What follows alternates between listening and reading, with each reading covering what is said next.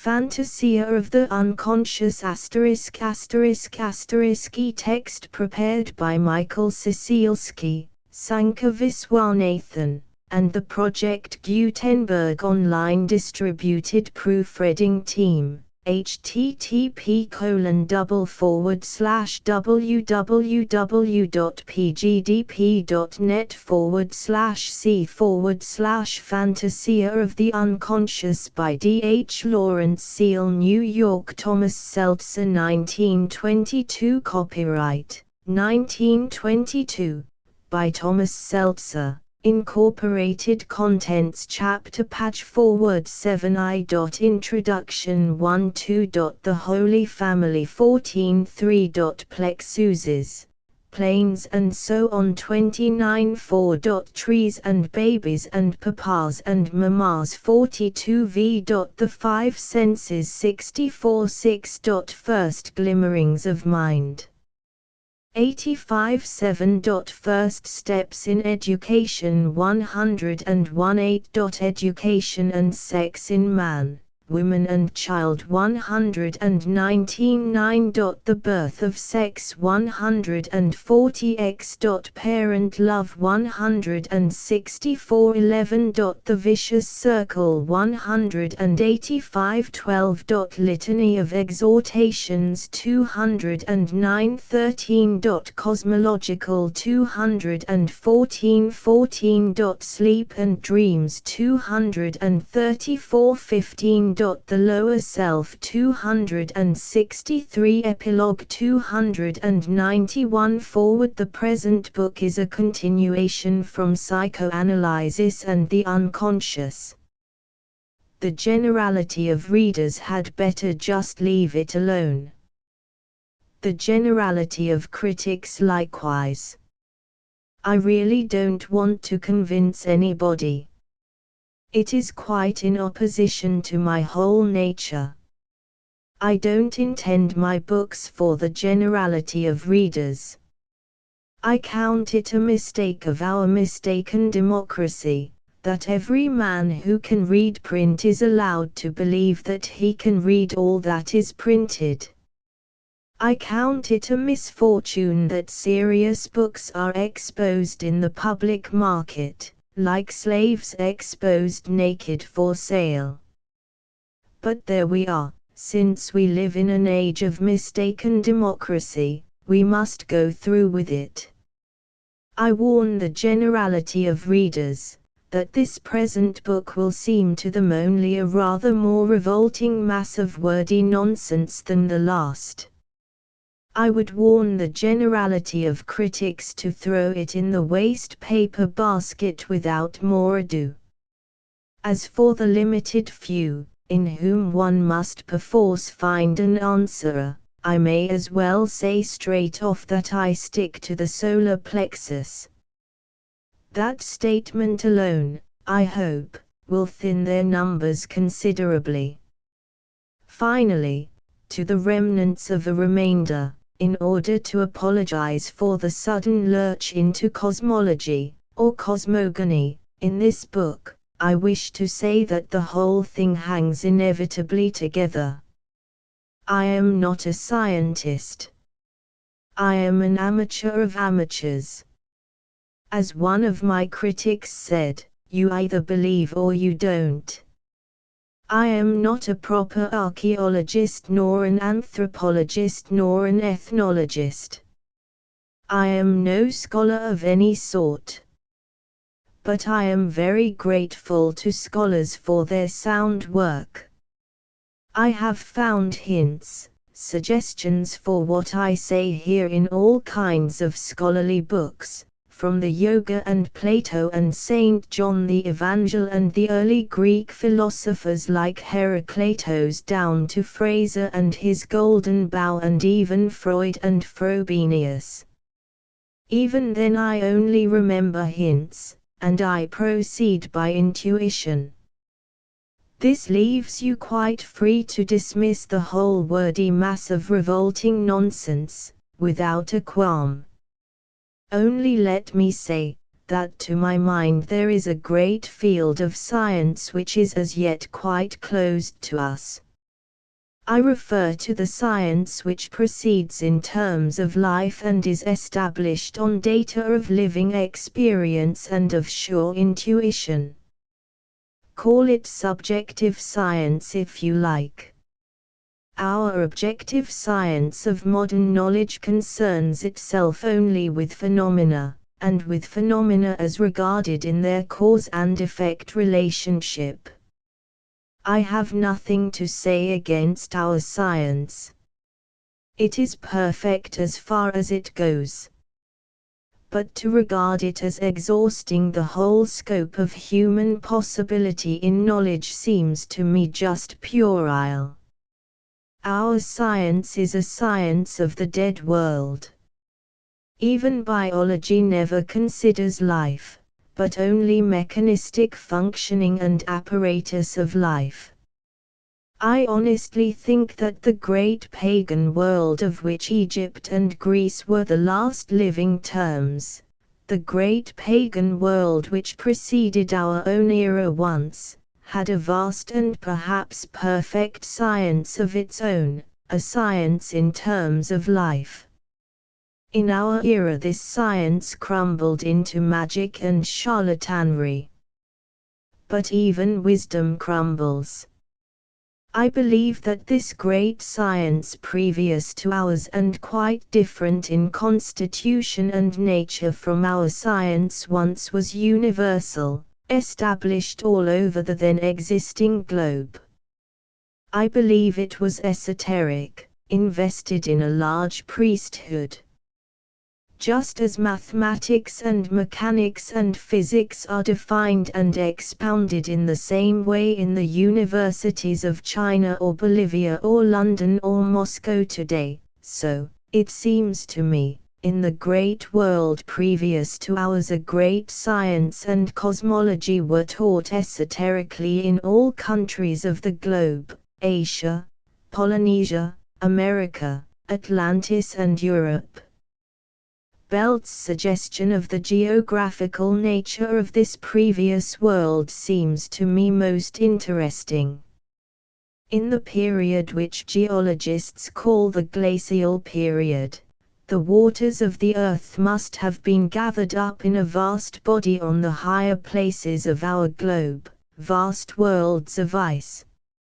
And the seabeds of today must have been comparatively dry. So that the Azores rose up mountainous from the plain of Atlantis, where the Atlantic now washes, and the Easter Isles and the Marquesas and the rest rose lofty from the marvelous great continent of the Pacific. In that world men lived and taught and knew, and were in one complete correspondence over all the earth.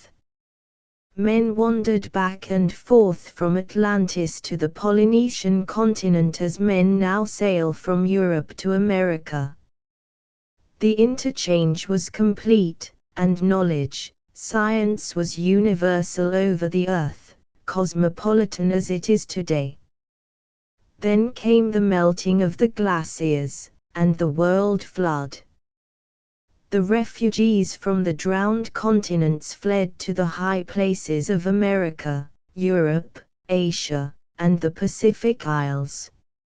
And some degenerated naturally into cavemen, Neolithic and Paleolithic creatures, and some retained their marvelous innate beauty and life perfection, as the South Sea Islanders, and some wandered savage in Africa, and some, like Druids or Etruscans or Chaldeans or Amerindians or Chinese, refused to forget, but taught the old wisdom, only in its half-forgotten, symbolic forms. More or less forgotten, as knowledge, remembered as ritual, gesture, and myth story. And so, the intense potency of symbols is part at least memory.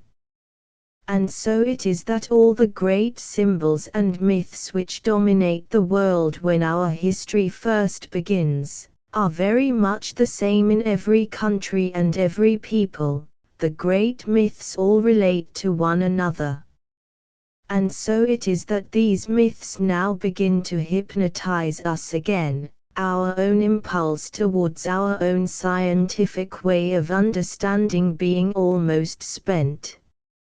And so, besides myths, we find the same mathematic figures, cosmic graphs which remain among the Aboriginal peoples in all continents, mystic figures and signs whose true cosmic or scientific significance is lost, yet which continue in use for purposes of conjuring or divining.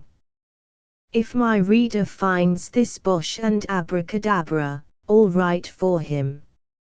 Only I have no more regard for his little crowings on his own little dunghill. Myself, I am not so sure that I am one of the one and onlys.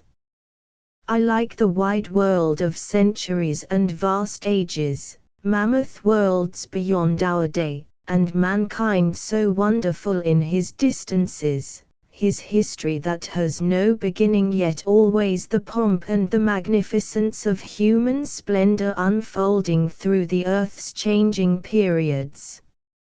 Floods and fire and convulsions and ice arrest intervene between the great glamorous civilizations of mankind. But nothing will ever quench humanity and the human potentiality to evolve something magnificent out of a renewed chaos. I do not believe in evolution, but in the strangeness and rainbow change of ever-renewed creative civilizations. So much, then, for my claim to remarkable discoveries. I believe I am only trying to stammer out the first terms of a forgotten knowledge. But I have no desire to revive dead kings, or dead sages. It is not for me to arrange fossils, and decipher hieroglyphic phrases. I couldn't do it if I wanted to. But then I can do something else.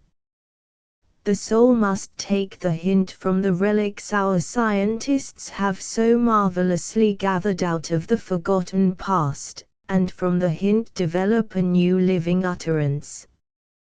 The spark is from dead wisdom, but the fire is life. And as an example, a very simple one, of how a scientist of the most innocent modern sort may hint at truths which, when stated, he would laugh at as fantastic nonsense, let us quote a word from the already old-fashioned Golden Bough. It must have appeared to the ancient Aryan that the sun was periodically recruited from the fire which resided in the sacred oak. Exactly. The fire which resided in the tree of life. That is, life itself. So we must read, it must have appeared to the ancient Aryan that the sun was periodically recruited from life. Which is what the early Greek philosophers were always saying. And which still seems to me the real truth, the clue to the cosmos.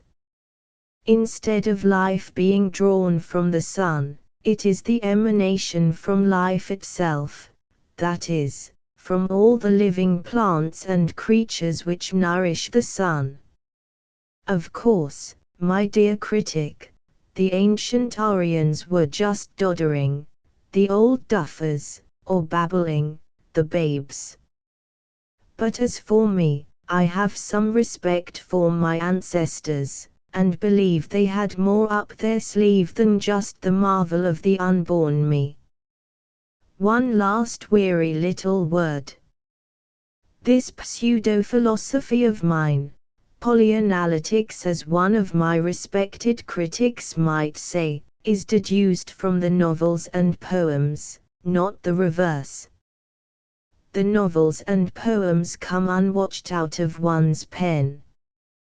and then the absolute need which one has for some sort of satisfactory mental attitude towards oneself and things in general makes one try to abstract some definite conclusions from one's experiences as a writer and as a man. The novels and poems are pure passionate experience. These polyanalytics are inferences made afterwards, from the experience. And finally, it seems to me that even art is utterly dependent on philosophy, or if you prefer it, on a metaphysic. The metaphysic or philosophy may not be anywhere very accurately stated and may be quite unconscious, in the artist, yet it is a metaphysic that governs men at the time, and is by all men more or less comprehended, and lived. Men live and see according to some gradually developing and gradually withering vision. This vision exists also as a dynamic idea or metaphysic, exists first as such. Then it is unfolded into life and art. Our vision, our belief, our metaphysic is wearing woefully thin, and the art is wearing absolutely threadbare. We have no future, neither for our hopes nor our aims nor our art. It has all gone grey and opaque. We've got to rip the old veil of a vision across, and find what the heart really believes in, after all, and what the heart really wants, for the next future. And we've got to put it down in terms of belief and of knowledge. And then go forward again, to the fulfillment in life and art. Rip the veil of the old vision across, and walk through the rent. And if I try to do this, well, why not? If I try to write down what I see, why not? If a publisher likes to print the book, all right. And if anybody wants to read it, let him. But why anybody should read one single word if he doesn't want to, I don't see. Unless of course he is a critic who needs to scribble $1 worth of words, no matter how. Tormina, the 8th of October, 1921. Fantasia of the Unconscious. Chapter I. Introduction. Let us start by making a little apology to psychoanalysis. It wasn't fair to jeer at the psychoanalytic unconscious, or perhaps it was fair to jeer at the psychoanalytic unconscious, which is truly a negative quantity and an unpleasant menagerie. What was really not fair was to jeer at psychoanalysis as if Freud had invented and described nothing but an unconscious, in all his theory. The unconscious is not, of course, the clue to the Freudian theory. The real clue is sex. A sexual motive is to be attributed to all human activity. Now this is going too far. We are bound to admit that an element of sex enters into all human activity. But so does an element of greed, and of many other things. We are bound to admit that into all human relationships, particularly adult human relationships, a large element of sex enters. We are thankful that Freud has insisted on this. We are thankful that Freud pulled us somewhat to earth, out of all our clouds of superfinness. What Freud says is always partly true. And half a loaf is better than no bread. But really, there is the other half of the loaf. All is not sex. And a sexual motive is not to be attributed to all human activities. We know it, without need to argue. Sex surely has a specific meaning. Sex means the being divided into male and female, and the magnetic desire or impulse which puts male apart from female, in a negative or sundering magnetism, but which also draws male and female together in a long and infinitely varied approach towards the critical act of coercion. Sex without the consummating act of coercion is never quite sex, in human relationships, just as a eunuch is never quite a man. That is to say, the act of coercion is the essential clue to sex. Now does all life work up to the one consummating act of coercion? In one direction, it does, and it would be better if psychoanalysis plainly said so. In one direction, all life works up to the one supreme moment of coercion. Let us all admit it, sincerely. But we are not confined to one direction only, or to one exclusive consummation. Was the building of the cathedrals a working up towards the act of coercion? Was the dynamic impulse sexual? No. The sexual element was present, and important, but not predominant. The same in the building of the Panama Canal. The sexual impulse, in its widest form, was a very great impulse towards the building of the Panama Canal. But there was something else, of even higher importance, and greater dynamic power. And what is this other, greater impulse? It is the desire of the human male to build a world, not to build a world for you, dear, but to build up out of his own self and his own belief and his own effort something wonderful. Not merely something useful. Something wonderful. Even the Panama Canal would never have been built simply to let ships through. It is the pure disinterested craving of the human male to make something wonderful, out of his own head and his own self, and his own soul's faith and delight, which starts everything going. This is the prime motivity. And the motivity of sex is subsidiary to this, often directly antagonistic. That is, the essentially religious or creative motive is the first motive for all human activity. The sexual motive comes second. And there is a great conflict between the interests of the two, at all times. What we want to do, is to trace the creative or religious motive to its source in the human being, keeping in mind always the near relationship between the religious motive and the sexual. The two great impulses are like man and wife, or father and son. It is no use putting one under the feet of the other. The great desire today is to deny the religious impulse altogether, or else to assert its absolute alienity from the sexual impulse. The orthodox religious world says to sex. Whereupon we thank Freud for giving them tit for tat. But the orthodox scientific world says to the religious impulse. The scientist wants to discover a cause for everything.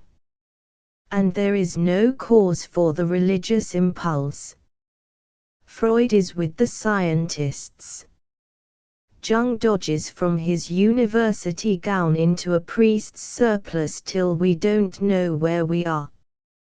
We prefer Freud's sex to Jung's libido or Bergson's elan vital. Sex has at least some definite reference, though when Freud makes sex accountable for everything he as good as makes it accountable for nothing.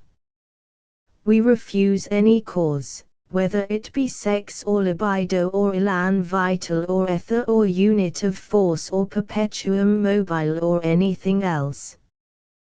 But also we feel that we cannot, like Moses, perish on the top of our present ideal Pisgah, or take the next step into thin air.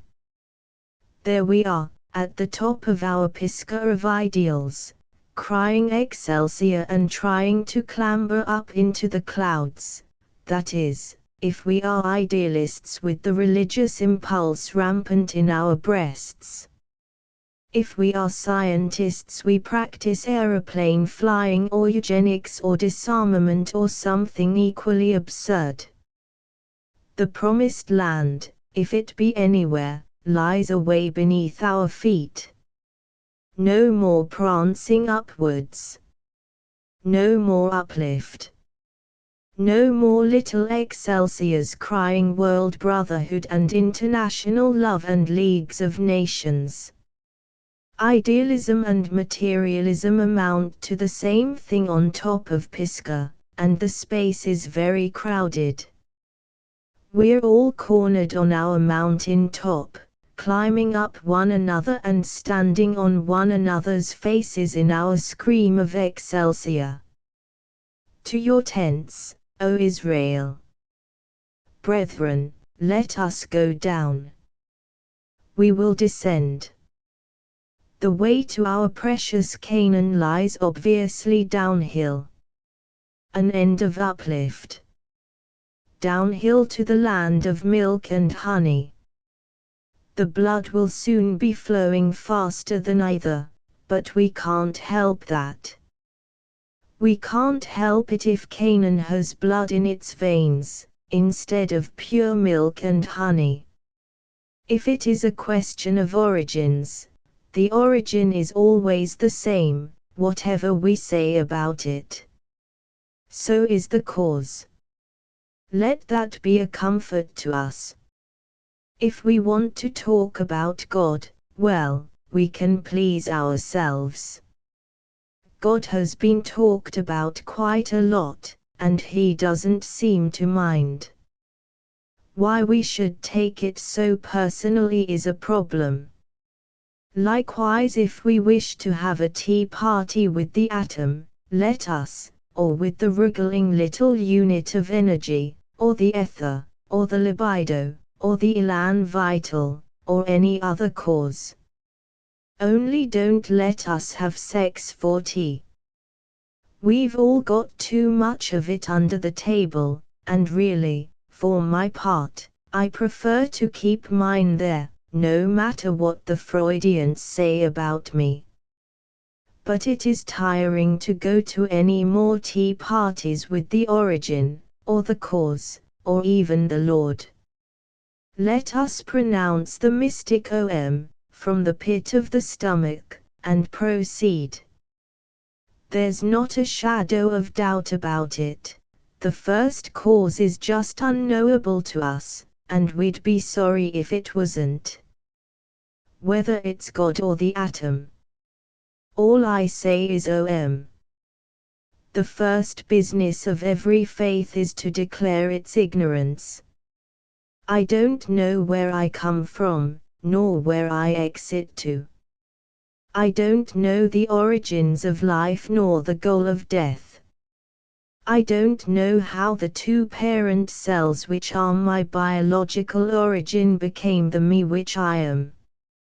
I don't in the least know what those two parent cells were. The chemical analysis is just a farce, and my father and mother were just vehicles. And yet, I must say, since I've got to know about the two cells, I'm glad I do know.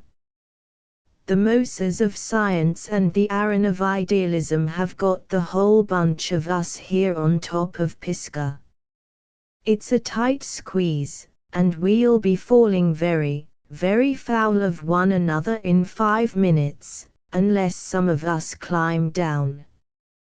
But before leaving our eminence, let us have a look round, and get our bearings.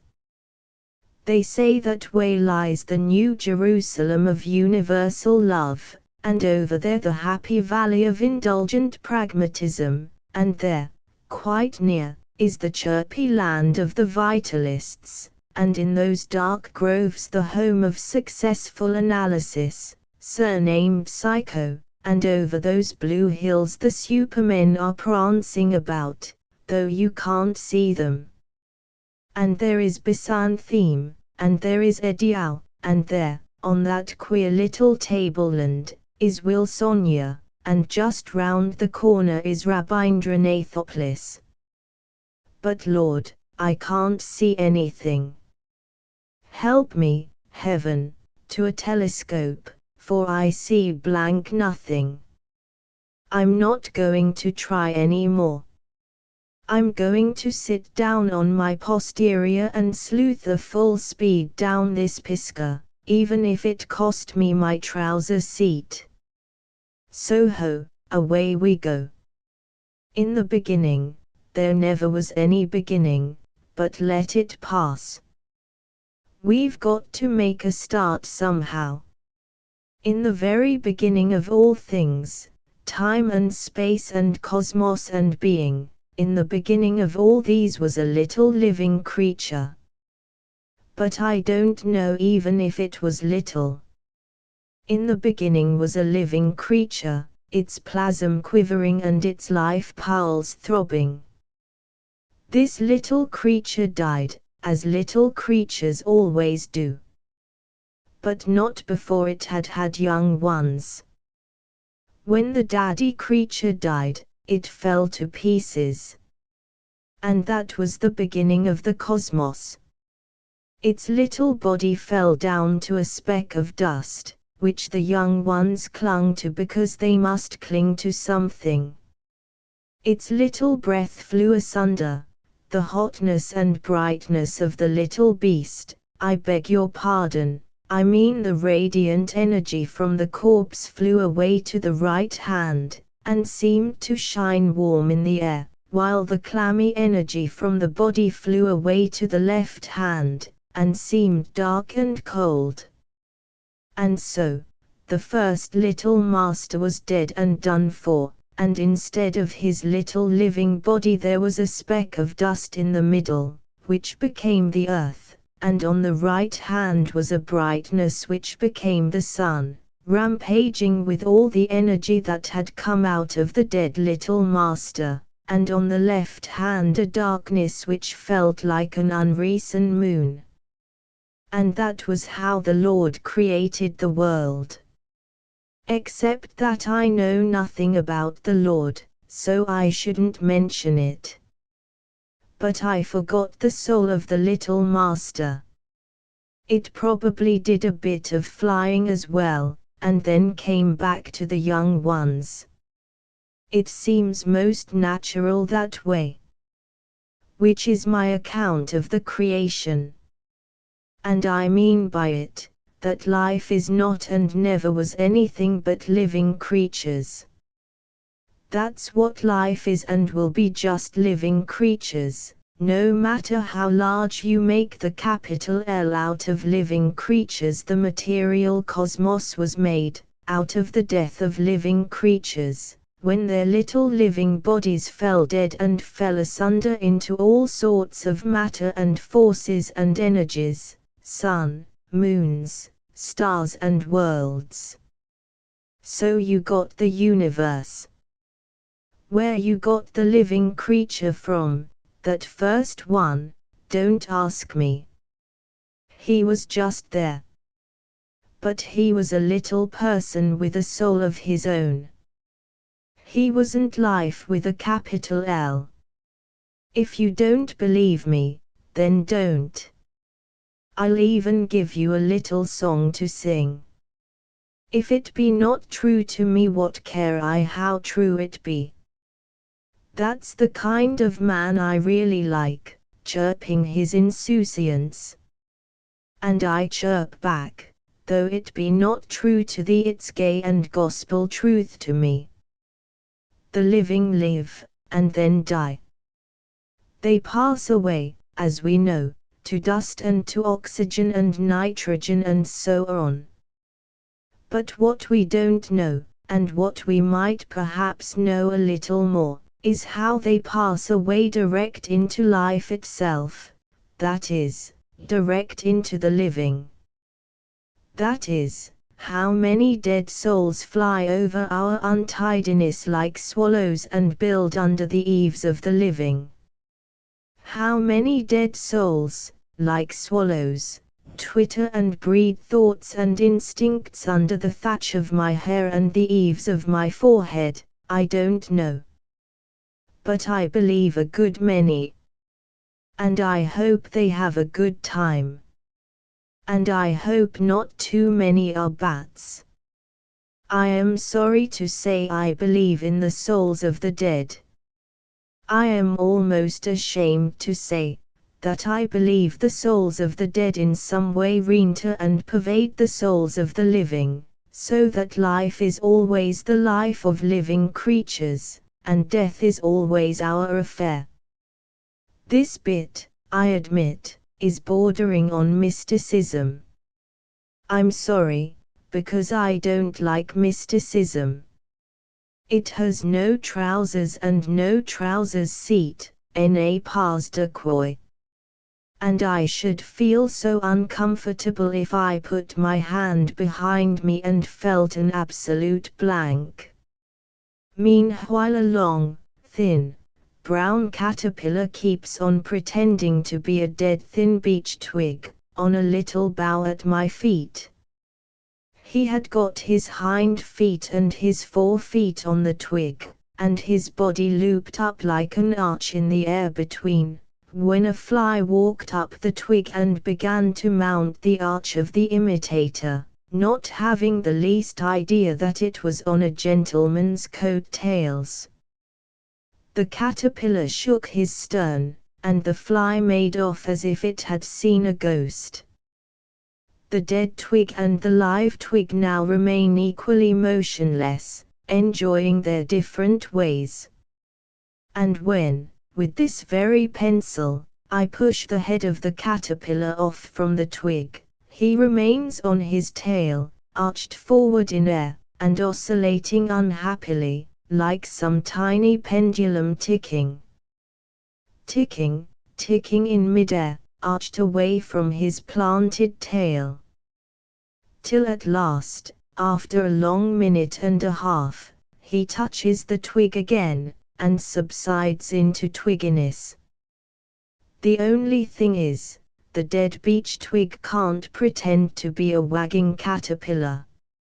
Yet how the two commune. However, we have our exits and our entrances, and one man in his time plays many parts. More than he dreams of, poor darling. And I am entirely at a loss for a moral. Well, then, we are born. I suppose that's a safe statement. And we become at once conscious, if we weren't so before. Nem con.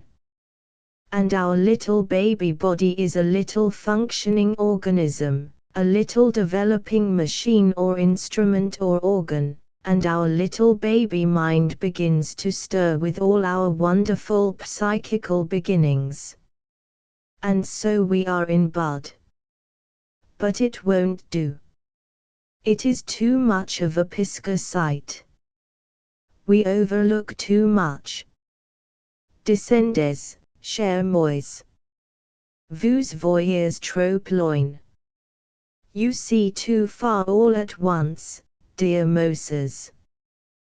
Too much of a bird's eye view across the promised land to the shore. Come down, and walk across, old fellow. And you won't see all that milk and honey and grapes the size of ducks' eggs. All the dear little budding infant with its tender virginal mind and various clouds of glory instead of a napkin. Not at all, my dear chap. No such luck of a promised land. Climb down, Pisca, and go to Jericho. Ayans, there is no road yet, but we are all Aarons with rods of our own. Chapter 2. The Holy Family. We are all very pleased with Mr. Einstein for knocking that eternal axis out of the universe. The universe isn't a spinning wheel. It is a cloud of bees flying and veering round. Thank goodness for that, for we were getting drunk on the spinning wheel. So that now the universe has escaped from the pin which was pushed through it, like an impaled fly vainly buzzing. Now that the multiple universe flies its own complicated course quite free, and hasn't got any hub, we can hope also to escape. We won't be pinned down, either. We have no one law that governs us. For me there is only one law, I am I. And that isn't a law, it's just a remark. One is one, but one is not all alone. There are other stars buzzing in the center of their own isolation. And there is no straight path between them. There is no straight path between you and me, dear reader. So don't blame me if my words fly like dust into your eyes and grit between your teeth, instead of like music into your ears. I am I, but also you are you, and we are in sad need of a theory of human relativity. We need it much more than the universe does. The stars know how to prowl round one another without much damage done. But you and I, dear reader, in the first conviction that you are me and that I am you, owing to the oneness of mankind, why, we are always falling foul of one another, and chewing each other's fur. You are not me, dear reader, so make no pretensions to it. Don't get alarmed if I say things. It isn't your sacred mouth which is opening and shutting. As for the profanation of your sacred ears, just apply a little theory of relativity, and realize that what I say is not what you hear, but something uttered in the midst of my isolation, and arriving strangely changed and travel-worn down the long curve of your own individual circumambient atmosphere. I may say Bob, but heaven alone knows what the goose hears. And you may be sure that a red rag is, to a bull, something far more mysterious and complicated than a socialist's necktie. So I hope now I have put you in your place, dear reader. Sit you like what's hope on your own little blue globe, and I'll sit on mine. And we won't bump into one another if we can help it. You can twang your old hopeful lyre. It may be music to you, so I don't blame you. It is a terrible wowing in my ears. But that may be something in my individual atmosphere, some strange deflection as your music crosses the space between us. Certainly I never hear the concert of world regeneration and hope revived again without getting a sort of lockjaw, my teeth go so keen on edge from the twanging harmony. Still, the world regenerators may really be quite excellent performers on their own Jews' harps. Blame the edginess of my teeth. Now I am going to launch words into space, so mind your cosmic eye. As I said in my small but naturally immortal book, Psychoanalysis and the Unconscious, there's more in it than meets the eye. There's more in you, dear reader, than meets the eye. What, don't you believe it? Do you think you're as obvious as a poached egg on a piece of toast, like the poor lunatic? Not a bit of it, dear reader. You've got a solar plexus, and a lumbar ganglion not far from your liver, and I'm going to tell everybody. Nothing brings a man home to himself like telling everybody. And I will drive you home to yourself, do you hear? You've been poaching in my private atmospheric grounds long enough, identifying yourself with me and me with everybody. A nice row there'd be in heaven if Aldebaran caught Sirius by the tail and said, "Look here, you're not to look so green, you damn dog star. It's an offense against star regulations." Which reminds me that the Arabs say the shooting stars, meteorites, are starry stones which the angels fling at the poaching demons whom they catch sight of prowling too near the palisades of heaven. I must say I like Arab angels. My heaven would coruscate like a Catherine wheel, with white-hot star stones. Away, you dog, you prowling cur. Got him under the left ear hole, Gabriel. See him, Michael. That hopeful blue devil. Land him one. Beef on your bottom, you hoper. But I wish the Arabs wouldn't entice me, or you, dear reader, provoke me to this. I feel with you, dear reader, as I do with a deaf man when he pushes his vulcanite ear, his listening machine, towards my mouth. I want to shout down the telephone ear hole all kinds of improper things, to see what effect they will have on the stupid dear face at the end of the coil of wire. After all, words must be very different after they've trickled round and round a long wire coil. Whatever becomes of them? And I, who am a bit deaf myself, and may in the end have a deaf machine to poke at my friends, it ill becomes me to be so unkind, yet that's how I feel. So there we are. Help me to be serious, dear reader.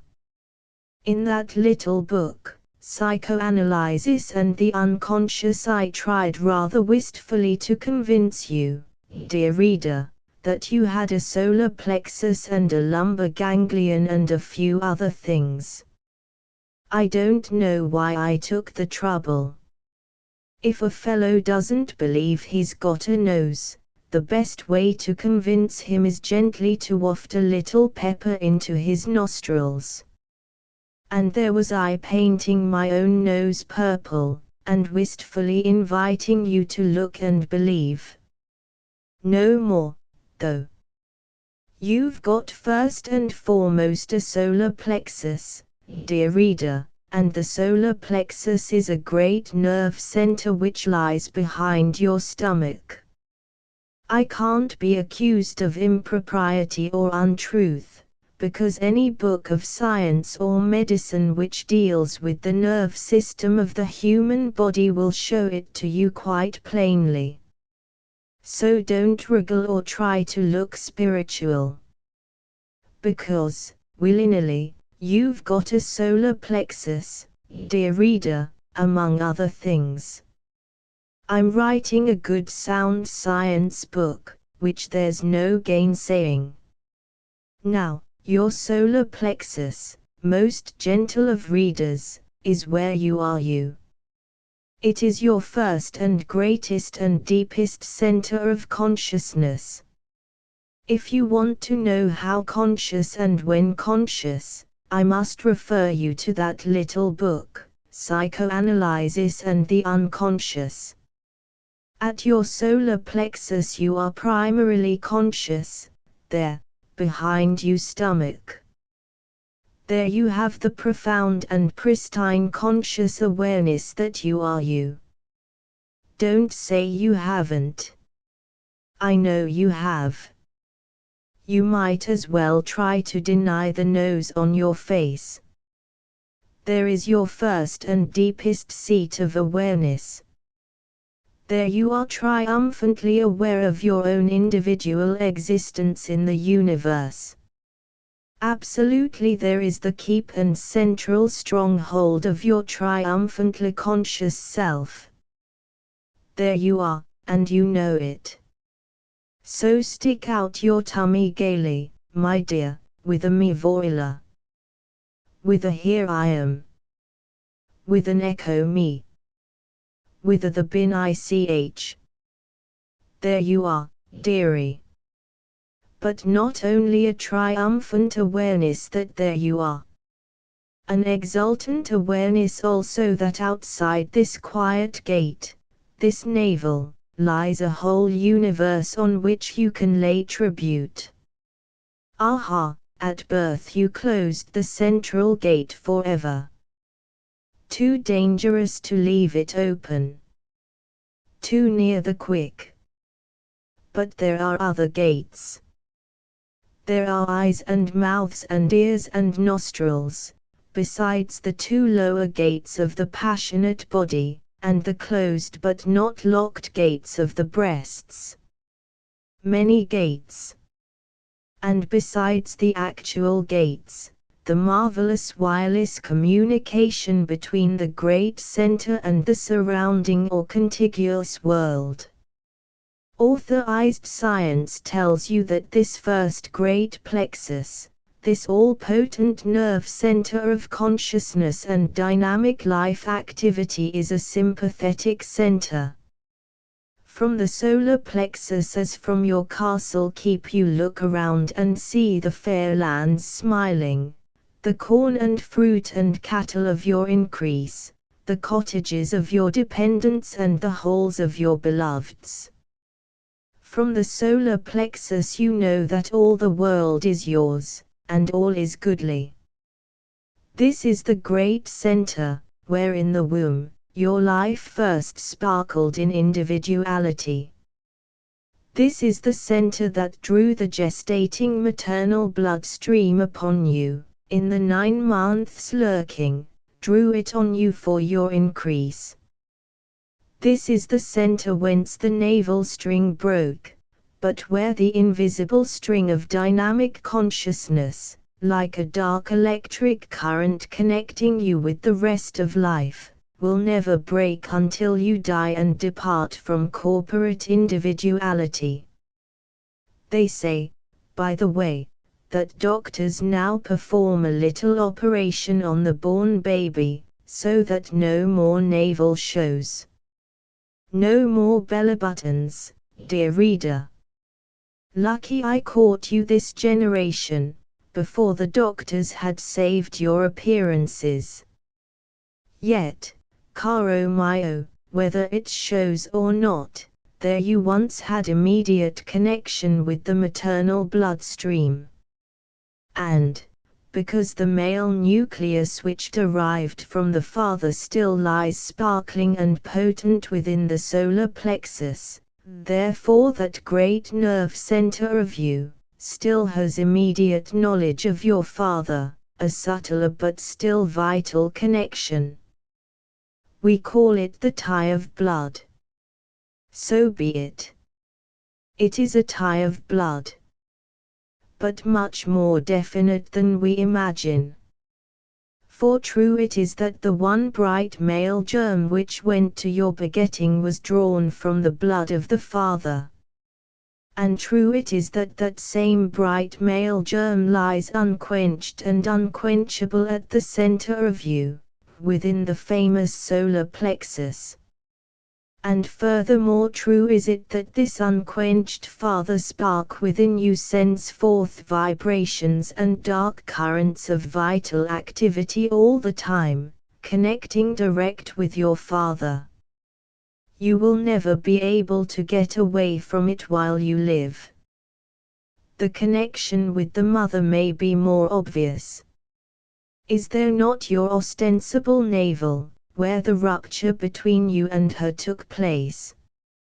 But because the mother-child relation is more plausible and flagrant, is that any reason for supposing it deeper, more vital, more intrinsic? Not a bit.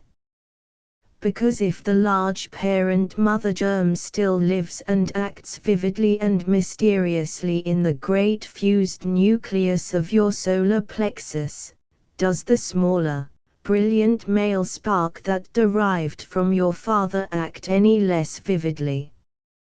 By no means. It is different, it is less ostensible. It may be even in magnitude smaller. But it may be even more vivid, even more intrinsic. So beware how you deny the Father quick of yourself.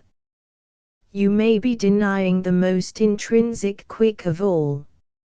In the same way it follows that, since brothers and sisters have the same father and mother, therefore in every brother and sister there is a direct communication such as can never happen between strangers. The parent nuclei do not die within the new nucleus. They remain there, marvelous naked sparkling dynamic life centers, nodes, wellheads of vivid life itself. Therefore in every individual the parent nuclei live, and give direction connection, blood connection we call it, with the rest of the family. It is blood connection. For the fecundating nuclei are the very spark essence of the blood. And while life lives the parent nuclei maintain their own centrality and dynamic effectiveness within the solar plexus of the child. So that every individual has mother and father both sparkling within himself. But this is rather a preliminary truth than an intrinsic truth. The intrinsic truth of every individual is the new unit of unique individuality which emanates from the fusion of the parent nuclei. This is the incalculable and intangible Holy Ghost each time, each individual his own Holy Ghost. When, at the moment of conception, the two parent nuclei fuse to form a new unit of life, then takes place the great mystery of creation. A new individual appears, not the result of the fusion merely. Something more. The quality of individuality cannot be derived. The new individual, in his singleness of self, is a perfectly new whole. He is not a permutation and combination of old elements, transferred through the parents. No, he is something underived and utterly unprecedented, unique, a new soul. This quality of pure individuality is, however, only the one supreme quality. It consummates all other qualities, but does not consume them. All the others are there, all the time.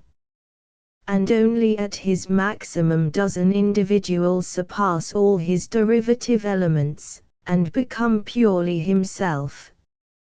And most people never get there.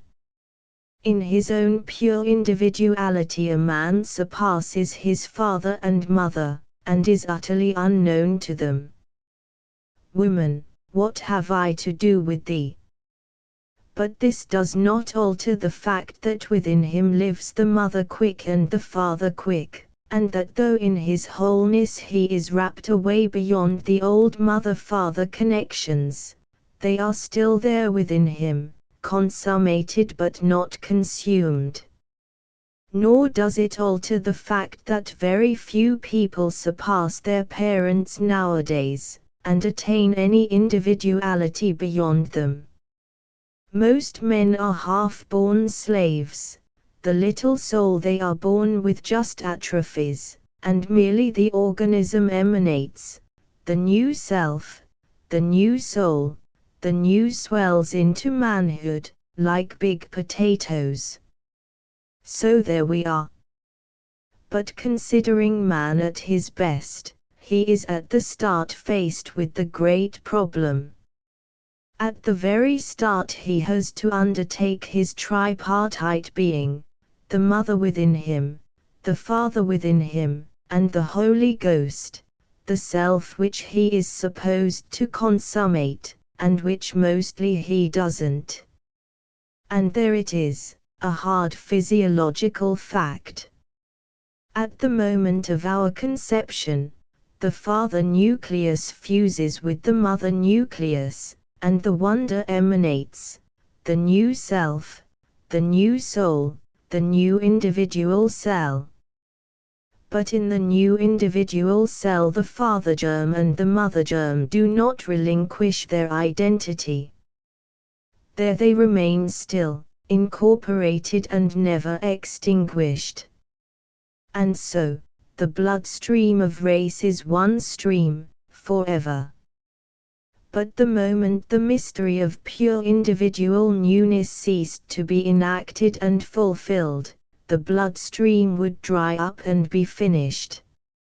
Mankind would die out. Let us go back then to the solar plexus.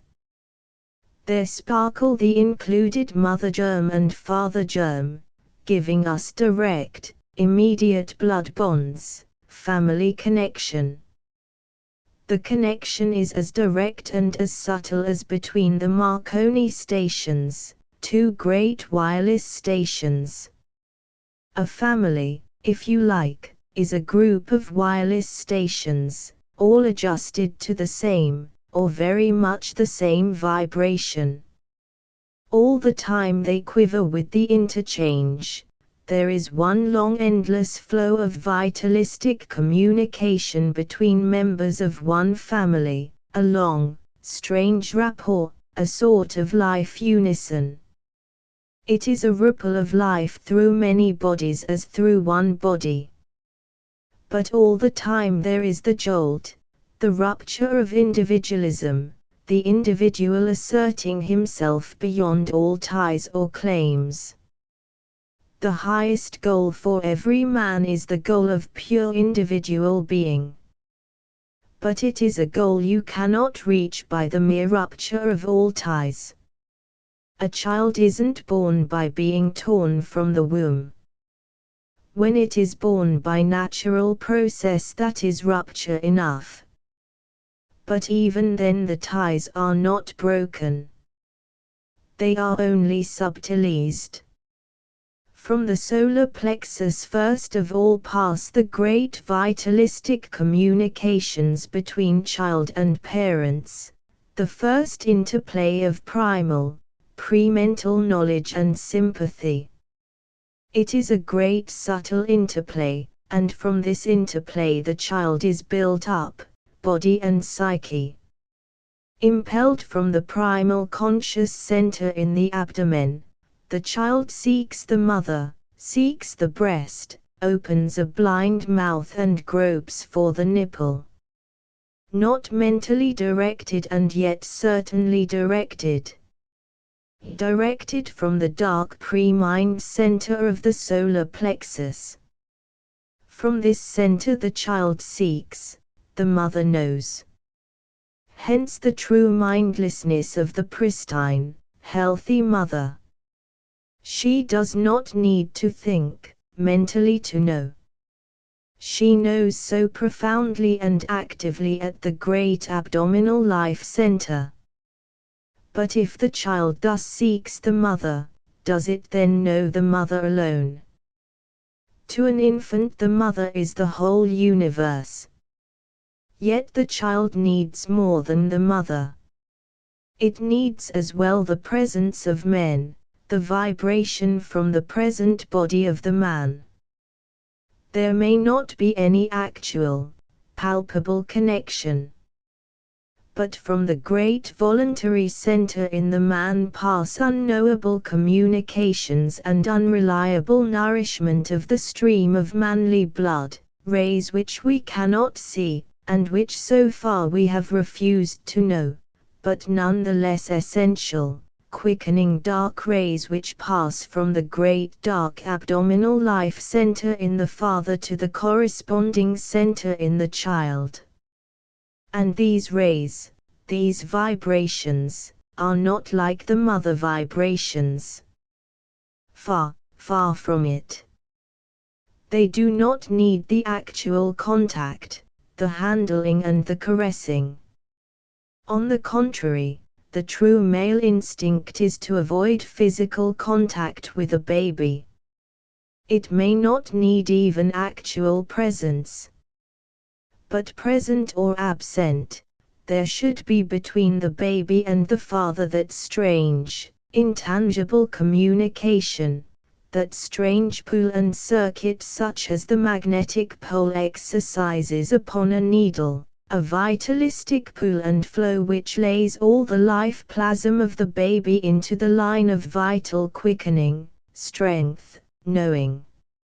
And any lack of this vital circuit, this vital interchange between father and child, man and child, means an inevitable impoverishment to the infant.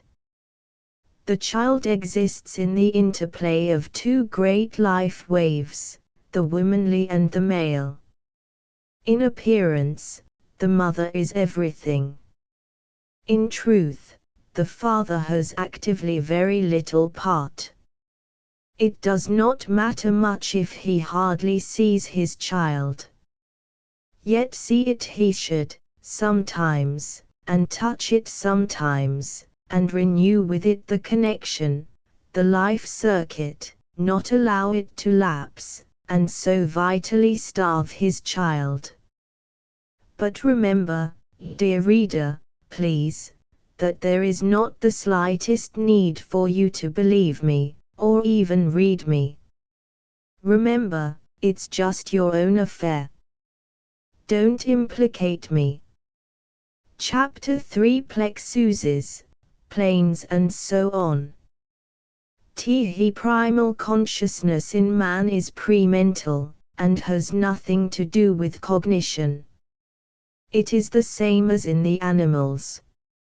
And this pre-mental consciousness remains as long as we live the powerful root and body of our consciousness. The mind is but the last flower, the cul-de-sac. The first seat of our primal consciousness is the solar plexus, the great nerve center situated behind the stomach. From this center we are first dynamically conscious. For the primal consciousness is always dynamic, and never, like mental consciousness, static. Thought, let us say what we will about its magic powers, is instrumental only, the soul's finest instrument for the business of living. Thought is just a means to action and living. But life and action take rise actually at the great centers of dynamic consciousness. The solar plexus, the greatest and most important center of our dynamic consciousness, is a sympathetic center. At this main center of your first mind we know as we can never mentally know. Primarily we know, each man, each living creature knows, profoundly and satisfactorily and without question, that I am I. This root of all knowledge and being is established in the solar plexus. It is dynamic, pre-mental knowledge, such as cannot be transferred into thought. Do not ask me to transfer the pre-mental dynamic knowledge into thought. It cannot be done. The knowledge that I am I can never be thought, only known. This being the very first term of our life knowledge, a knowledge established physically and psychically the moment the two parent nuclei fused, at the moment of the conception, it remains integral as a piece of knowledge in every subsequent nucleus derived from this one original. But yet the original nucleus, formed from the two parent nuclei at our conception, remains always primal and central, and is always the original fount and home of the first and supreme knowledge that I am I. This original nucleus is embodied in the solar plexus. But the original nucleus divides. The first division, as science knows, is a division of recoil. From the perfect oneing of the two parent nuclei in the XL results a recoil or new assertion. That which was perfect one now divides again, and in the recoil becomes again two. This second nucleus, the nucleus born of recoil, is the nuclear origin of all the great nuclei of the voluntary system, which are the nuclei of assertive individualism. And it remains central in the adult human body as it was in the XL. In the adult human body, the first nucleus of independence, first born from the great original nucleus of our conception, lies always established in the lumbar ganglion. Here we have our positive center of independence, in a multifarious universe. At the solar plexus, the dynamic knowledge is this, that I am I. The solar plexus is the center of all the sympathetic system. The great prime knowledge is sympathetic in nature. I am I, in vital centrality. I am I, the vital center of all things. I am I, the clue to the whole. All is one with me. It is the one identity. But at the lumbar ganglion, which is the center of separate identity, the knowledge is of a different mode, though the term is the same. At the lumbar ganglion I know that I am I, in distinction from a whole universe, which is not as I am. This is the first tremendous flash of knowledge of singleness and separate identity. I am I, not because I am at one with all the universe, but because I am other than all the universe. It is my distinction from all the rest of things which makes me myself. Because I am set utterly apart and distinguished from all that is the rest of the universe, therefore I am I. And this root of our knowledge in separateness lies rooted all the time in the lumbar ganglion. It is the second term of our dynamic psychic existence. It is from the great sympathetic center of the solar plexus that the child rejoices in the mother and in its own blissful centrality, its unison with the as yet unknown universe. Look at the pictures of Madonna and Child, and you will even see it. It is from this center that it draws all things unto itself, winningly, drawing love for the soul, and actively drawing in milk. The same center controls the great intake of love and of milk, of psychic and of physical nourishment. And it is from the great voluntary center of the lumbar ganglion that the child asserts its distinction from the mother, the single identity of its own existence, and its power over its surroundings. From this center issues the violent little pride and lustiness which kicks with glee, or crows with tiny exultance in its own being, or which claws the breast with a savage little rapacity, and an incipient masterfulness of which every mother is aware. This incipient mastery, this sheer joy of a young thing in its own single existence, the marvelous playfulness of early youth, and the roguish mockery of the mother's love, as well as the bursts of temper and rage, all belong to infancy. And all this flashes spontaneously, must flash spontaneously from the first great center of independence, the powerful lumbar ganglion, great dynamic center of all the voluntary system, of all the spirit of pride and joy in independent existence. And it is from this center too that the milk is urged away down the infant bowels, urged away towards excretion. The motion is the same, but here it applies to the material, not to the vital relation. It is from the lumbar ganglion that the dynamic vibrations are emitted which thrill from the stomach and bowels, and promote the excremental function of digestion. It is the solar plexus which controls the assimilatory function in digestion. So, in the first division of the XL is set up the first plane of psychic and physical life, remaining radically the same throughout the whole existence of the individual. The two original nuclei of the XL remain the same two original nuclei within the corpus of the adult individual.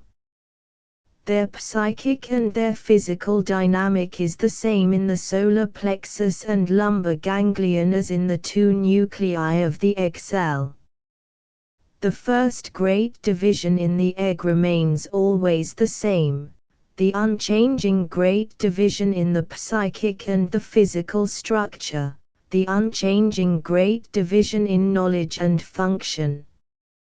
It is a division into polarized duality, psychical and physical, of the human being. It is the great vertical division of the XL, and of the nature of man. Then, this division having taken place, there is a new thrill of conjunction or collision between the divided nuclei, and at once the second birth takes place. The two nuclei now split horizontally. There is a horizontal division across the whole XL, and the nuclei are now 4, 2 above, and 2 below. But those below retain their original nature, those above are new in nature. And those above correspond again to those below. In the developed child, the great horizontal division of the XL, resulting in 4 nuclei, this remains the same. The horizontal division wall is the diaphragm. The two upper nuclei are the two great nerve centers, the cardiac plexus and the thoracic ganglion. We have again a sympathetic center primal in activity and knowledge, and a corresponding voluntary center. In the center of the breast, the cardiac plexus acts as the great sympathetic mode of new dynamic activity, new dynamic consciousness.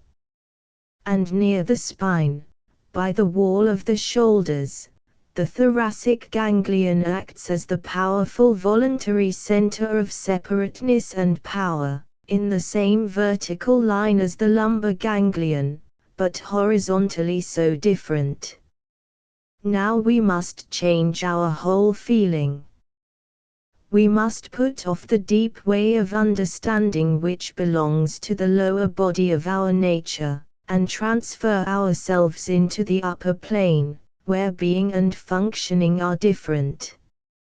At the cardiac plexus, there in the center of the breast, we have now a new great sun of knowledge and being. Here there is no more of self. Here there is no longer the dark, exultant knowledge that I am I. A change has come. Here I know no more of myself. Here I am not. Here I only know the delightful revelation that you are you. The wonder is no longer within me, my own dark, centrifugal, exultant self. The wonder is without me. The wonder is outside me. And I can no longer exult and know myself the dark, central sun of the universe. Now I look with wonder, with tenderness, with joyful yearning towards that which is outside me, beyond me, not me. Behold, that which was once negative has now become the only positive. The other being is now the great positive reality, I myself am as nothing. Positivity has changed places. If we want to see the portrayed look, then we must turn to the north, to the fair, wondering, blue-eyed infants of the northern masters. They seem so frail, so innocent and wondering, touching outwards to the mystery. They are not the same as the southern child, nor the opposite. Their whole life mystery is different.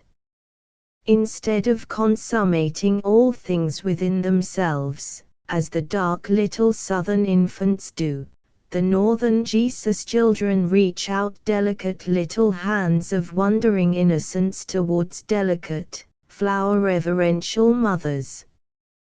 Compare a Botticelli Madonna, with all her wounded and abnegating sensuality, with a Hans Memling Madonna, whose soul is pure and only reverential. Beyond me is the mystery and the glory, says the northern mother, let me have no self, let me only seek that which is all pure, all wonderful. But the southern mother says, this is mine, this is mine, this is my child, my wonder, my master, my lord, my scourge, my own. From the cardiac plexus the child goes forth in bliss. It seeks the revelation of the unknown. It wonderingly seeks the mother. It opens its small hands and spreads its small fingers to touch her. And bliss, bliss, bliss, it meets the wonder in midair, and in mid-space it finds the loveliness of the mother's face. It opens and shuts its little fingers with bliss, it laughs the wonderful, selfless laugh of pure baby bliss, in the first ecstasy of finding all its treasure, groping upon it and finding it in the dark. It opens wide, child-wide eyes to see, to see. But it cannot see. It is puzzled, it wrinkles its face. But when the mother puts her face quite near, and laughs and coos, then the baby trembles with an ecstasy of love. The glamour, the wonder, the treasure beyond. The great uplift of rapture. All this surges from that first center of the breast, the sun of the breast, the cardiac plexus. And from the same center acts the great function of the heart and breath. Ah, the aspiration, like a hope, like a yearning constant and unfailing with which we take in breath. When we breathe, when we take in breath, it is not as when we take in food.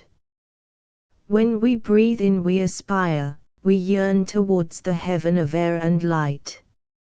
And when the heart dilates to draw in the stream of dark blood, it opens its arms as to a beloved.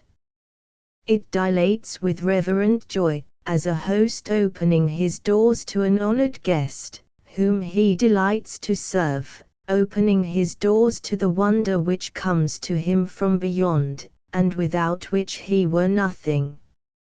So it is that our heart dilates, our lungs expand. They are bidden by that great and mysterious impulse from the cardiac plexus, which bids them seek the mystery and the fulfillment of the beyond.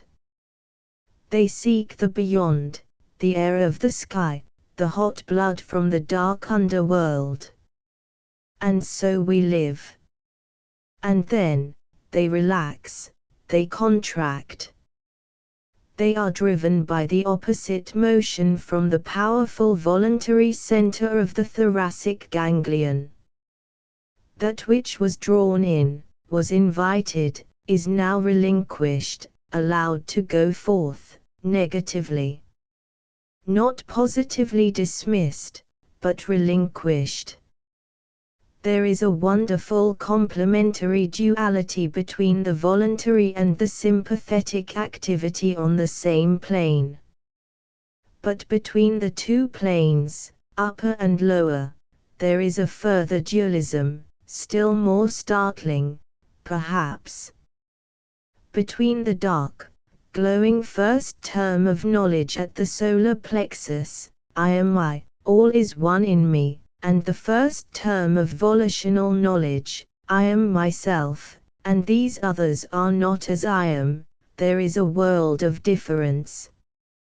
But when the world changes again, and on the upper plane we realize the wonder of other things, the difference is almost shattering.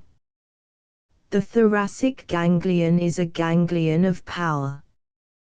When the child in its delicate bliss seeks the mother and finds her and is added onto her, then it fulfills itself in the great upper sympathetic mode. But then it relinquishes her. It ceases to be aware of her. And if she tries to force its love to play upon her again, like light revealing her to herself, then the child turns away. Or it will lie, and look at her with the strange, odd, curious look of knowledge, like a little imp who is spying her out. This is the curious look that many mothers cannot bear. Involuntarily it arouses a sort of hate in them, the look of scrutinizing curiosity, apart, and as it were studying, balancing them up. Yet it is a look which comes into every child's eyes. It is the reaction of the great voluntary plexus between the shoulders. The mother is suddenly set apart, as an object of curiosity, coldly, sometimes dreamily, sometimes puzzled, sometimes mockingly observed. Again, if a mother neglect her child, it cries, it weeps for her love and attention. Its pitiful lament is one of the forms of compulsion from the upper center. This insistence on pity, on love, is quite different from the rageous weeping, which is compulsion from the lower center, below the diaphragm. Again, some children just drop everything they can lay hands on over the edge of their crib, or their table. They drop everything out of sight. And then they look up with a curious look of negative triumph. This is again a form of recoil from the upper center, the obliteration of the thing which is outside. And here a child is acting quite differently from the child who joyously smashes. The desire to smash comes from the lower centers. We can quite well recognize the will exerted from the lower center. We call it headstrong temper and masterfulness.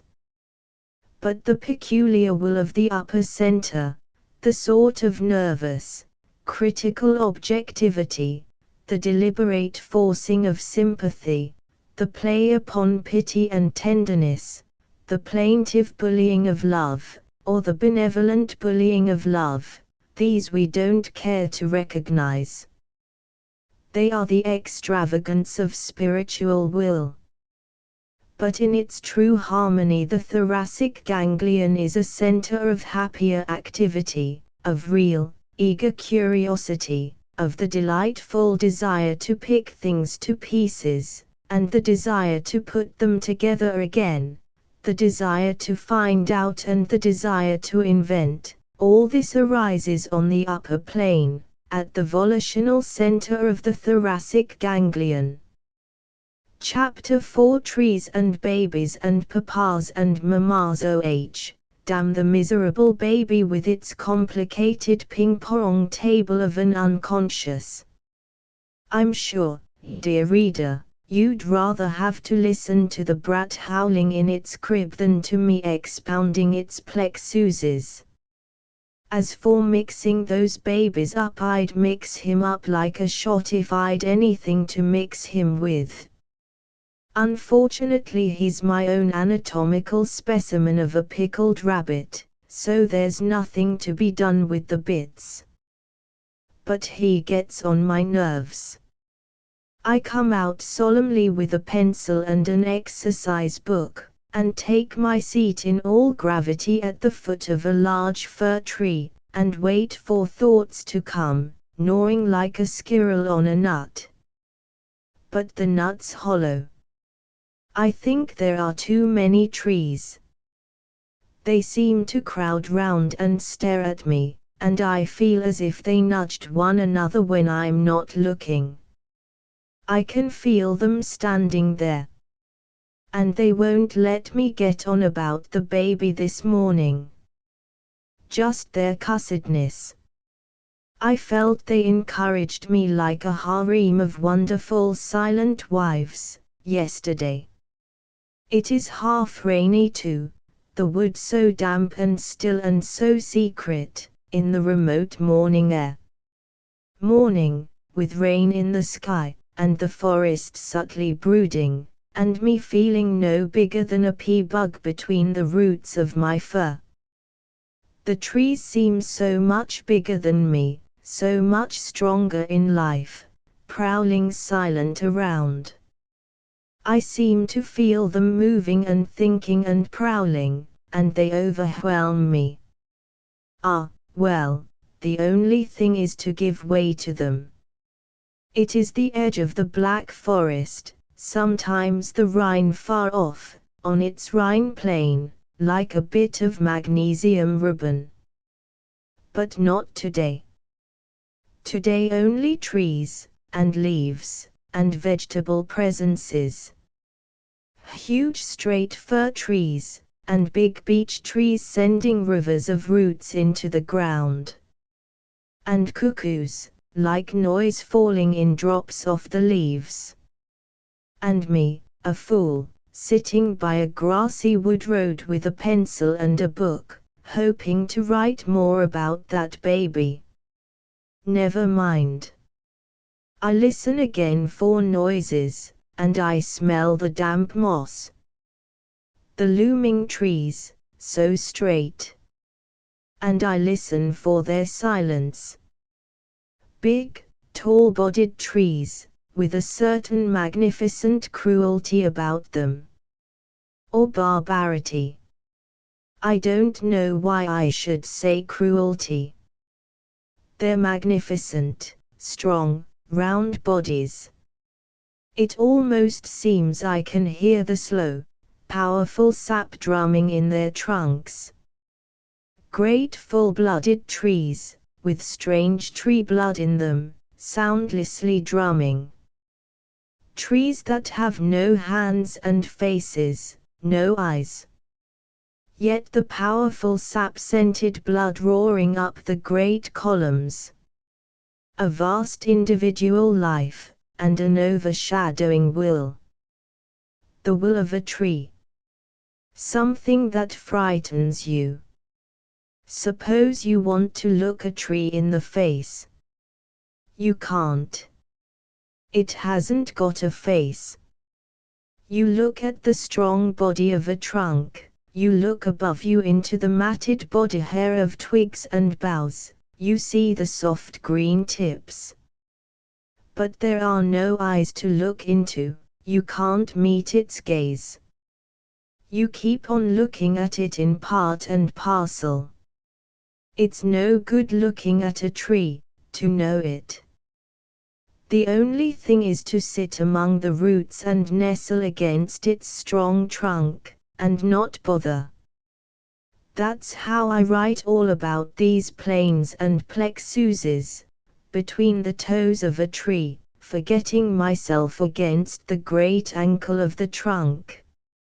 And then, as a rule, as a squirrel is stroked into its wickedness by the faceless magic of a tree, so am I usually stroked into forgetfulness, and into scribbling this book. My tree book, really. I come so well to understand tree worship. All the old Aryans worshipped the tree. My ancestors. The tree of life. The tree of knowledge. Well, one is bound to sprout out some time or other, chip of the old Aryan block. I can so well understand tree worship. And fear the deepest motive. Naturally. This marvelous vast individual without a face, without lips or eyes or heart. This towering creature that never had a face. Here am I between his toes like a pea-bug, and him noiselessly overreaching me. And I feel his great blood jet surging. And he has no eyes. But he turns two ways. He thrusts himself tremendously down to the middle earth, where dead men sink in darkness, in the damp, dense undersoil, and he turns himself about in high air. Whereas we have eyes on one side of our head only, and only grow upwards. Plunging himself down into the black humus, with the roots gushing zest, where we can only rot dead, and his tips in high air, where we can only look up to. So vast and powerful and exultant in his two directions. And all the time, he has no face, no thought, only a huge, savage, thoughtless soul. Where does he even keep his soul? Where does anybody? A huge, plunging, tremendous soul. I would like to be a tree for a while. The great lust of roots. Root lust. And no mind at all. He towers, and I sit and feel safe. I like to feel him towering round me. I used to be afraid. I used to fear their lust, their rushing black lust. But now I like it, I worship it. I always felt them huge primeval enemies. But now they are my only shelter and strength. I lose myself among the trees. I am so glad to be with them in their silent, intent passion, and their great lust. They feed my soul. But I can understand that Jesus was crucified on a tree. And I can so well understand the Romans, their terror of the bristling Hercynian wood. Yet when you look from a height down upon the rolling of the forest, this black forest, it is as suave as a rolling, oily sea. Inside only, it bristles horrific. And it terrified the Romans. The Romans. They too seem very near. Nearer than Hindenburg or Foch or even Napoleon. When I look across the Rhine plain, it is Rome, and the legionaries of the Rhine that my soul notices. It must have been wonderful to come from South Italy to the shores of this sea-like forest, this dark, moist forest, with its enormously powerful intensity of tree life. Now I know, coming myself from rock-dry Sicily, open to the day. The Romans and the Greeks found everything human. Everything had a face, and a human voice. Men spoke, and their fountains piped an answer. But when the legions crossed the Rhine they found a vast impenetrable life which had no voice. They met the faceless silence of the black forest. This huge wood did not answer when they called. Its silence was too crude and massive. And the soldiers shrank, shrank before the trees that had no faces, and no answer. A vast array of non-human life, darkly self-sufficient, and bristling with indomitable energy. The Hercynian wood, not to be fathomed. The enormous power of these collective trees, stronger in their somber life even than Rome. No wonder the soldiers were terrified. No wonder they thrilled with horror when, deep in the woods, they found the skulls and trophies of their dead comrades upon the trees. The trees had devoured them, silently, in mouthfuls, and left the white bones. Bones of the mindful Romans, and savage, preconscious trees, indomitable. The true German has something of the sap of trees in his veins even now, and a sort of pristine savageness, like trees, helpless, but most powerful, under all his mentality. He is a tree soul, and his gods are not human. His instinct still is to nail skulls and trophies to the sacred tree, deep in the forest. The tree of life and death, tree of good and evil, tree of abstraction and of immense, mindless life, tree of everything except the spirit, spirituality. But after bone-dry Sicily, and after the gibbering of myriad people all rattling their personalities, I am glad to be with the profound indifference of faceless trees. Their rudimentariness cannot know why we care for the things we care for. They have no faces, no minds and bowels, only deep, lustful roots stretching in earth, and vast, leesome life in air, and primeval individuality. You can sacrifice the whole of your spirituality on their altar still. You can nail your skull on their limbs. They have no skulls, no minds nor faces, they can't make eyes of love at you. Their vast life dispenses with all this. But they will live you down. The normal life of one of these big trees is about 100 years. So the Herr Baron told me. One of the few places that my soul will haunt, when I am dead, will be this. Among the trees here near Ebersteinberg, where I have been alone and written this book. I can't leave these trees. They have taken some of my soul. Excuse my digression, gentle reader. At first I left it out, thinking we might not see wood for trees. But it doesn't much matter what we see. It's nice just to look round, anywhere. So there are two planes of being and consciousness and two modes of relation and of function. We will call the lower plane the sensual, the upper the spiritual. The terms may be unwise, but we can think of no other. Please read that again, dear reader, you'll be a bit dazzled, coming out of the wood. It is obvious that from the time a child is born, or conceived, it has a permanent relation with the outer universe, relation in the two modes, not one mode only. There are two ways of love, two ways of activity and independence. And there needs some sort of equilibrium between the two modes.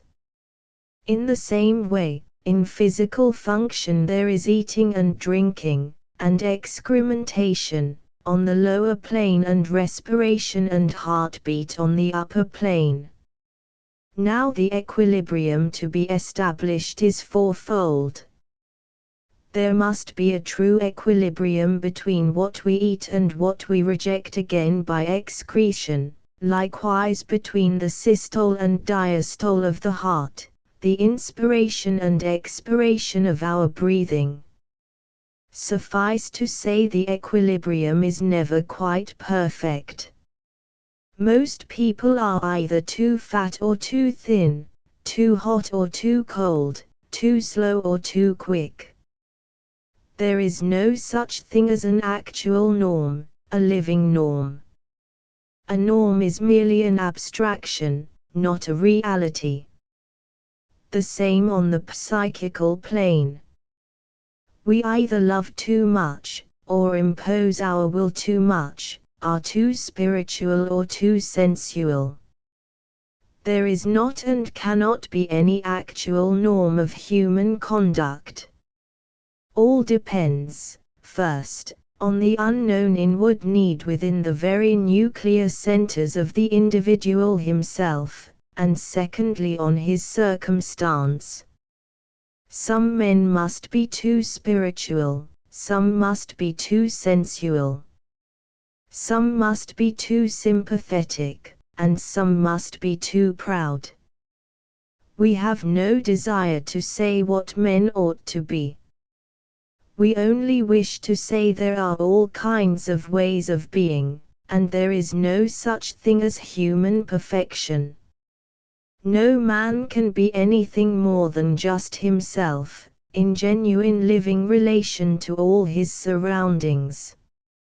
But that which I am, when I am myself, will certainly be anathema to those who hate individual integrity, and want to swarm. And that which I, being myself, am in myself, may make the hair bristle with rage on a man who is also himself, but very different from me. Then let it bristle. And if mine bristle back again, then let us, if we must, fly at one another like two enraged men. It is how it should be. We've got to learn to live from the center of our own responsibility only, and let other people do the same. To return to the child, however, and his development on his two planes of consciousness. There is all the time a direct dynamic connection between child and mother, child and father also, from the start. It is a connection on two planes, the upper and lower.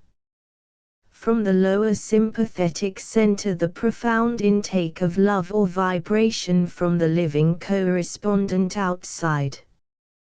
From the upper sympathetic center, the outgoing of devotion and the passionate vibration of given love, given attention. The two sympathetic centers are always, or should always be, counterbalanced by their corresponding voluntary centers.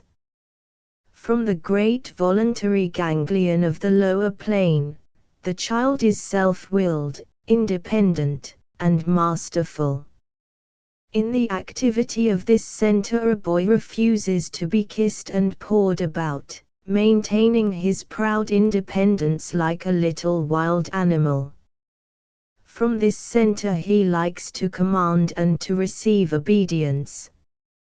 From this center likewise he may be destructive and defiant and reckless, determined to have his own way at any cost. From this center, too, he learns to use his legs. The motion of walking, like the motion of breathing, is twofold. First, a sympathetic cleaving to the earth with the foot, then the voluntary rejection, the spurning, the kicking away, the exultance in power and freedom. From the upper voluntary center the child watches persistently, willfully, for the attention of the mother, to be taken notice of, to be caressed, in short to exist in and through the mother's attention.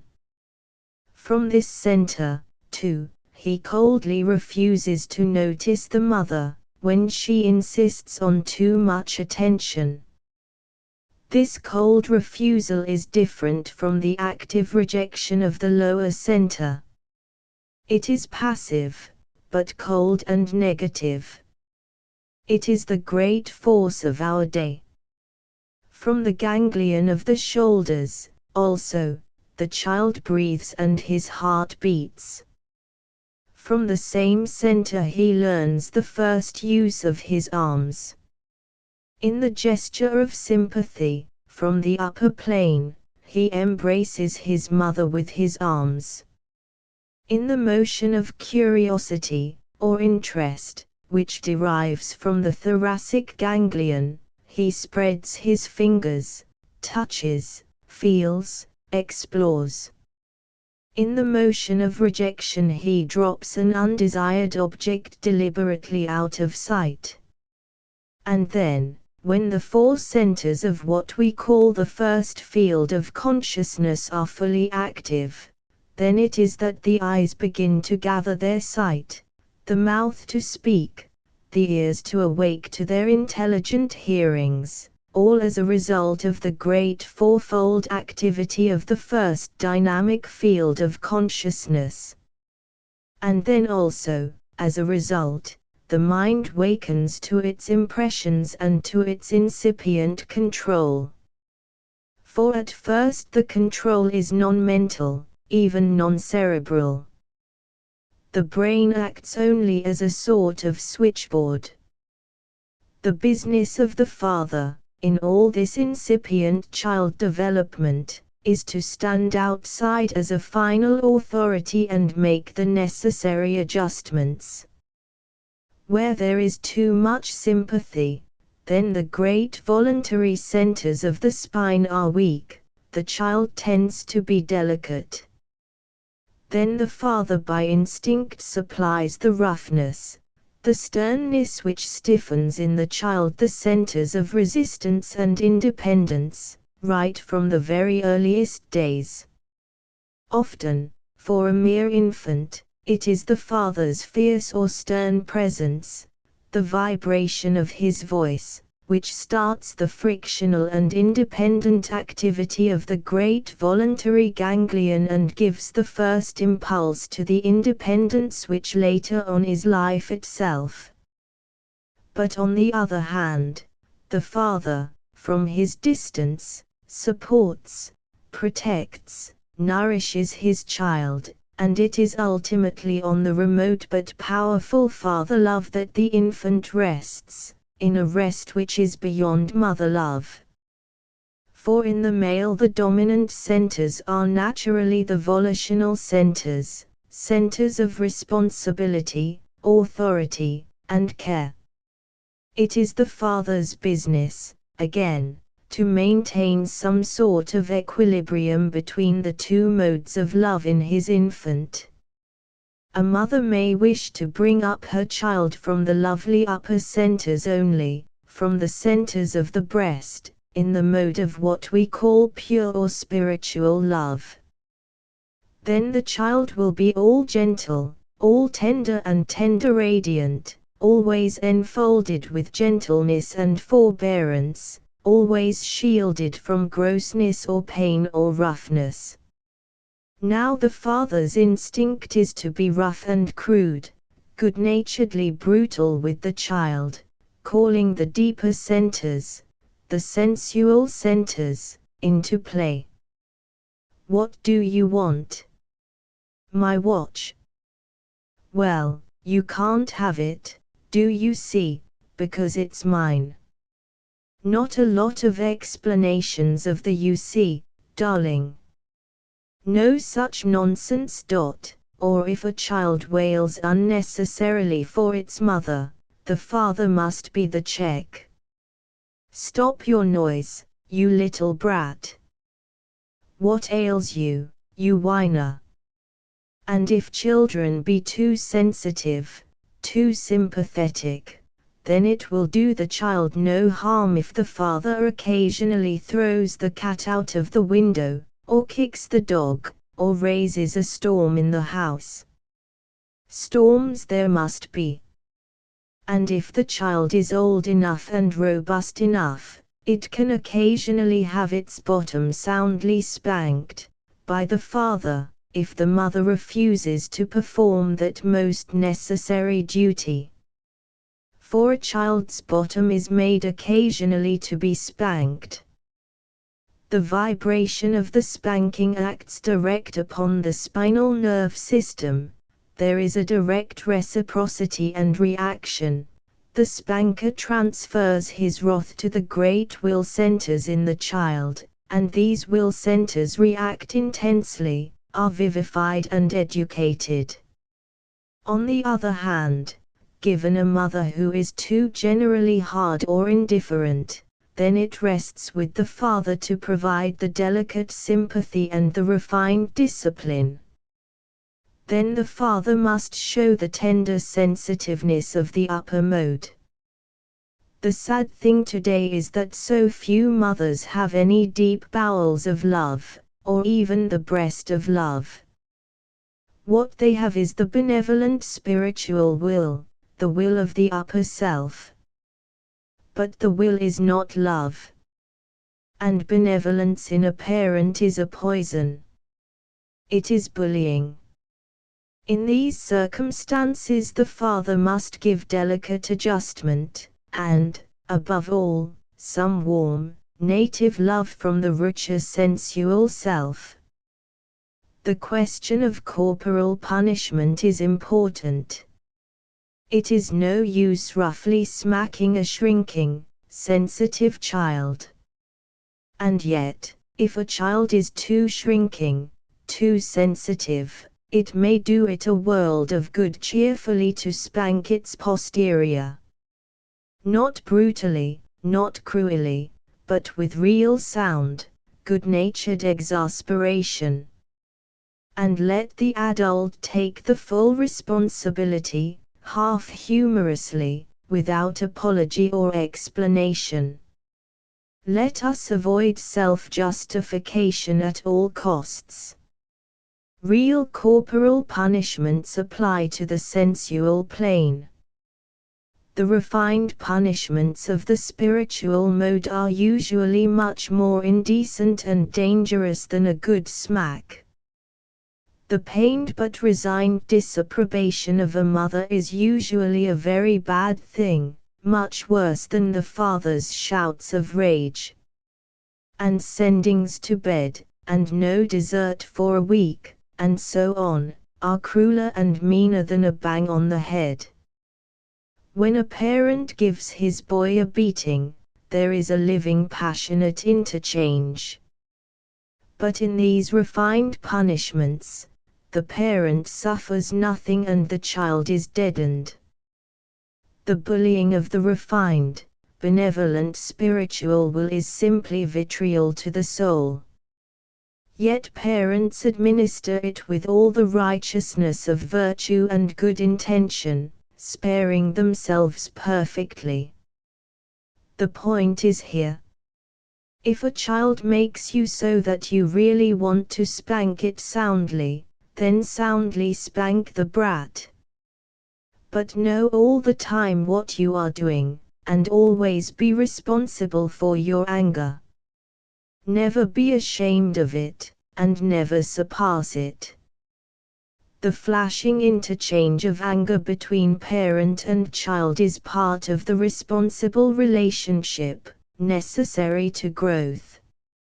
Again, if a child offends you deeply, so that you really can't communicate with it anymore, then, while the hurt is deep, switch off your connection from the child, cut off your correspondence, your vital communion, and be alone. But never persist in such a state beyond the time when your deep hurt dies down. The only rule is, do what you really, impulsively, wish to do. But always act on your own responsibility sincerely. And have the courage of your own strong emotion. They enrich in the child's soul. For a child's primary education depends almost entirely on its relation to its parents, brothers, and sisters. Between mother and child, father and child, The law is this: I, the mother, am myself alone, the child is itself alone. But there exists between us a vital dynamic relation, for which I, being the conscious one, am basically responsible. So, as far as possible, there must be in me no departure from myself, lest I injure the pre-conscious dynamic relation. I must absolutely act according to my own true spontaneous feeling. But, moreover, I must also have wisdom for myself and for my child. Always, always the deep wisdom of responsibility. And always a brave responsibility for the soul's own spontaneity. Love, what is love? We'd better get a new idea. Love is, in all, generous impulse, even a good spanking. But wisdom is something else, a deep collectedness in the soul, a deep abiding by my own integral being, which makes me responsible, not for the child, but for my certain duties towards the child, and for maintaining the dynamic flow between the child and myself as genuine as possible, that is to say, not perverted by ideals or by my will. Most fatal, most hateful of all things is bullying. But what is bullying? It is a desire to superimpose my own will upon another person. Sensual bullying, of course, is fairly easily detected. What is more dangerous is ideal bullying. Bullying people into what is ideally good for them. I embrace, for example, an ideal, and I seek to enact this ideal in the person of another. This is ideal bullying. A mother says that life should be all love, all delicacy and forbearance and gentleness. And she proceeds to spin a hateful sticky web of permanent forbearance, gentleness, hushedness around her naturally passionate and hasty child. This so foils the child as to make him half imbecile or criminal. I may have ideals if I like, even of love and forbearance and meekness. But I have no right to ask another to have these ideals. And to impose any ideals upon a child as it grows is almost criminal. It results in impoverishment and distortion and subsequent deficiency. In our day, most dangerous is the love and benevolence ideal. It results in neurasthenia, which is largely a dislocation or collapse of the great voluntary centers, a derangement of the will. It is in us an insistence upon the one life mode only, the spiritual mode. It is a suppression of the great lower centers, and a living a sort of half-life, almost entirely from the upper centers. Thence, since we live terribly and exhaustively from the upper centers, there is a tendency now towards phthisis and neurasthenia of the heart.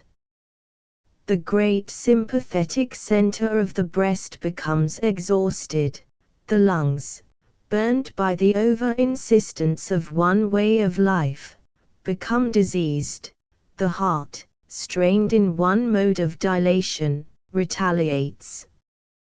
The powerful lower centers are no longer fully active, particularly the great lumbar ganglion, which is the clue to our sensual passionate pride and independence. This ganglion is atrophied by suppression. And it is this ganglion which holds the spine erect. So, weak-chested, round-shouldered, we stoop hollowly forward on ourselves. It is the result of the all-famous love and charity ideal, an ideal now quite dead in its sympathetic activity, but still fixed and determined in its voluntary action. Let us beware and beware of having a high ideal for ourselves. But particularly let us beware of having an ideal for our children. So doing, we damn them. All we can have is wisdom. And wisdom is not a theory, it is a state of soul. It is the state wherein we know our wholeness and the complicate, manifold nature of our being. It is the state wherein we know the great relations which exist between us and our near ones. And it is the state which accepts full responsibility, first for our own souls, and then for the living dynamic relations wherein we have our being. It is no use expecting the other person to know. Each must know for himself. But nowadays men have even a stunt of pretending that children and idiots alone know best. This is a pretty piece of sophistry, and criminal cowardice, trying to dodge the life responsibility which no man or woman can dodge without disaster. The only thing is to be direct. If a child has to swallow castor oil, then say, "Child, you've got to swallow this castor oil. It is necessary for your inside." I say so because it is true. So open your mouth. Why try coaxing and logic and tricks with children? Children are more sagacious than we are. They twig soon enough if there is a flaw in our own intention and our own true spontaneity. And they play up to our bit of falsity till there is hell to pay. You love mother, don't you, dear? Just a piece of indecent trickery of the spiritual will. The great emotions like love are unspoken. Speaking them is a sign of an indecent bullying will. Poor pussy. You must love poor pussy. What cant? What sickening cant? An appeal to love based on false pity. That's the way to inculcate a filthy Pharisaic conceit into a child. If the child ill-treats the cat, say, "Stop mauling that cat. It's got its own life to live, so let it live it." Then if the brat persists, give tit for tat. What, you pull the cat's tail? Then I'll pull your nose, to see how you like it. And give his nose a proper hard pinch. Children must pull the cat's tail a little. Children must steal the sugar sometimes. They must occasionally spoil just the things one doesn't want them to spoil. And they must occasionally tell stories, tell a lie.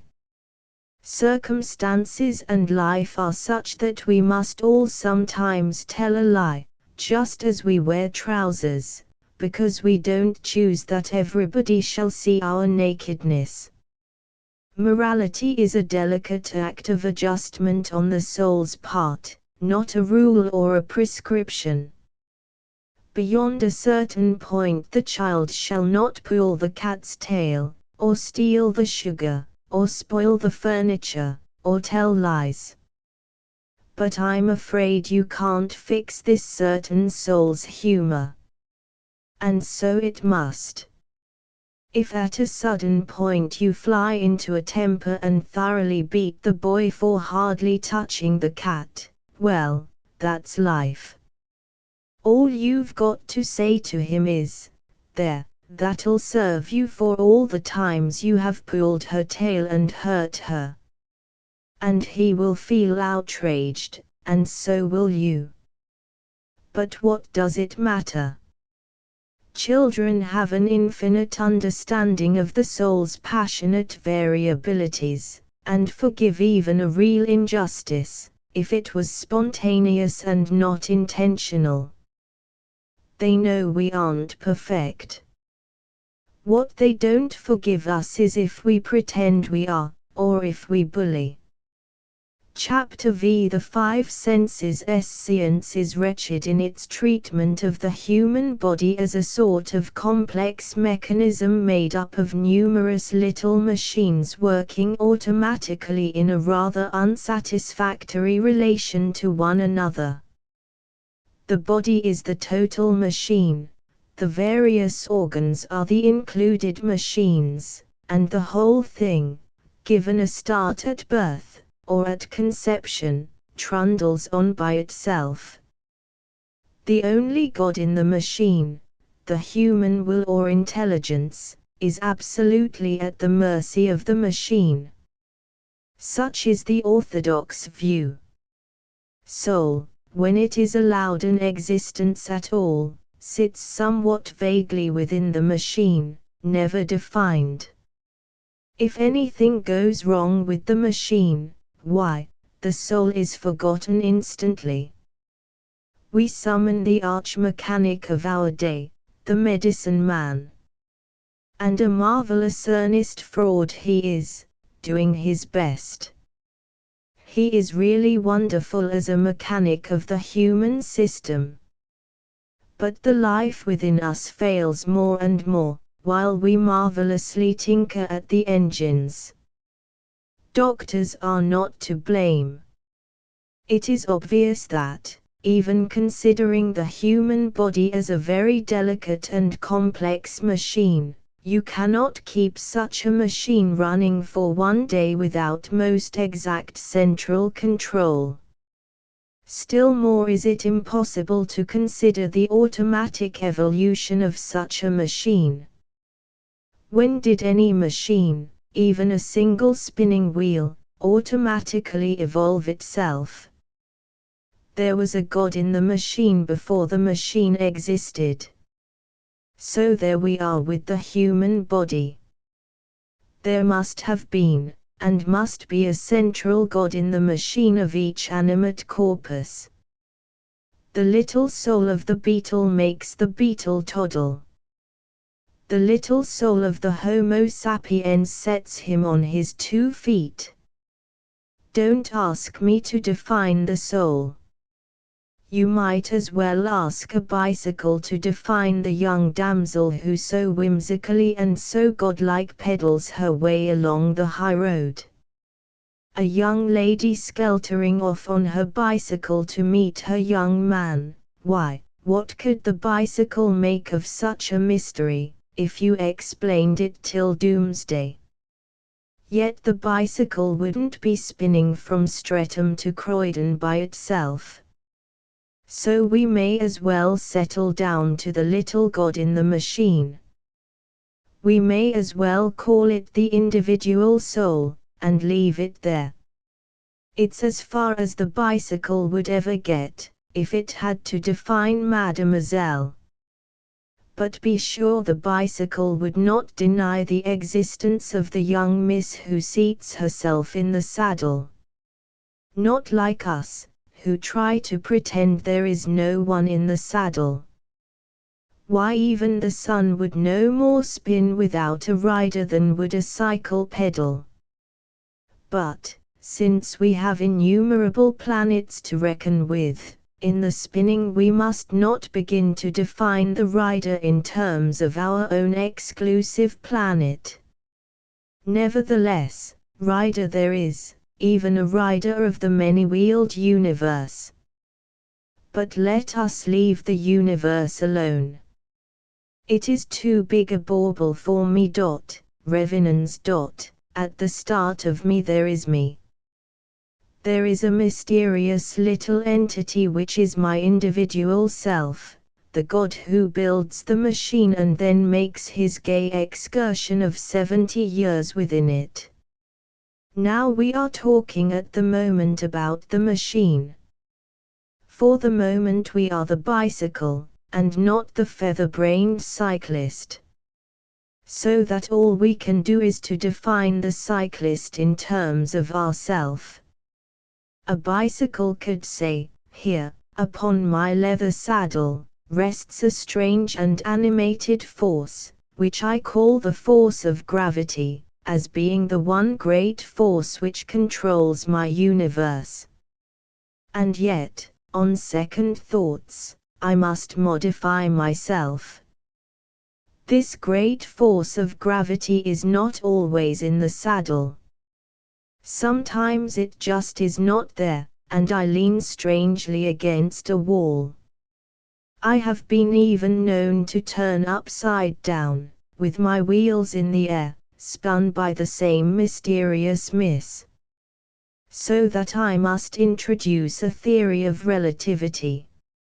However, mostly, when I am awake and alive, she is in the saddle, or it is in the saddle, the mysterious force. And when it is in the saddle, then two subsidiary forces plunge and claw upon my two pedals, plunge and claw with inestimable power. And at the same time, a kind and mysterious force sways my headstock, sways most incalculably, and governs my whole motion. This force is not a driving force, but a subtle directing force, beneath whose grip my bright steel body is flexible as a dipping highroad. Then let me not forget the sudden clutch of arrest upon my hurrying wheels. Oh, this is pain to me. While I am rushing forward, surpassing myself in an elan vital, suddenly the awful check grips my back wheel, or my front wheel, or both. Suddenly there is a fearful arrest. My soul rushes on before my body, I feel myself strained, torn back. My fibers groan. Then perhaps the tension relaxes. So the bicycle will continue to babble about itself. And it will inevitably wind up with a philosophy. Oh, if only the great and divine force rested forever upon my saddle, and if only the mysterious will which sways my steering gear remained in place forever, then my pedals would revolve of themselves, and never cease, and no hideous break should tear the perpetuity of my motions. Then, oh then I should be immortal. I should leap through the world forever, and spin to infinity, till I was identified with the dizzy and timeless cycle race of the stars and the great sun. Poor old bicycle. The very thought is enough to start a philanthropic society for the prevention of cruelty to bicycles. Well, then, our human body is the bicycle. And our individual and incomprehensible self is the rider thereof. And seeing that the universe is another bicycle riding full tilt, we are bound to suppose a rider for that also. But we needn't say what sort of rider. When I see a cockroach scuttling across the floor and turning up its tail, I stand affronted, and think, a rum sort of rider you must have. You've no business to have such a rider, do you hear? And when I hear the monotonous and plaintive cuckoo in the June woods, I think, who the devil made that clock? And when I see a politician making a fiery speech on a platform, and the crowd gawping, I think, Lord, save me, they've all got riders. But holy Moses! You could never guess what was coming. And so I shouldn't like, myself, to start guessing about the rider of the universe. I am all too flummoxed by the masquerade in the tourney round about me. We ourselves then, wisdom, like charity, begins at home. We've each of us got a rider in the saddle, an individual soul. Mostly it can't ride, and can't steer, so mankind is like squadrons of bicycles running amok.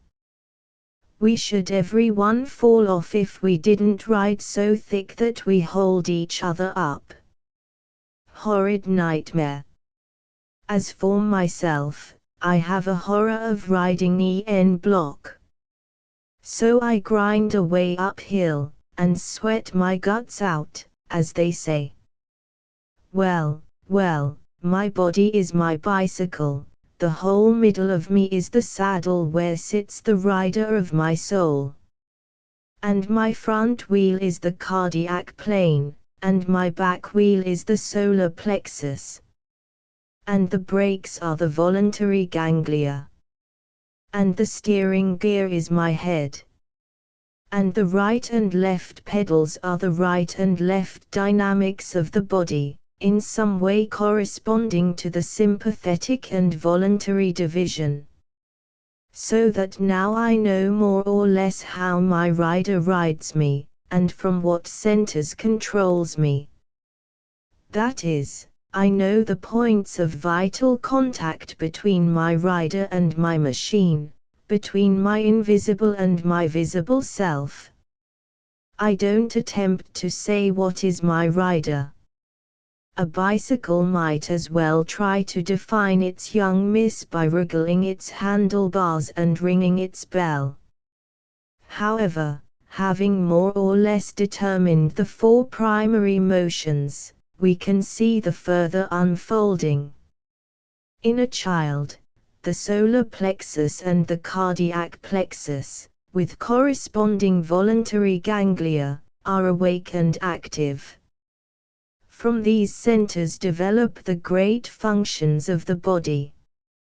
As we have seen, it is the solar plexus, with the lumbar ganglion, which controls the great dynamic system, the functioning of the liver and the kidneys.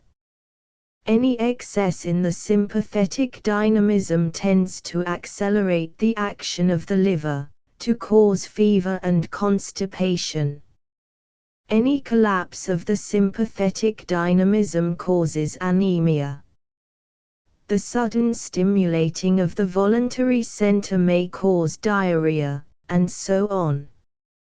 But all this depends so completely on the polarized flow between the individual and the correspondent, between the child and mother, child and father, child and sisters or brothers or teacher, or circumambient universe, that it is impossible to lay down laws, unless we state particulars. Nevertheless, the whole of the great organs of the lower body are controlled from the two lower centers, and these organs work well or ill according as there is a true dynamic psychic activity at the two primary centers of consciousness. By a true dynamic psychic activity we mean an activity which is true to the individual himself, to his own peculiar soul nature. And a dynamic psychic activity means a dynamic polarity between the individual himself and other individuals concerned in his living, or between him and his immediate surroundings, human, physical, geographical. On the upper plane, the lungs and heart are controlled from the cardiac plane and the thoracic ganglion. Any excess in the sympathetic mode from the upper centers tends to burn the lungs with oxygen, weaken them with stress, and cause consumption. So it is just criminal to make a child too loving. No child should be induced to love too much. It means derangement and death at last. But beyond the primary physiological function, and it is the business of doctors to discover the relation between the functioning of the primary organs and the dynamic psychic activity at the four primary consciousness centers. Beyond these physical functions, there are the activities which are half psychic, half functional, such as the five senses. Of the five senses, four have their functioning in the face region. The fifth, the sense of touch, is distributed all over the body. But all have their roots in the four great primary centers of consciousness. From the constellation of your nerve nodes, from the great field of your poles, the nerves run out in every direction, ending on the surface of the body. Inwardly, this is an inextricable ramification and communication. And yet the body is planned out in areas. There is a definite area control from the four centers. On the back, the sense of touch is not acute. There the voluntary centers act in resistance. But in the front of the body, the breast is one great field of sympathetic touch, the belly is another. On these two fields the stimulus of touch is quite different, has a quite different psychic quality and psychic result. The breast touch is the fine alertness of quivering curiosity, the belly touch is a deep thrill of delight and avidity. Correspondingly, the hands and arms are instruments of superb delicate curiosity, and deliberate execution. Through the elbows and the wrists flows the dynamic psychic current, and a dislocation in the current between two individuals will cause a feeling of dislocation at the wrists and elbows. On the lower plane, the legs and feet are instruments of unfathomable gratifications and repudiations. The thighs, the knees, the feet are intensely alive with love desire, darkly and superbly drinking in the love contact, blindly. Or they are the great centers of resistance, kicking, repudiating. Sudden flushing of great general sympathetic desire will make a man feel weak at the knees. Hatred will harden the tension of the knees like steel, and grip the feet like talons. Thus the fields of touch are four, two sympathetic fields in front of the body from the throat to the feet, two resistant fields behind from the neck to the heels. There are two fields of touch, however, where the distribution is not so simple, the face and the buttocks. Neither in the face nor in the buttocks is there one single mode of sense communication. The face is of course the great window of the self, the great opening of the self upon the world, the great gateway. The lower body has its own gates of exit. But the bulk of our communication with all the outer universe goes on through the face. And every one of the windows or gates of the face has its direct communication with each of the four great centers of the first field of consciousness. Take the mouth, with the sense of taste. The mouth is primarily the gate of the two chief sensual centers. It is the gateway to the belly and the loins. Through the mouth we eat and we drink. In the mouth we have the sense of taste. At the lips, too, we kiss. And the kiss of the mouth is the first sensual connection. In the mouth also are the teeth. And the teeth are the instruments of our sensual will. The growth of the teeth is controlled entirely from the two great sensual centers below the diaphragm. But almost entirely from the one center, the voluntary center. The growth and the life of the teeth depend almost entirely on the lumbar ganglion.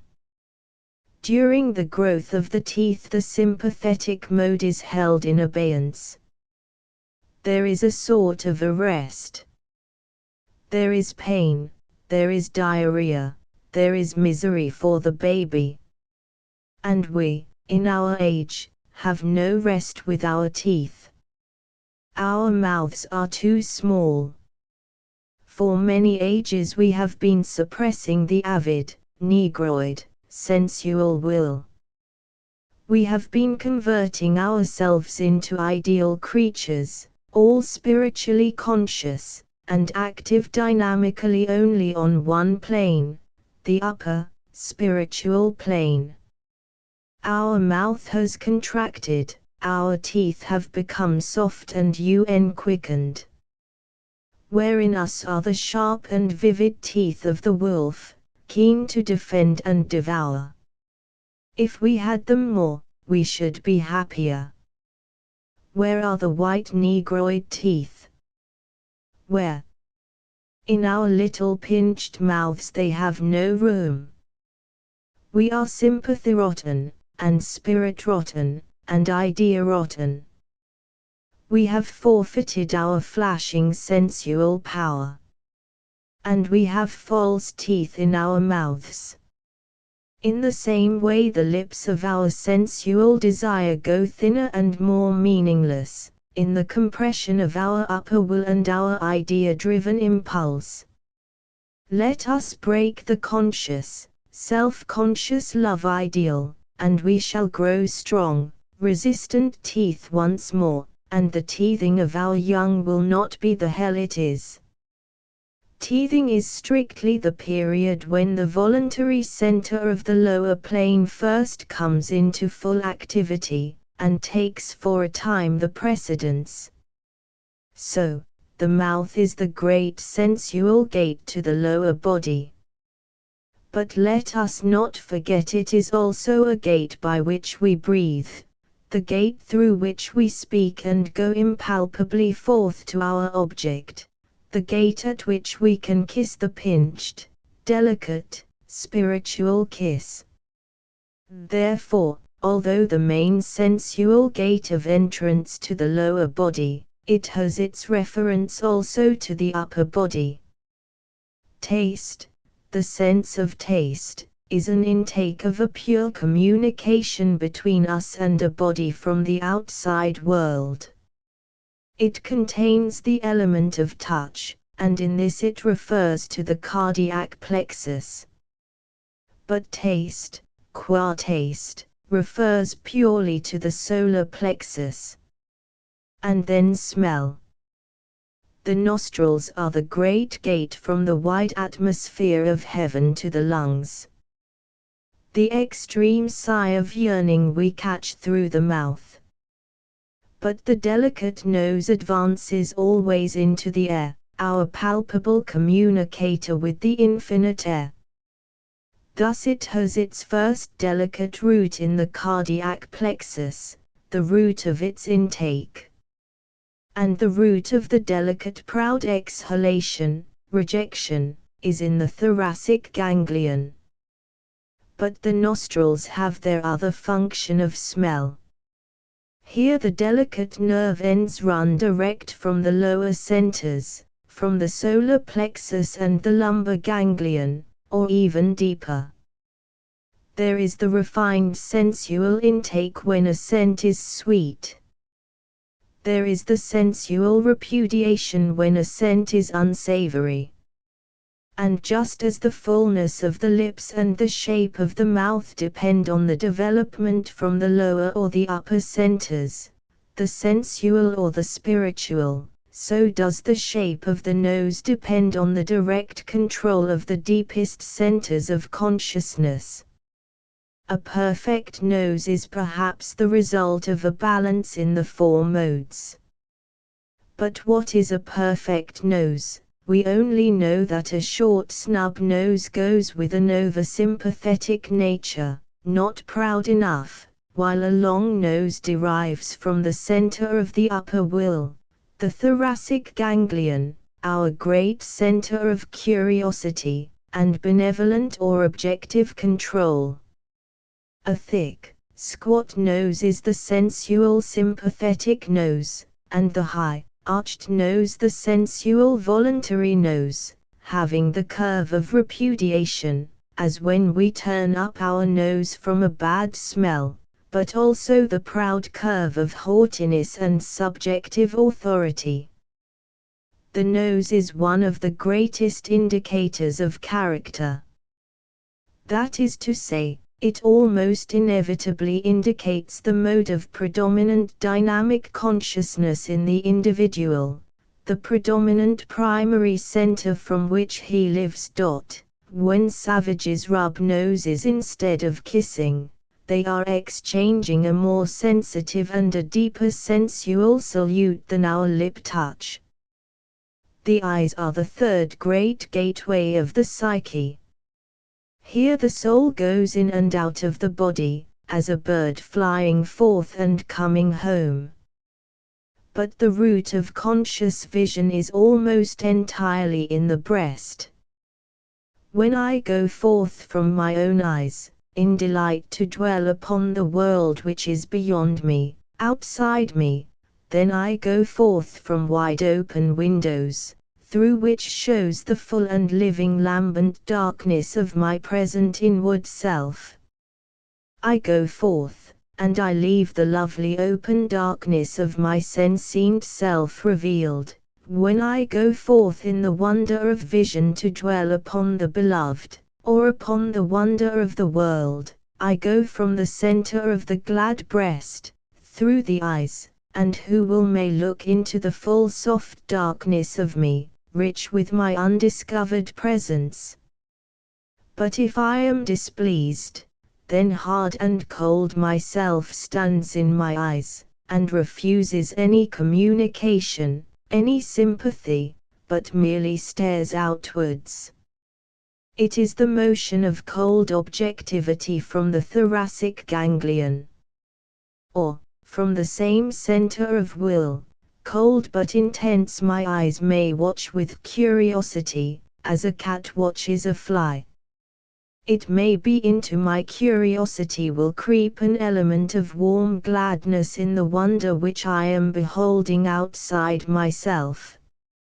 Or it may be that my curiosity will be purely and simply the cold, almost cruel curiosity of the upper will, directed from the ganglion of the shoulders, such as is the acute attention of an experimental scientist. The eyes have, however, their sensual root as well. But this is hard to transfer into language, as all our vision, our modern northern vision, is in the upper mode of actual seeing. There is a sensual way of beholding. There is the dark, desirous look of a savage who apprehends only that which has direct reference to himself, that which stirs a certain dark yearning within his lower self. Then his eye is fathomless blackness. But there is the dark eye which glances with a certain fire, and has no depth. There is a keen quick vision which watches, which beholds, but which never yields to the object outside, as a cat watching its prey. The dark glancing look which knows the strangeness, the danger of its object, the need to overcome the object. The eye which is not wide open to study, to learn, but which powerfully, proudly or cautiously glances, and knows the terror or the pure desirability of strangeness in the object it beholds. The savage is all in himself. That which he sees outside he hardly notices, or he sees as something odd, something automatically desirable, something lustfully desirable, or something dangerous. What we call vision, that he has not. We must compare the look in a horse's eye with the look in a cow's. The eye of the cow is soft, velvety, receptive. She stands and gazes with the strangest intent curiosity. She goes forth from herself in wonder. The root of her vision is in her yearning breast. The same one hears when she moos. The same massive weight of passion is in a bull's breast, the passion to go forth from himself. His strength is in his breast, his weapons are on his head. The wonder is always outside him. But the horse's eye is bright and glancing. His curiosity is cautious, full of terror, or else aggressive and frightening for the object. The root of his vision is in his belly, in the solar plexus.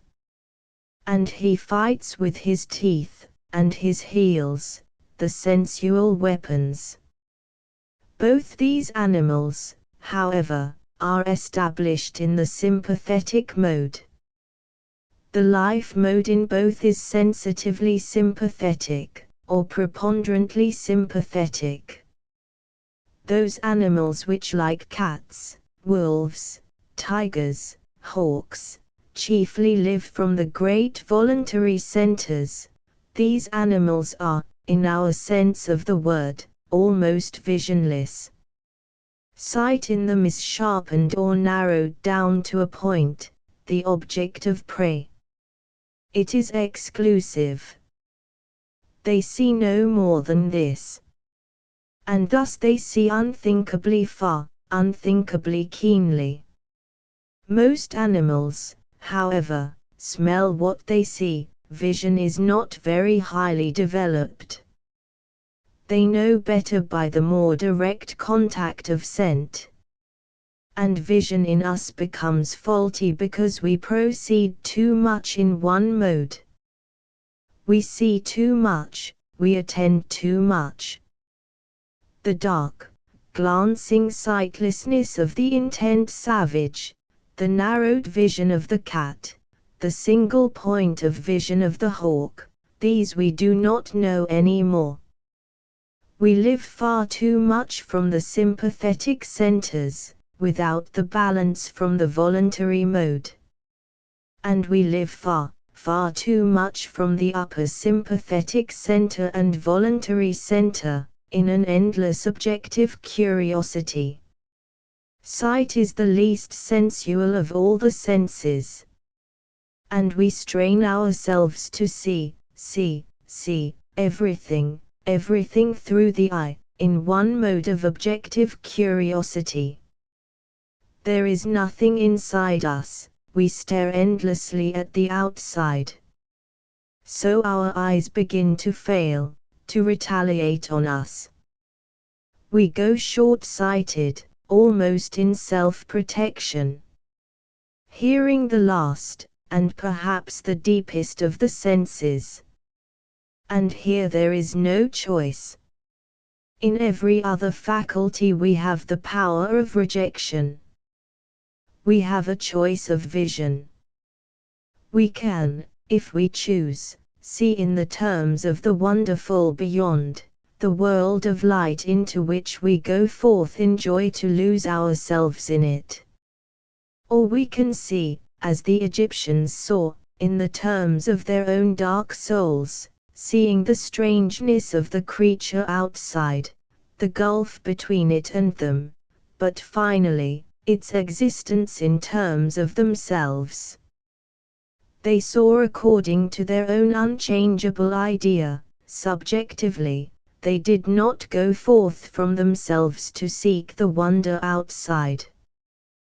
Those are the two chief ways of sympathetic vision. We call our way the objective, the Egyptian the subjective. But objective and subjective are words that depend absolutely on your starting point. Spiritual and sensual are much more descriptive terms. But there are, of course, also the two ways of volitional vision. We can see with the endless modern critical sight, analytic, and at last deliberately ugly. or we can see as the hawk sees the one concentrated spot where beats the life heart of our prey. In the four modes of sight we have some choice. We have some choice to refuse tastes or smells or touch. In hearing we have the minimum of choice. Sound acts direct upon the great affective centers. We may voluntarily quicken our hearing, or make it dull. But we have really no choice of what we hear. Our will is eliminated. Sound acts direct, almost automatically, upon the affective centers. And we have no power of going forth from the ear. We are always and only recipient. Nevertheless, sound acts upon us in various ways, according to the four primary poles of consciousness. The singing of birds acts almost entirely upon the centers of the breast. Birds, which live by flight, impelled from the strong conscious activity of the breast and shoulders, have become for us symbols of the spirit, the upper mode of consciousness. Their legs have become idle, almost insentient twigs. Only the tail flirts from the center of the sensual will. But their singing acts direct upon the upper, or spiritual centers in us. So does almost all our music, which is all Christian in tendency. But modern music is analytical, critical, and it has discovered the power of ugliness. Like our martial music, it is of the upper plane, like our martial songs, our fifes and our brass bands. These act direct upon the thoracic ganglion. Time was, however, when music acted upon the sensual centers direct. We hear it still in savage music, and in the roll of drums, and in the roaring of lions, and in the howling of cats. And in some voices still we hear the deeper resonance of the sensual mode of consciousness. But the tendency is for everything to be brought onto the upper plane, whilst the lower plane is just worked automatically from the upper. Chapter 6 First Glimmerings of Mind. We can now see what is the true goal of education for a child. It is the full and harmonious development of the four primary modes of consciousness, always with regard to the individual nature of the child. The goal is not ideal. The aim is not mental consciousness.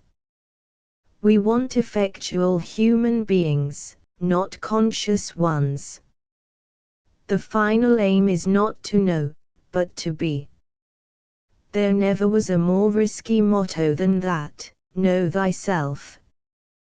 You've got to know yourself as far as possible. But not just for the sake of knowing. You've got to know yourself so that you can at last be yourself. Be yourself is the last motto. The whole field of dynamic and effectual consciousness is always pre-mental, non-mental. Not even the most knowing man that ever lived would know how he would be feeling next week, whether some new and utterly shattering impulse would have arisen in him and laid his nicely conceived self in ruins. It is the impulse we have to live by, not the ideals or the idea. But we have to know ourselves pretty thoroughly before we can break the automatism of ideals and conventions. The savage in a state of nature is one of the most conventional of creatures. So is a child. Only through fine delicate knowledge can we recognize and release our impulses. Now our whole aim has been to force each individual to a maximum of mental control, and mental consciousness. Our poor little plans of children are put into horrible forcing beds, called schools, and the young idea is there forced to shoot. It shoots, poor thing, like a potato in a warm cellar. One mass of pallid sickly ideas and ideals. And no root, no life. The ideas shoot, hard enough, in our sad offspring, but they shoot at the expense of life itself. Never was such a mistake. Mental consciousness is a purely individual affair. Some men are born to be highly and delicately conscious. But for the vast majority, much mental consciousness is simply a catastrophe, a blight. It just stops their living. Our business, at the present, is to prevent at all cost the young idea from shooting. The ideal mind, the brain, has become the vampire of modern life, sucking up the blood and the life.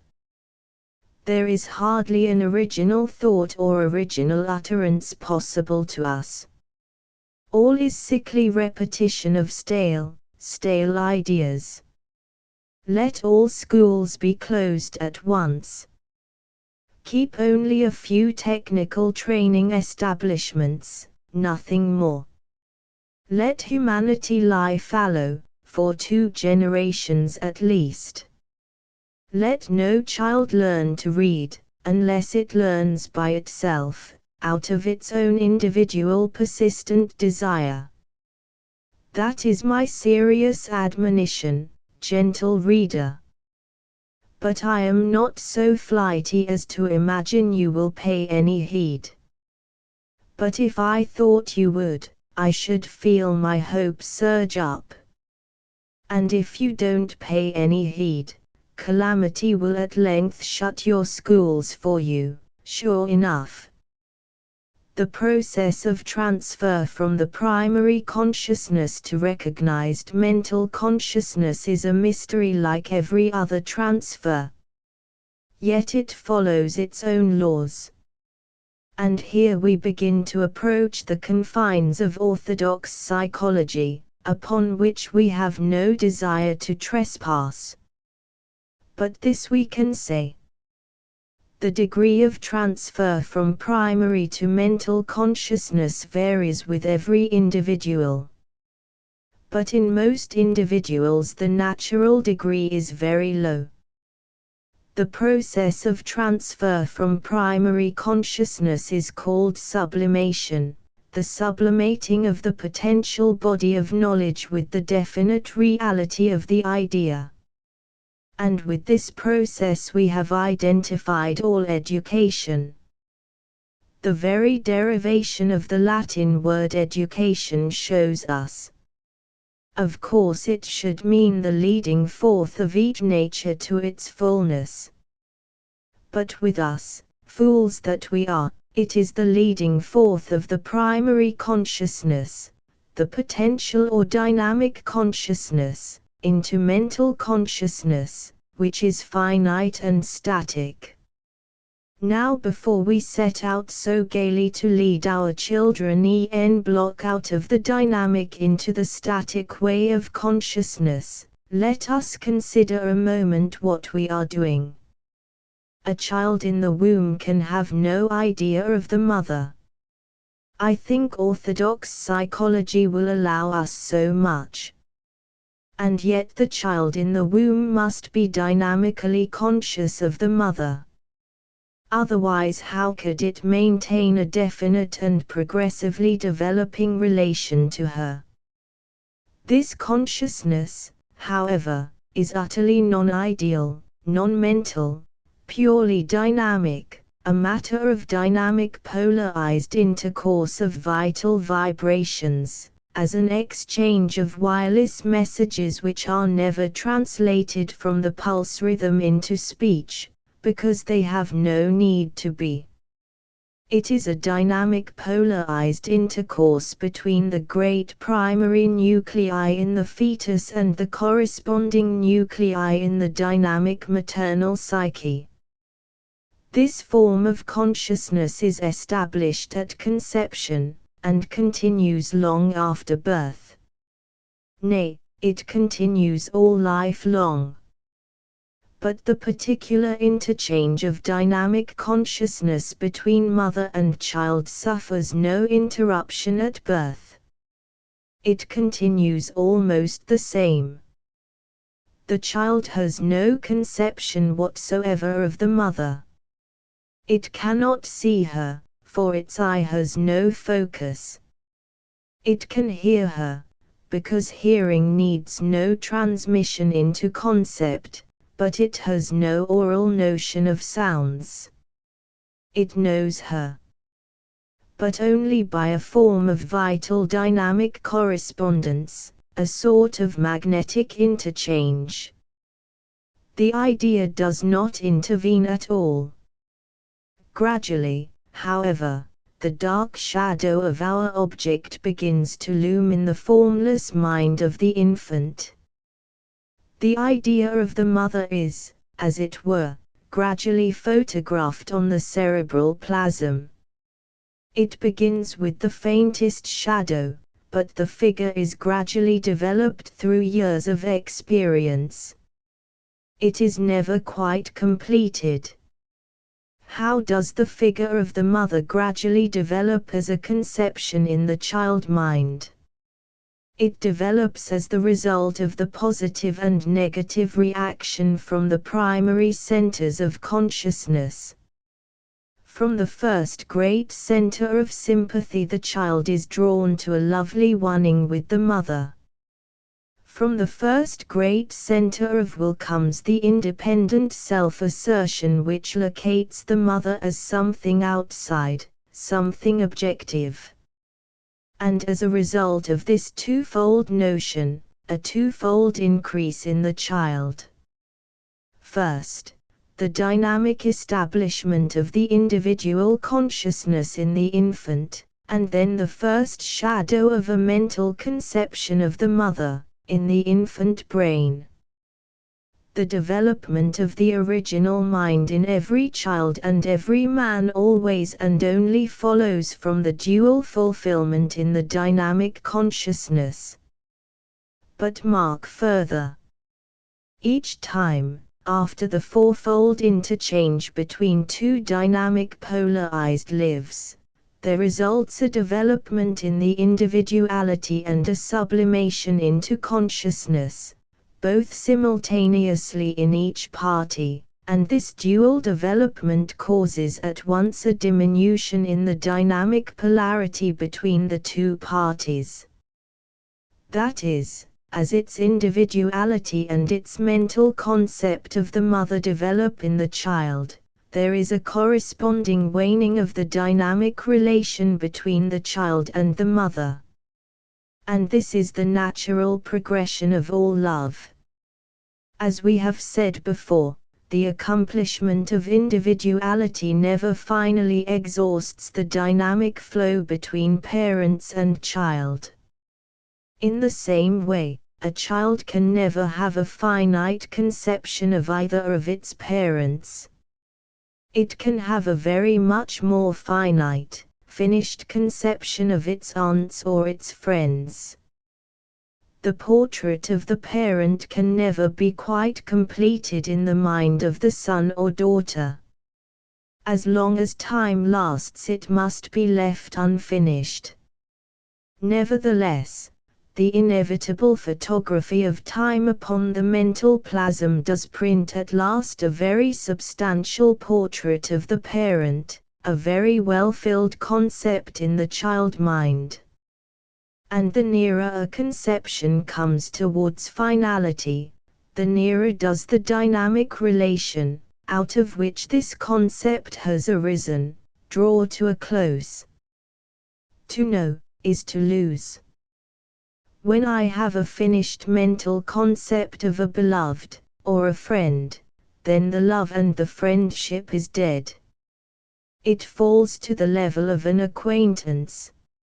As soon as I have a finished mental conception, a full idea even of myself, then dynamically I am dead. To know is to die. But knowledge and death are part of our natural development. Only, of course, most things can never be known by us in full. Which means we do never absolutely die, even to our parents. So that Jesus' question to his mother, "Woman, what have I to do with thee?" while expressing a major truth, still has an exaggerated sound, which comes from its denial of the minor truth. This progression from dynamic relationship towards a finished individuality and a finished mental concept is carried on from the four great primary centers through the correspondence medium of all the senses and sensibilities. First of all, the child knows the mother only through touch, perfect and immediate contact. And yet, from the moment of conception, the XL repudiated complete adhesion and even communication, and asserted its individual integrity. The child in the womb, perfect a contact though it may have with the mother, is all the time also dynamically polarized against this contact. From the first moment, this relation in touch has a dual polarity, and, no doubt, a dual mode. It is a fourfold interchange of consciousness, the moment the XL has made its two spontaneous divisions. As soon as the child is born, there is a real severance. The contact of touch is interrupted, it now becomes occasional only. True, the dynamic flow between mother and child is not severed when simple physical contact is missing. Though mother and child may not touch, still the dynamic flow continues between them. The mother knows her child, feels her bowels and her breast drawn to it, even if it be 100 miles away. But if the severance continue long, the dynamic flow begins to die, both in mother and child. It wanes fairly quickly, and perhaps can never be fully revived. The dynamic relation between parent and child may fairly easily fall into quiescence, a static condition. For a full dynamic relationship it is necessary that there be actual contact. The nerves run from the four primary dynamos, and end with live ends all over the body. And it is necessary to bring the live ends of the nerves of the child into contact with the live ends of corresponding nerves in the mother, so that a pure circuit is established. Wherever a pure circuit is established, there occurs a pure development in the individual creation, and this is inevitably accompanied by sensation, and sensation is the first term of mental knowledge. So, from the field of the breast and arms, the upper circuit, and from the field of the knees and feet and belly, the lower circuit. And then, the moment a child is born, the face is alive. And the face communicates direct with both planes of primary consciousness. The moment a child is born, it begins to grope for the breast. And suddenly a new great circuit is established, the four poles all working at once, as the child sucks. There is the profound desirousness of the lower center of sympathy, and the superior avidity of the center of will, and at the same time, the cleaving yearning to the nipple, and the tiny curiosity of lips and gums. The nipple of the mother's breast is one of the great gates of the body, hence of the living psyche. In the nipple terminate vivid nerves which flash their very powerful vibrations through the mouth of the child and deep into its four great poles of being and knowing. Even the nipples of the man are gateways to the great dynamic flow, still gateways. Touch, taste, and smell are now active in the baby. And these senses, so-called, are strictly sensations. They are the first term of the child's mental knowledge. And on these three cerebral reactions the foundation of the future mind is laid. The moment there is a perfect polarized circuit between the first four poles of dynamic consciousness, at that moment does the mind, the terminal station, flash into cognition. The first cognition is merely sensation, sensation and the remembrance of sensation being the first element in all knowing and in all conception. The circuit of touch, taste, and smell must be well established, before the eyes begin actually to see. All mental knowledge is built up of sensation and of memory. It is the continually recurring sensation of the touch of the mother which forms the basis of the first conception of the mother. After that, the gradually discriminated taste of the mother, and scent of the mother. Till gradually sight and hearing develop and largely usurp the first three senses, as medium of correspondence and of knowledge. And while, of course, the sensational knowledge is being secreted in the brain, in some much more mysterious way the living individuality of the child is being developed in the four first nuclei, the four great nerve centers of the primary field of consciousness and being. As time goes on, the child learns to see the mother. At first he sees her face as a blur, and though he knows her by a direct glow of communication, as if her face were a warm glowing life lamp which rejoiced him. But gradually, as the circuit of touch, taste, and smell become powerfully established, gradually, as the individual develops in the child, and so retreats towards isolation, gradually, as the child stands more immune from the mother, the circuit of correspondence extends, and the eyes now communicate across space, the ears begin to discriminate sounds. Last of all develops discriminate hearing. Now gradually the picture of the mother is transferred to the child's mind, and the sound of the first baby words is imprinted. And as the child learns to discriminate visually, objectively, between the mother and the nurse, he learns to choose, and becomes individually free. And still, the dynamic correspondence is not finished. It only changes its circuit. While the brain is registering sensations, the four dynamic centers are coming into perfect relation. Or rather, as we see, the reverse is the case. As the dynamic centers come into perfect relation, the mind registers and remembers sensations, and begins consciously to know. But the great field of activity is still and always the dynamic field. When a child learns to walk, it learns almost entirely from the solar plexus and the lumbar ganglion, the cardiac plexus and the thoracic ganglion balancing the upper body. There is a perfected circuit of polarity.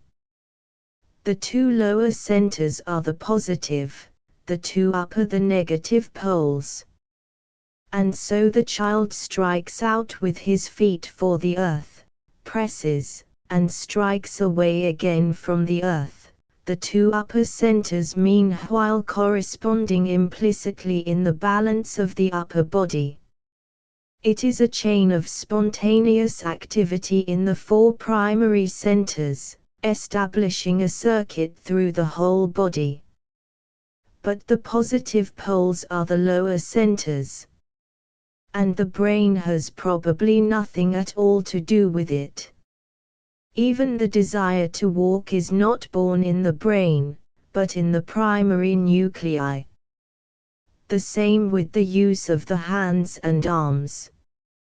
It means the establishment of a pure circuit between the four centers, the two upper poles now being the positive, the lower the negative poles, and the hands the live end of the wire. Again, the brain is not concerned. Probably, even in the first deliberate grasping of an object, the brain is not concerned. Not until there is an element of recognition and sensation memory. All our primal activity originates and circulates purely in the four great nerve centers. All our active desire, our genuine impulse, our love, our hope, our yearning, everything originates mysteriously at these four great centers or wellheads of our existence, everything vital and dynamic. The mind can only register that which results from the emanation of the dynamic impulse and the collision or communion of this impulse with its object. So now we see that we can never know ourselves. Knowledge is to consciousness what the signpost is to the traveler, just an indication of the way which has been traveled before. Knowledge is not even in direct proportion to being. There may be great knowledge of chemistry in a man who is a rather poor being, and those who know, even in wisdom like Solomon, are often at the end of the matter of living, not at the beginning. As a matter of fact, David did the living, the dynamic achievement. To Solomon was left the consummation and the finish, and the dying down. Yet we must know, if only in order to learn not to know. The supreme lesson of human consciousness is to learn how not to know. That is, how not to interfere. That is, how to live dynamically, from the great source, and not statically, like machines driven by ideas and principles from the head, or automatically, from one fixed desire. At last, knowledge must be put into its true place in the living activity of man. And we must know deeply, in order even to do that. So a new conception of the meaning of education. Education means leading out the individual nature in each man and woman to its true fullness. You can't do that by stimulating the mind. To pump education into the mind is fatal. That which sublimates from the dynamic consciousness into the mental consciousness has alone any value. This, in most individuals, is very little indeed. So that most individuals, under a wise government, would be most carefully protected from all vicious attempts to inject extraneous ideas into them. Every extraneous idea, which has no inherent root in the dynamic consciousness, is as dangerous as a nail driven into a young tree. For the mass of people, knowledge must be symbolical, mythical, dynamic. This means, you must have a higher, responsible, conscious class, and then in varying degrees the lower classes, varying in their degree of consciousness. Symbols must be true from top to bottom. But the interpretation of the symbols must rest, degree after degree, in the higher, responsible, conscious classes. To those who cannot divest themselves again of mental consciousness and definite ideas, mentality and ideas are death, nails through their hands and feet. Chapter 7 First Steps in Education. The first process of education is obviously not a mental process. When a mother talks to a baby, she is not encouraging its little mind to think. When she is coaxing her child to walk, she is not making a theoretic exposition of the science of equilibration. She crouches before the child, at a little distance, and spreads her hands. Come, baby, come to mother. Come. Baby, walk. Yes, walk. Walk to mother. Come along.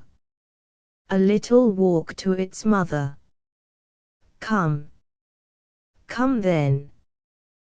Why yes, a pretty baby. Oh, he can toddle. Yes, yes, no, don't be frightened, a dear. No, come to mother, and she catches his little pinafore by the tip, and the infant lurches forward. There. There. A beautiful walk. A beautiful walker, yes. Walked all the way to mother, baby did. Yes, he did. Now who will tell me that this talk has any rhyme or reason? Not a spark of reason. Yet a real rhyme, or rhythm, much more important. The song and the urge of the mother's voice plays direct on the affective centers of the child, a wonderful stimulus and tuition. The words hardly matter. True, this constant repetition in the end forms a mental association. At the moment they have no mental significance at all for the baby. But they ring with a strange palpitating music in his fluttering soul, and lift him into motion.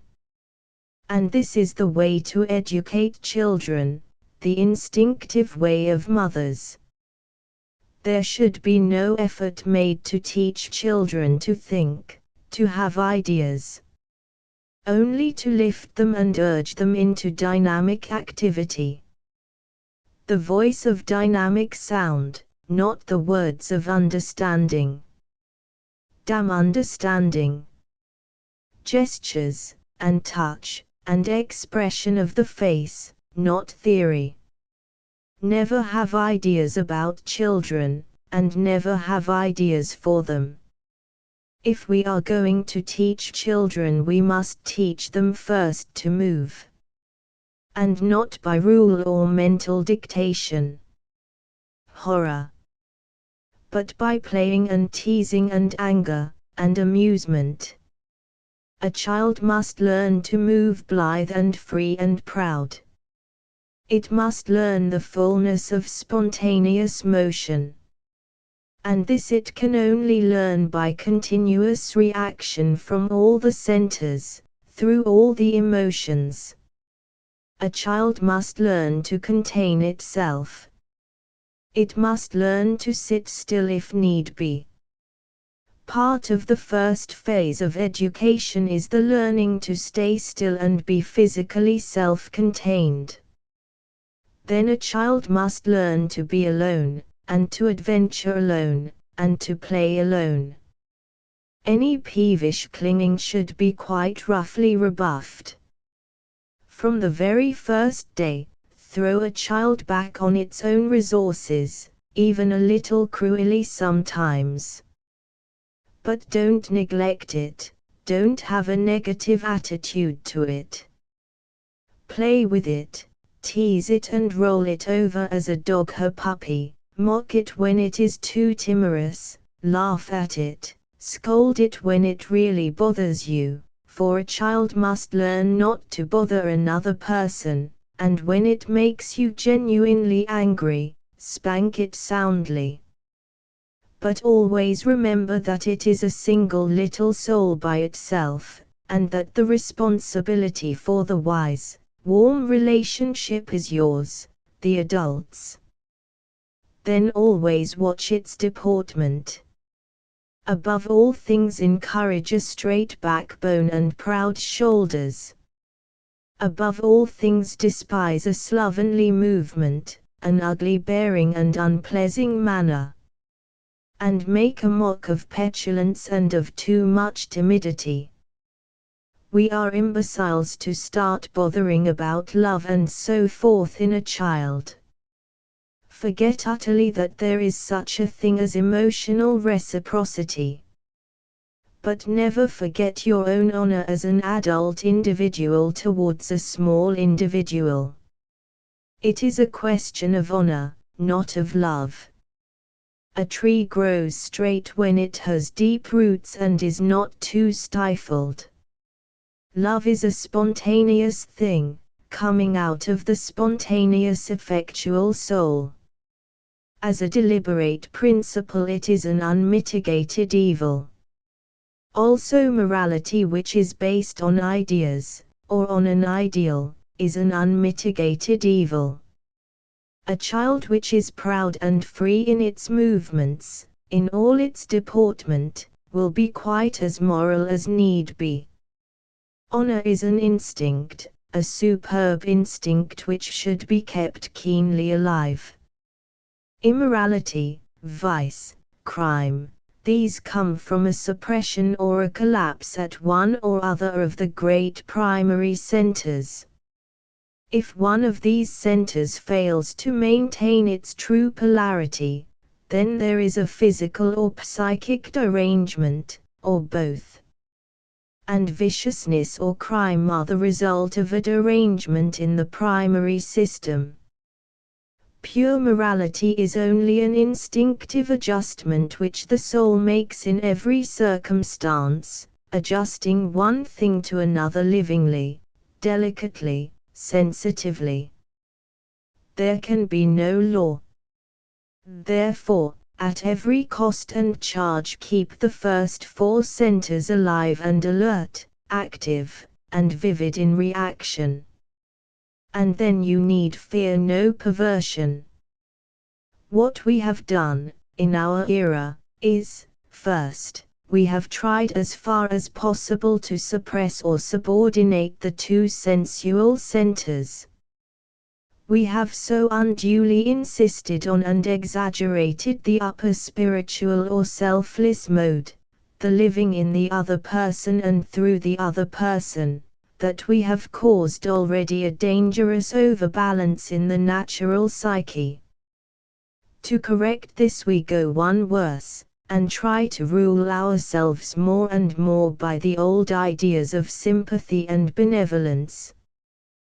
We think that love and benevolence will cure anything. Whereas love and benevolence are our poison, poison to the giver, and still more poison to the receiver. Poison only because there is practically no spontaneous love left in the world. It is all will, the fatal love will and insatiable morbid curiosity. The pure sympathetic mode of love long ago broke down.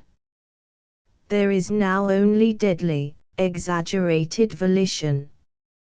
This is also why general education should be suppressed as soon as possible. We have fallen into a state of fixed, deadly will. Everything we do and say to our children in school tends simply to fix in them the same deadly will, under the pretense of pure love. Our idealism is the clue to our fixed will. Love, beauty, benevolence, progress, these are the words we use. But the principle we evoke is a principle of barren, sanctified compulsion of all life. We want to put all life under compulsion. How to outwit the nerves, for example. And therefore, to save the children as far as possible, elementary education should be stopped at once. No child should be sent to any sort of public institution before the age of 10 years. If I could but advise, I would advise that this notice should be sent through the length and breadth of the land. Parents, the state can no longer be responsible for the mind and character of your children. From the first day of the coming year, all schools will be closed for an indefinite period. Fathers, see that your boys are trained to be men. Mothers, see that your daughters are trained to be women. All schools will shortly be converted either into public workshops or into gymnasia. No child will be admitted into the workshops under 10 years of age. Active training in primitive modes of fighting and gymnastics will be compulsory for all boys over 10 years of age. All girls over 10 years of age must attend at one domestic workshop. All girls over 10 years of age may, in addition, attend at one workshop of skilled labor, or of technical industry, or of art. Admission for 3 months probation. All boys over 10 years of age must attend at one workshop of domestic crafts, and at one workshop of skilled labor, or of technical industry, or of art. A boy may choose, with his parents' consent, his school of labor, or technical industry or art, but the directors reserve the right to transfer him to a more suitable department, if necessary, after a 3 months probation. It is the intention of this state to form a body of active, energetic citizens.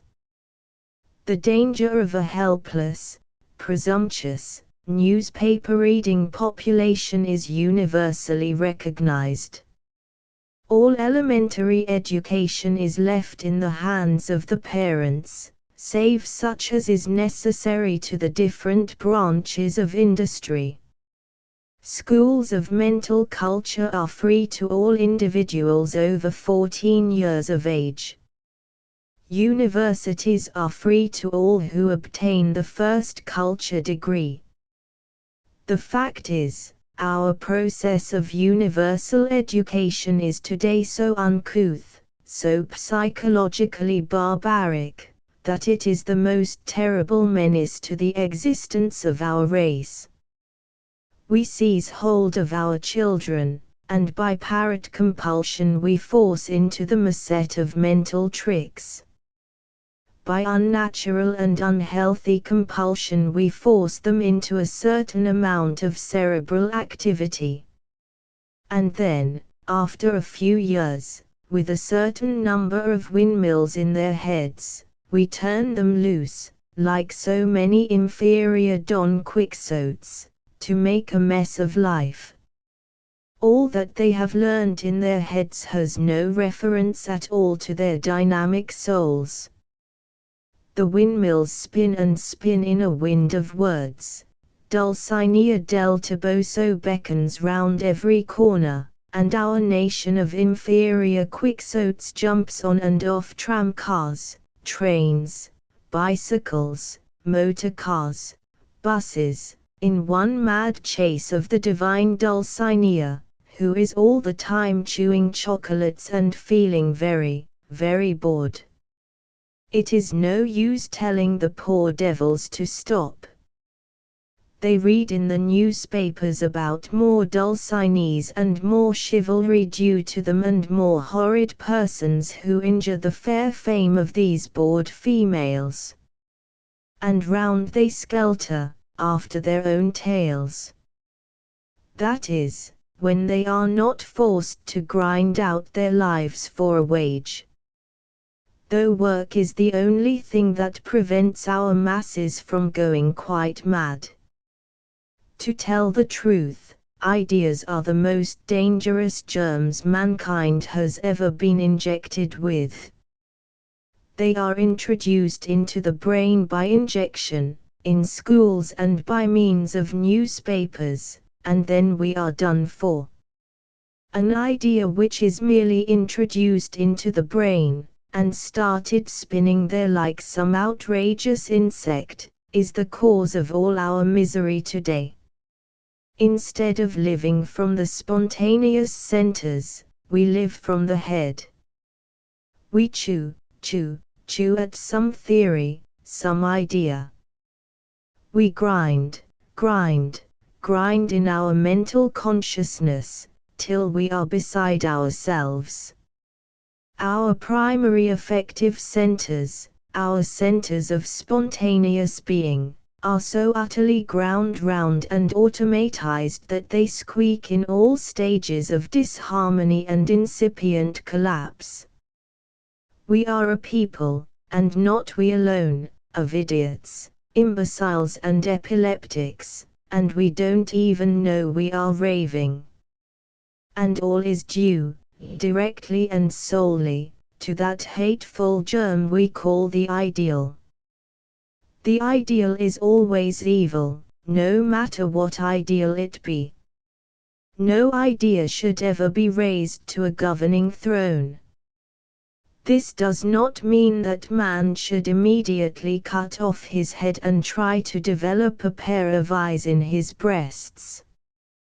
But it does mean this, that an idea is just the final concrete or registered result of living dynamic interchange and reactions, that no idea is ever perfectly expressed until its dynamic cause is finished, and that to continue to put into dynamic effect an already perfected idea means the nullification of all living activity, the substitution of mechanism, and all the resultant horrors of ennui, ecstasy, neurasthenia, and a collapsing psyche. The whole tree of our idea of life and living is dead. Then let us leave off hanging ourselves and our children from its branches like medlars. The idea, the actual idea, must rise ever fresh, ever displaced, like the leaves of a tree, from out of the quickness of the sap, and according to the forever incalculable effluence of the great dynamic centers of life. The tree of life is a gay kind of tree that is forever dropping its leaves and budding out afresh, quite different ones. If the last lot were thistle leaves, the next lot may be vine. You never can tell with the tree of life. So we come back to that precious child who costs us such a lot of ink. By what right, I ask you, are we going to inject into him our own disease germs of ideas and infallible motives? By the right of the diseased, who want to infect everybody. There are few people in whom the living impulse and reaction develops and sublimates into mental consciousness. There are all kinds of trees in the forest, but few of them indeed bear the apples of knowledge. The modern world insists, however, that every individual shall bear the apples of knowledge. So we go through the forest of mankind, cut back every tree, and try to graft it into an apple tree. A nice wood of monsters we make by so doing. It is not the nature of most men to know and to understand and to reason very far. Therefore, why should they make a pretense of it? It is the nature of some few men to reason, then let them reason. Those whose nature it is to be rational will instinctively ask why and wherefore, and wrestle with themselves for an answer. But why every Tom, Dick and Harry should have the why and wherefore of the universe rammed into him, and should be allowed to draw the conclusion hence that he is the ideal person and responsible for the universe. I don't know. It is a lie anyway, for neither the whys nor the wherefores are his own, and he is but a parrot with his nut of a universe. Why should we cram the mind of a child with facts that have nothing to do with his own experiences, and have no relation to his own dynamic activity? Let us realize that every extraneous idea effectually introduced into a man's mind is a direct obstruction of his dynamic activity. Every idea which is introduced from outside into a man's mind, and which does not correspond to his own dynamic nature, is a fatal stumbling block for that man, is a cause of arrest for his true individual activity, and a derangement to his psychic being. For instance, if I teach a man the idea that all men are equal, now this idea has no foundation in experience, but is logically deduced from certain ethical or philosophic principles. But there is a disease of idealism in the world, and we all are born with it. Particularly teachers are born with it.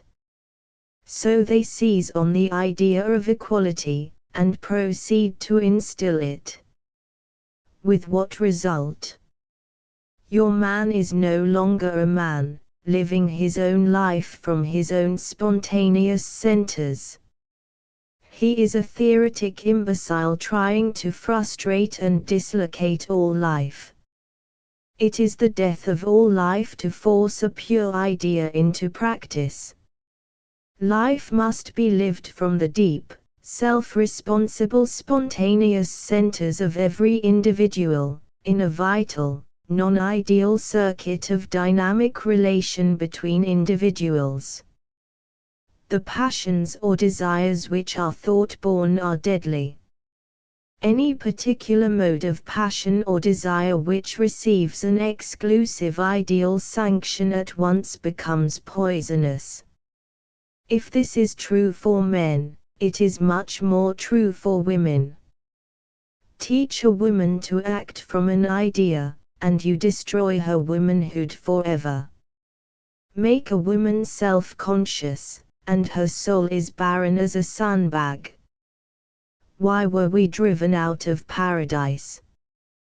Why did we fall into this gnawing disease of unappeasable dissatisfaction? Not because we sinned. No. All the animals in paradise enjoyed the sensual passion of coercion. Not because we sinned, but because we got our sex into our head. When Eve ate that particular apple, she became aware of her own womanhood, mentally. And mentally she began to experiment with it. She has been experimenting ever since. So has man. To the rage and horror of both of them. These sexual experiments are really anathema. But once a woman is sexually self-conscious, what is she to do? There it is, she is born with the disease of her own self-consciousness, as was her mother before her. She is bound to experiment and try one idea after another, in the long run always to her own misery. She is bound to have fixed one, and then another idea of herself as woman. First she is the noble spouse of a not quite so noble male, then a mater dolorosa, then a ministering angel, then a competent social unit, a member of parliament or a lady doctor or a platform speaker, and all the while, as a sideshow, she is the Isolde of some Tristan, or the Guinevere of some Lancelot, or the Fata Morgana of all men, in her own idea. She can't stop having an idea of herself. She can't get herself out of her own head. And there she is, functioning away from her own head and her own consciousness of herself and her own automatic self-will, till the whole man and woman game has become just a hell, and men with any backbone would rather kill themselves than go on with it, or kill somebody else. Yet we are going to inculcate more and more self-consciousness, teach every little Mary to be more and more a nice little Mary out of her own head, and every little Joseph to rise himself up to the scratch. And the point lies here. There will have to come an end. Every race which has become self-conscious and idea-bound in the past has perished. And then it has all started afresh, in a different way, with another race. And man has never learnt any better. We are really far, far more life-stupid than the dead Greeks or the lost Etruscans. Our day is pretty short, and closing fast. We can pass, and another race can follow later. But there is another alternative. We still have in us the power to discriminate between our own idealism, our own self-conscious will, and that other reality, our own true spontaneous self. Certainly we are so overloaded and diseased with ideas that we can't get well in a minute. But we can set our faces stubbornly against the disease, once we recognize it. The disease of love, the disease of spirit, the disease of niceness and benevolence and feeling good on our own behalf and good on somebody else's behalf. It is all a gangrene. We can retreat upon the proud, isolate self, and remain there alone, like lepers, till we are cured of this ghastly white disease of self-conscious idealism. And we really can make a move on our children's behalf. We really can refrain from thrusting our children any more into those hotbeds of the self-conscious disease, schools. We really can prevent their eating much more of the tissues of leprosy, newspapers and books. For a time, there should be no compulsory teaching to read and write at all. The great mass of humanity should never learn to read and write, never. And instead of this gnawing disease of mental consciousness and awful, unhealthy craving for stimulus and for action, we must substitute genuine action. The war was really not a bad beginning. But we went out under the banners of idealism, and now the men are home again. The virus is more active than ever, rotting their very souls. The mass of the people will never mentally understand. But they will soon instinctively fall into line. Let us substitute action, all kinds of action, for the mass of people, in place of mental activity. Even 12 hours work a day is better than a newspaper at 4 in the afternoon and a grievance for the rest of the evening. But particularly let us take care of the children. At all cost, try to prevent a girl's mind from dwelling on herself, make her act, work, play, assume a rule over her girlhood. Let her learn the domestic arts in their perfection. Let us even artificially set her to spin and weave. Anything to keep her busy, to prevent her reading and becoming self-conscious. Let us awake as soon as possible to the repulsive machine quality of machine-made things. They smell of death. And let us insist that the home is sacred, the hearth, and the very things of the home. Then keep the girls apart from any familiarity or being pals with the boys. The nice clean intimacy which we now so admire between the sexes is sterilizing. It makes neuters. Later on, no deep, magical sex life is possible. The same with the boys. First and foremost, establish a rule over them, a proud, harsh, manly rule. Make them know that at every moment they are in the shadow of a proud, strong, adult authority. Let them be soldiers, but as individuals, not machine units. There are wars in the future, great wars, which not machines will finally decide, but the free, indomitable life spirit. No more wars under the banners of the ideal, and in the spirit of sacrifice, but wars in the strength of individual men. And then, pure individualistic training to fight, and preparation for a whole new way of life, a new society. Put money into its place, and science and industry. The leaders must stand for life, and they must not ask the simple followers to point out the direction. When the leaders assume responsibility, they relieve the followers forever of the burden of finding a way.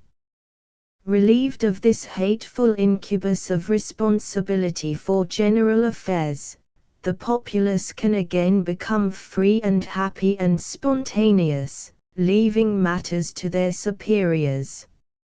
No newspapers, the mass of the people never learning to read. The evolving once more of the great spontaneous gestures of life. We can't go on as we are. Poor, nerve-worn creatures, fretting our lives away and hating to die because we have never lived. The secret is, to commit into the hands of the sacred few the responsibility which now lies like torture on the mass. Let the few, the leaders, be increasingly responsible for the whole. And let the mass be free, save for the choice of leaders. Leaders, this is what mankind is craving for. But men must be prepared to obey, body and soul, once they have chosen the leader. And let them choose the leader for life's sake only. Begin then, there is a beginning. Chapter 8 Education and Sex in Man, Woman and Child. One thing we have to avoid, then, even while we carry on our own old process of education, is this development of the powers of so-called self-expression in a child. Let us beware of artificially stimulating his self-consciousness and his so-called imagination. All that we do is to pervert the child into a ghastly state of self-consciousness, making him affectedly try to show off as we wish him to show off. The moment the least little trace of self-consciousness enters in a child, goodbye to everything except falsity. Much better just pound away at the ABC and simple arithmetic and so on. The modern methods do make children sharp, give them a sort of slick finesse, but it is the beginning of the mischief. It ends in the great unrest of a nervous, hysterical proletariat. Begin to teach a child of 5 to understand. To understand the sun and moon and daisy and the secrets of procreation, bless your soul. Understanding all the way. And when the child is 20 he'll have a hysterical understanding of his own invented grievance, and there's an end of him. Understanding is the devil. A child mustn't understand things. He must have them his own way. His vision isn't ours. When a boy of 8 sees a horse, he doesn't see the correct biological object we intend him to see. He sees a big living presence of no particular shape with hair dangling from its neck and 4 legs. If he puts 2 eyes in the profile, he is quite right. Because he does not see with optical, photographic vision. The image on his retina is not the image of his consciousness. The image on his retina just does not go into him. His unconsciousness is filled with a strong, dark, vague prescience of a powerful presence, a 2-eyed, 4-legged, long-maned presence looming imminent. And to force the boy to see a correct 1-eyed horse profile is just like pasting a placard in front of his vision. It simply kills his inward seeing. We don't want him to see a proper horse. The child is not a little camera. He is a small vital organism which has direct dynamic rapport with the objects of the outer universe. He perceives from his breast and his abdomen, with deep sunken realism, the elemental nature of the creature. So that to this day a Noah's Ark tree is more real than a carrot tree or a constable tree, and a flat Noah's Ark cow has a deeper vital reality than even a kip cow. The mode of vision is not one and final. The mode of vision is manifold. And the optical image is a mere vibrating blur to a child, and, indeed, to a passionate adult. In this vibrating blur the soul sees its own true correspondent. It sees, in a cow, horns and squareness, and a long tail. It sees, for a horse, a mane, and a long face, round nose, and 4 legs. And in each case a darkly vital presence. Now horns and squareness and a long thin ox tail, these are the fearful and wonderful elements of the cow form, which the dynamic soul perfectly perceives. The ideal image is just outside nature, for a child, something false. In a picture, a child wants elemental recognition, and not correctness or expression, or least of all, what we call understanding. The child distorts inevitably and dynamically. But the dynamic abstraction is more than mental. If a huge eye sits in the middle of the cheek, in a child's drawing, this shows that the deep dynamic consciousness of the eye, its relative exaggeration, is the life truth, even if it is a scientific falsehood. On the other hand, what on earth is the good of saying to a child, the world is a flattened sphere, like an orange? It is simply pernicious. You had much better say the world is a poached egg in a frying pan. That might have some dynamic meaning. The only thing about the flattened orange is that the child just sees this orange disporting itself in blue air, and never bothers to associate it with the earth he treads on. And yet it would be so much better for the mass of mankind if they never heard of the flattened sphere. They should never be told that the earth is round. It only makes everything unreal to them. They are balked in their impression of the flat good earth. They can't get over this sphere business. They live in a fog of abstraction, and nothing is anything. Save for purposes of abstraction, the earth is a great plain, with hills and valleys. Why force abstractions and kill the reality, when there's no need? As for children, will we never realize that their abstractions are never based on observations, but on subjective exaggerations. If there is an eye in the face is all eye. It is the child soul which cannot get over the mystery of the eye. If there is a tree in a landscape, the landscape is all tree. Always this partial focus. The attempt to make a child focus for a whole view, which is really a generalization and an adult abstraction, is simply wicked. Yet the first thing we do is to set a child making relief maps in clay, for example, of his own district. Imbecility. He has not even the faintest impression of the total hill on which his home stands. A steepness going up to a door, and front garden railings, and perhaps windows. That's the lot. The top and bottom of it is, that it is a crime to teach a child anything at all, school-wise. It is just evil to collect children together and teach them through the head. It causes absolute starvation in the dynamic centers, and sterile substitute of brain knowledge is all the gain. The children of the middle classes are so vitally impoverished, that the miracle is they continue to exist at all.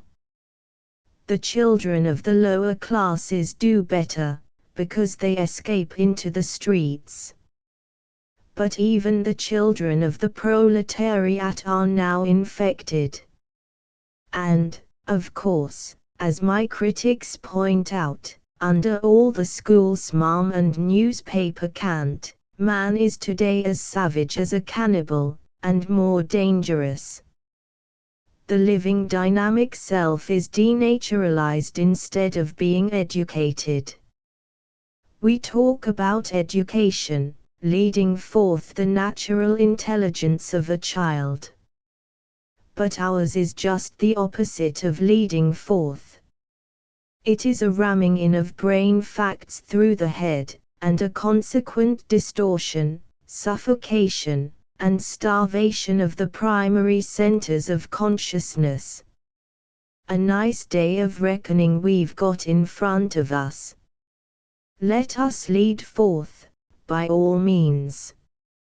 But let us not have mental knowledge before us as the goal of the leading. Much less let us make of it a vicious circle in which we lead the unhappy child mind, like a cow in a ring at a fair. We don't want to educate children so that they may understand. Understanding is a fallacy and a vice in most people. I don't even want my child to know, much less to understand. I don't want my child to know that 5 5s are 25, any more than I want my child to wear my hat or my boots. I don't want my child to know. If he wants 5 5s, let him count them on his fingers. As for his little mind, give it a rest, and let his dynamic self be alert. He will ask why often enough. But he more often asks why the sun shines, or why men have mustaches, or why grass is green, than anything sensible.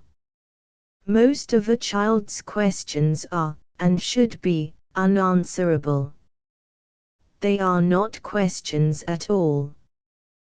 They are exclamations of wonder, they are remarks half skeptically addressed. When a child says, "Why is grass green?" he half implies, "Is it really green, or is it just taking me in?" And we solemnly begin to prate about chlorophyll. Oh, imbeciles, idiots, inexcusable owls!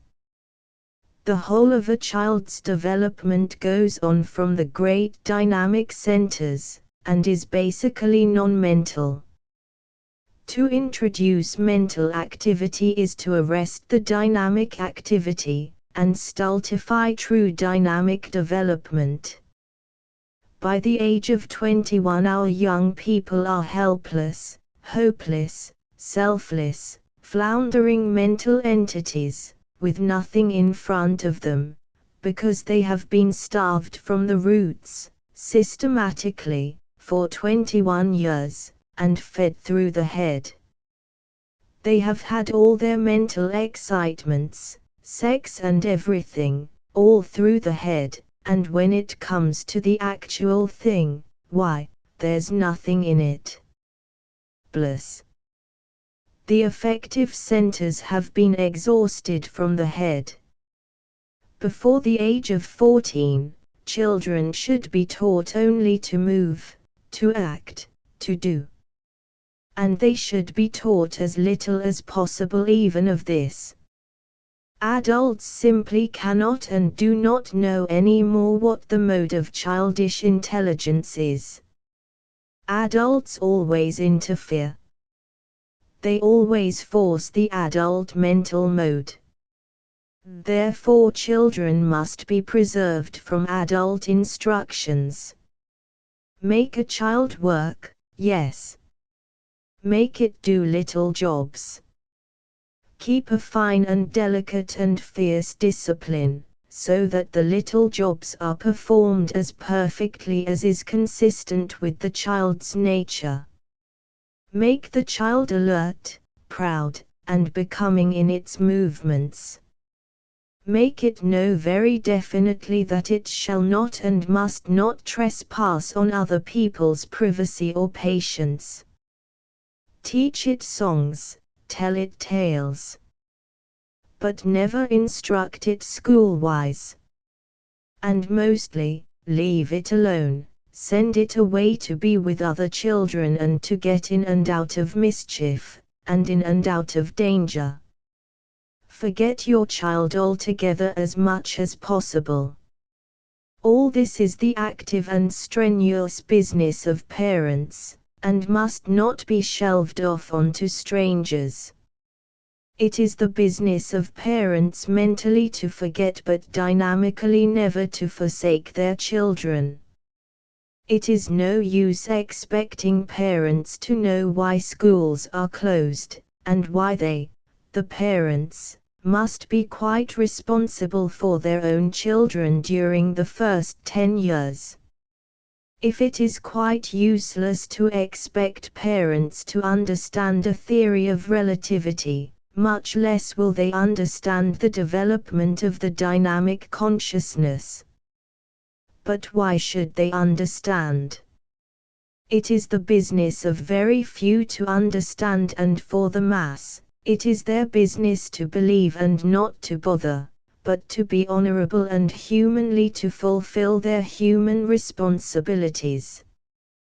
To give active obedience to their leaders, and to possess their own souls in natural pride.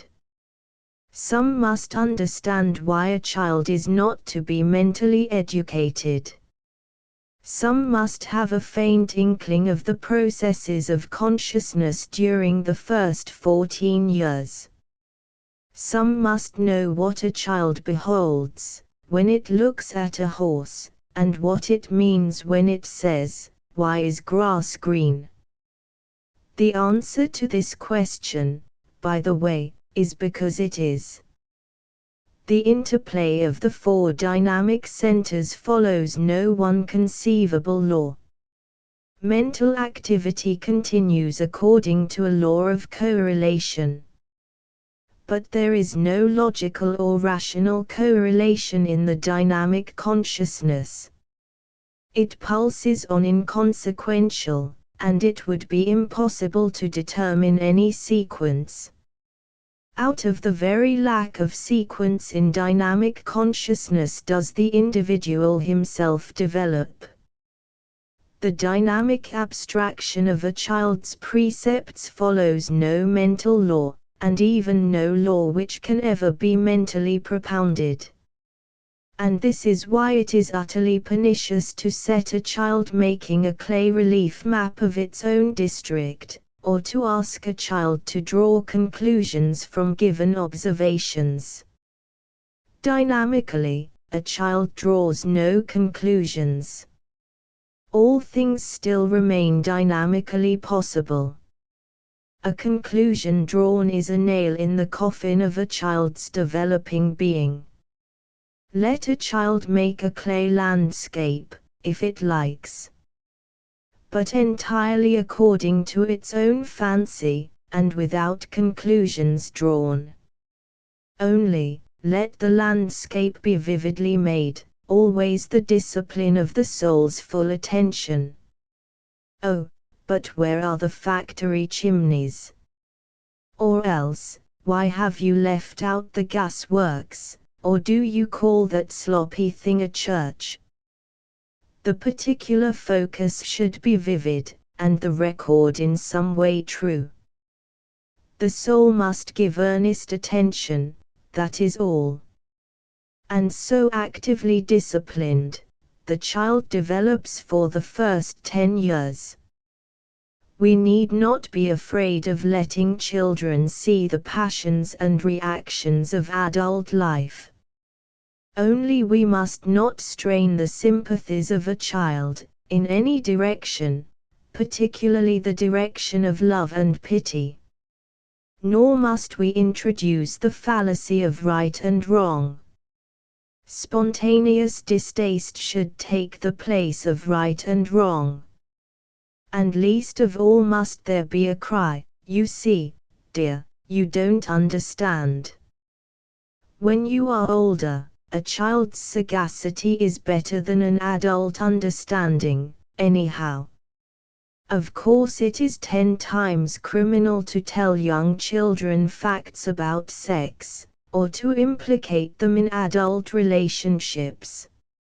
A child has a strong evanescent sex consciousness.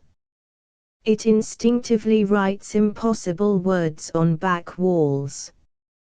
But this is not a fully conscious mental act. It is a kind of dream act, quite natural. The child's curious, shadowy, indecent sex knowledge is quite in the course of nature, and does nobody any harm at all. Adults had far better not notice it. But if a child sees a cockerel tread a hen, or 2 dogs coupling, well and good. It should see these things. Only, without comment. Let nothing be exaggeratedly hidden. By instinct, let us preserve the decent privacies.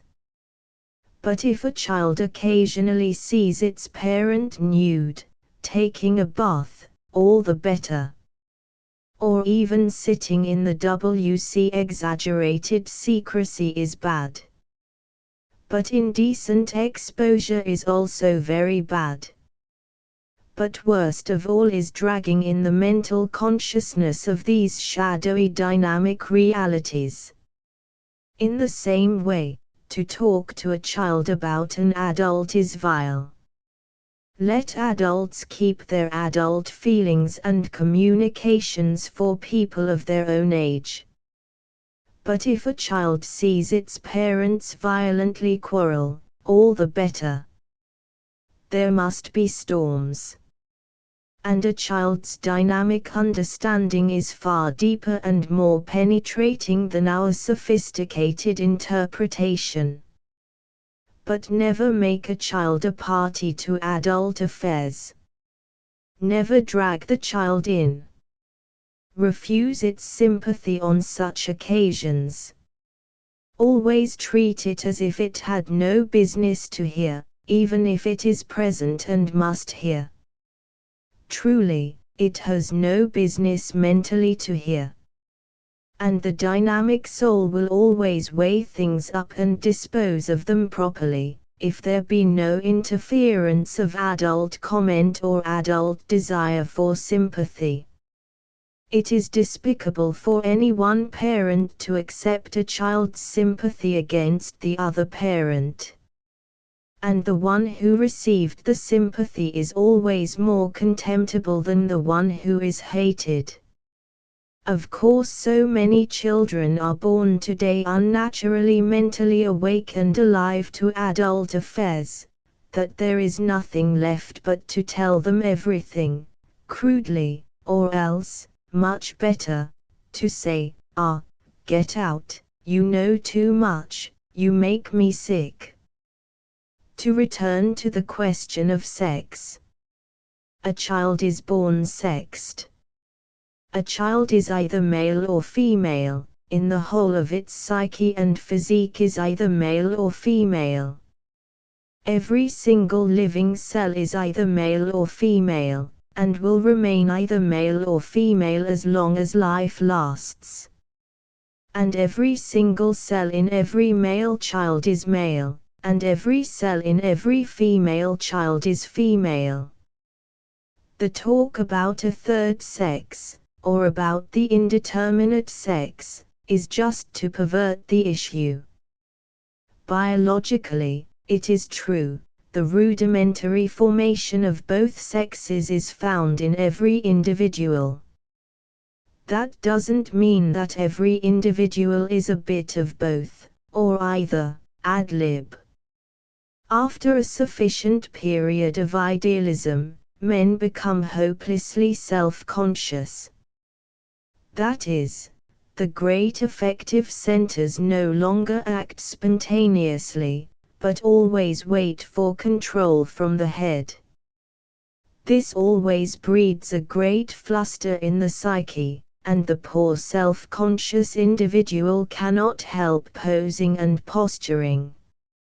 Our ideal has taught us to be gentle and wistful, rather girlish and yielding, and very yielding in our sympathies. In fact, many young men feel so very like what they imagine a girl must feel, that hence they draw the conclusion that they must have a large share of female sex inside them. False conclusion. These girlish men have often, today, the finest maleness, once it is put to the test. How is it then that they feel, and look, so girlish? It is largely a question of the direction of the polarized flow. Our ideal has taught us to be so loving and so submissive and so yielding in our sympathy, that the mode has become automatic in many men. Now in what we will call the natural mode, man has his positivity in the volitional centers, and women in the sympathetic. In fulfilling the Christian love ideal, however, men have reversed this. Man has assumed the gentle, all-sympathetic role, and woman has become the energetic party, with the authority in her hands. The male is the sensitive, sympathetic nature, the woman the active, effective, authoritative. So that the male acts as the passive, or recipient pole of attraction, the female as the active, positive, exertive pole, in human relations. Which is a reversal of the old flow. The woman is now the initiator, man the responder. They seem to play each other's parts. But man is purely male, playing woman's part, and woman is purely female, however manly. The gulf between Heliogabalus, or the most womanly man on earth, and the most manly woman, is just the same as ever, just the same old gulf between the sexes. The man is male, the woman is female. Only they are playing one another's parts, as they must at certain periods. The dynamic polarity has swung around.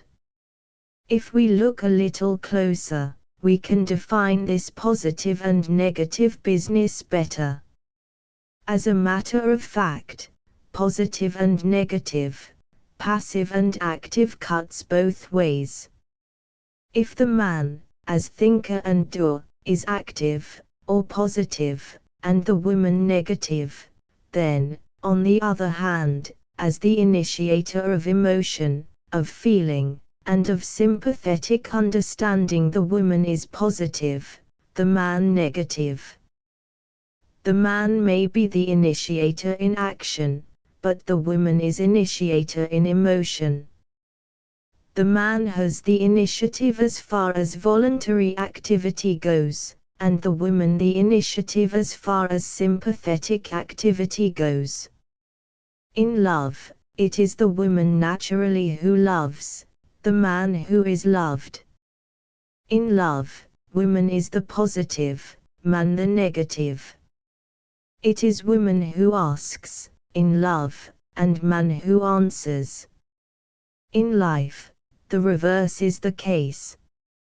In knowing and in doing, man is positive and woman negative, man initiates, and woman lives up to it. Naturally, this nicely arranged order of things may be reversed. Action and utterance, which are male, are polarized against feeling, emotion, which are female. And which is positive, which negative? Was man, the eternal protagonist, born of woman, from her womb of fathomless emotion? Or was woman, with her deep womb of emotion, born from the rib of active man, the first created? Man, the doer, the knower, the original in being, is he Lord of life? Or is woman, the great mother, who bore us from the womb of love, is she the supreme goddess? This is the question of all time. And as long as man and woman endure, so will the answer be given, first one way, then the other. Man, as the utterer, usually claims that Eve was created out of his spare rib, from the field of the creative, upper dynamic consciousness, that is. But woman, as soon as she gets a word in, points to the fact that man inevitably, poor darling, is the issue of his mother's womb. So the battle rages. But some men always agree with the woman. Some men always yield to women the creative positivity. And in certain periods, such as the present, the majority of men concur in regarding woman as the source of life, the first term in creation, woman, the mother, the prime being. And then, the whole polarity shifts over. Man still remains the doer and thinker. But he is so only in the service of emotional and procreative women. His highest moment is now the emotional moment when he gives himself up to the woman, when he forms the perfect answer for her great emotional and procreative asking. All his thinking, all his activity in the world only contributes to this great moment, when he is fulfilled in the emotional passion of the woman, the birth of rebirth, as Whitman calls it. In his consummation in the emotional passion of a woman, man is reborn, which is quite true. And there is the point at which we all now stick. Life, thought, and activity, all are devoted truly to the great end of woman, wife and mother. Man has now entered onto his negative mode. Now, his consummation is in feeling, not in action. Now, his activity is all of the domestic order and all his thought goes to proving that nothing matters except that birth shall continue and woman shall rock in the nest of this globe like a bird who covers her eggs in some tall tree. Man is the fetcher, the carrier, the sacrifice, the crucified, and the reborn of woman. This being so, the whole tendency of his nature changes. Instead of being assertive and rather insentient, he becomes wavering and sensitive. He begins to have as many feelings, nay, more than a woman. His heroism is all in altruistic endurance. He worships pity and tenderness and weakness, even in himself. In short, he takes on very largely the original role of woman. Woman meanwhile becomes the fearless, inwardly relentless, determined positive party. She grips the responsibility. The hand that rocks the cradle rules the world.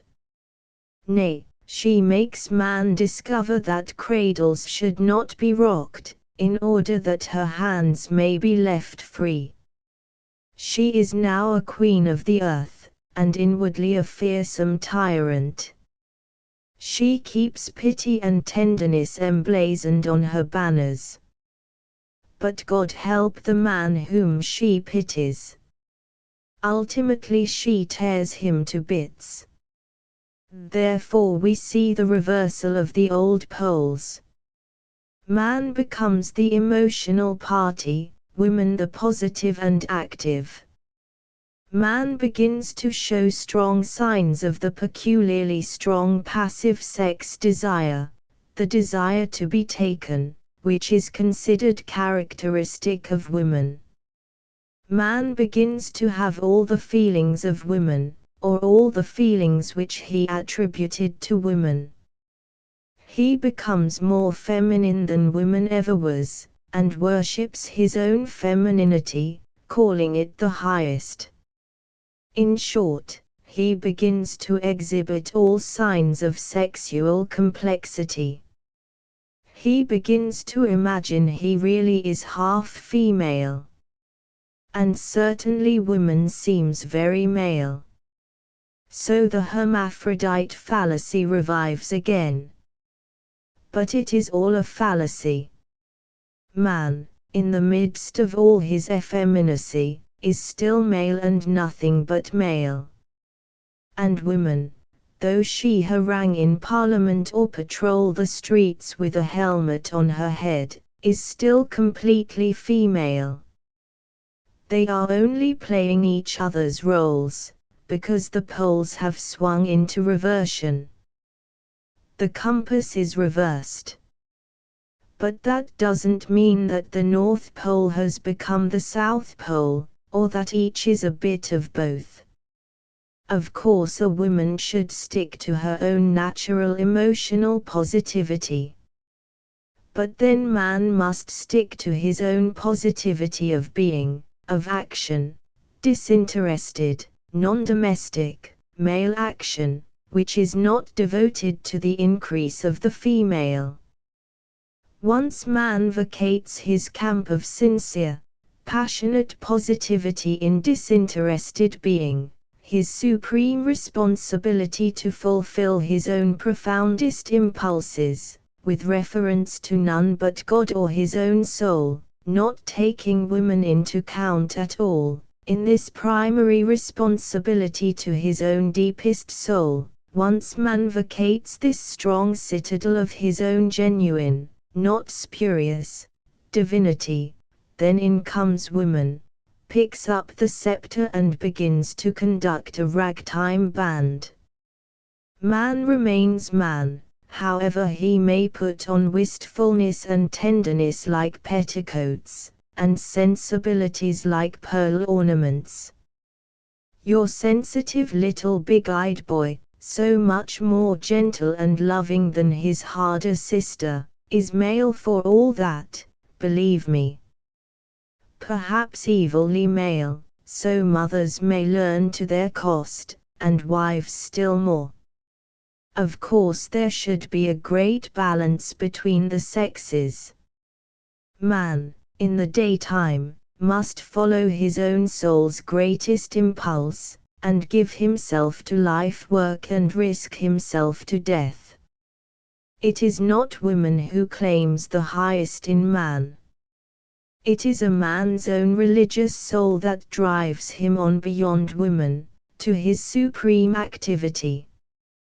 For his highest, man is responsible to God alone. He may not pause to remember that he has a life to lose, or a wife and children to leave.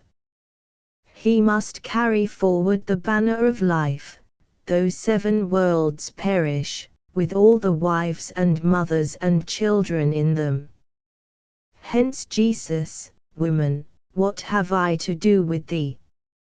Every man that lives has to say it again to his wife or mother, once he has any work or mission in hand, that comes from his soul. But again, no man is a blooming marvel for 24 hours a day. Jesus or Napoleon or any other of them ought to have been man enough to be able to come home at tea time and put his slippers on and sit under the spell of his wife.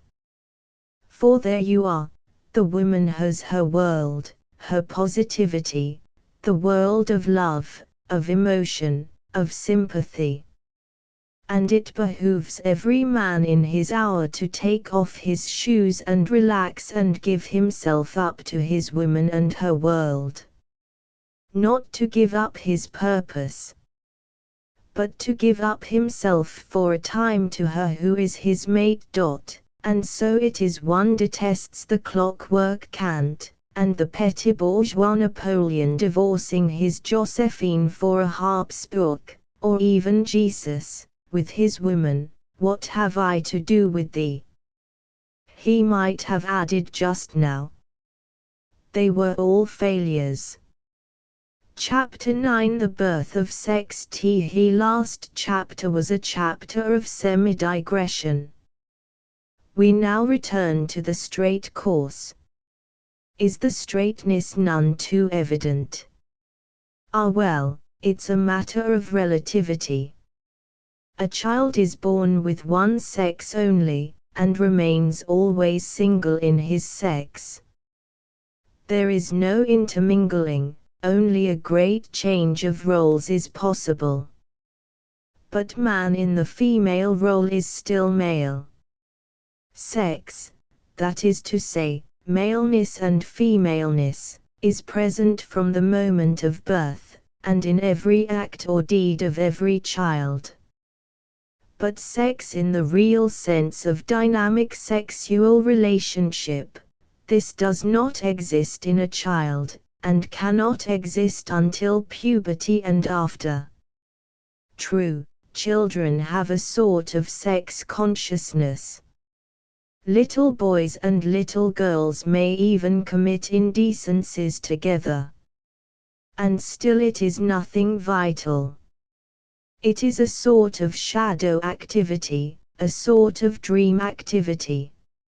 It has no very profound effect. But still, boys and girls should be kept apart as much as possible, that they may have some sort of respect and fear for the gulf that lies between them in nature, and for the great strangeness which each has to offer the other. Finally, we are all wrong when we say there is no vital difference between the sexes. There is every difference.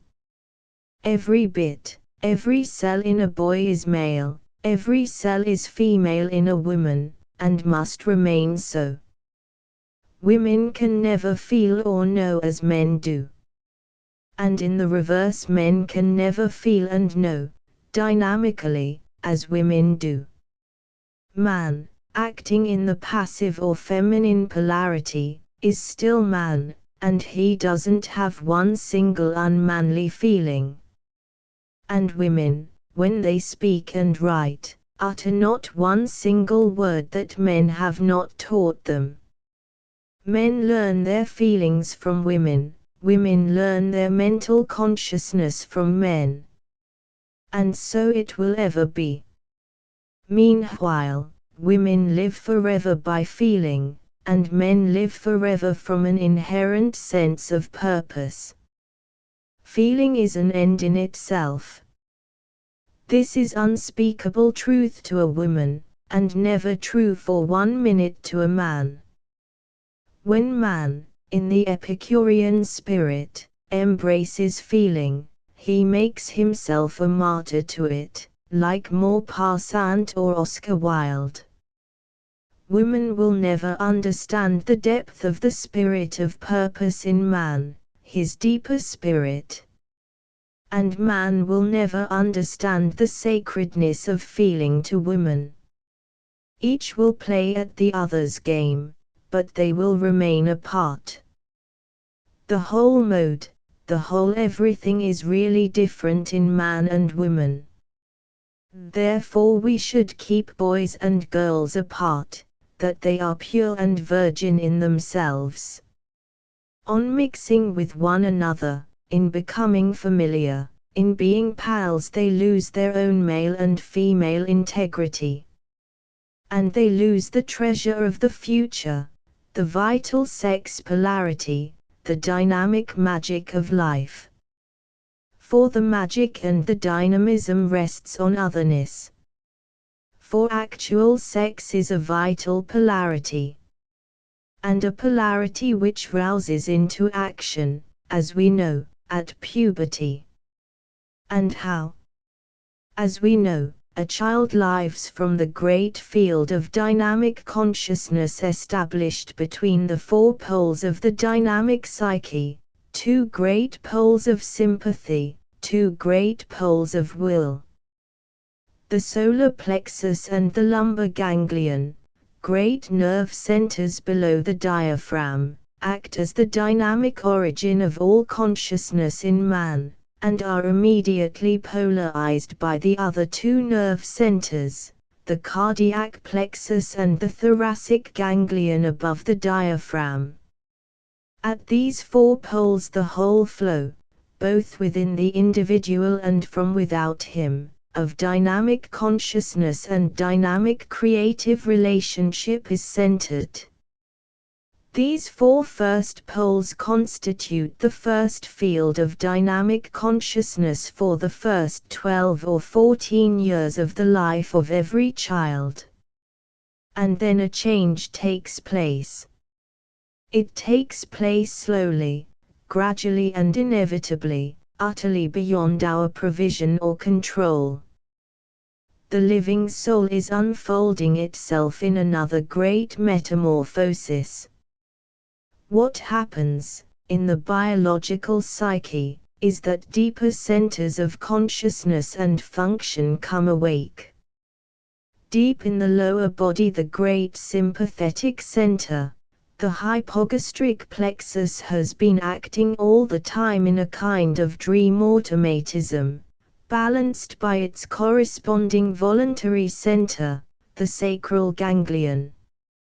At the age of 12 these 2 centers begin slowly to rumble awake, with a deep reverberant force that changes the whole constitution of the life of the individual.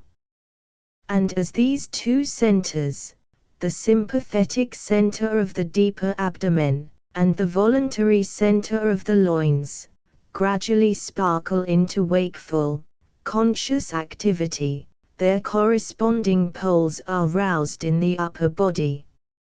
In the region of the throat and neck, the so-called cervical plexuses and the cervical ganglia dawn into activity. We have now another field of dawning dynamic consciousness, that will extend far beyond the first. And now various things happen to us.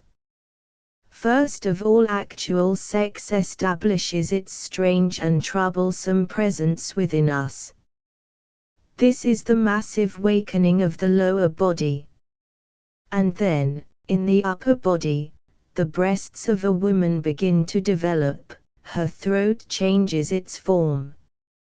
And in the man, the voice breaks, the beard begins to grow round the lips and onto the throat.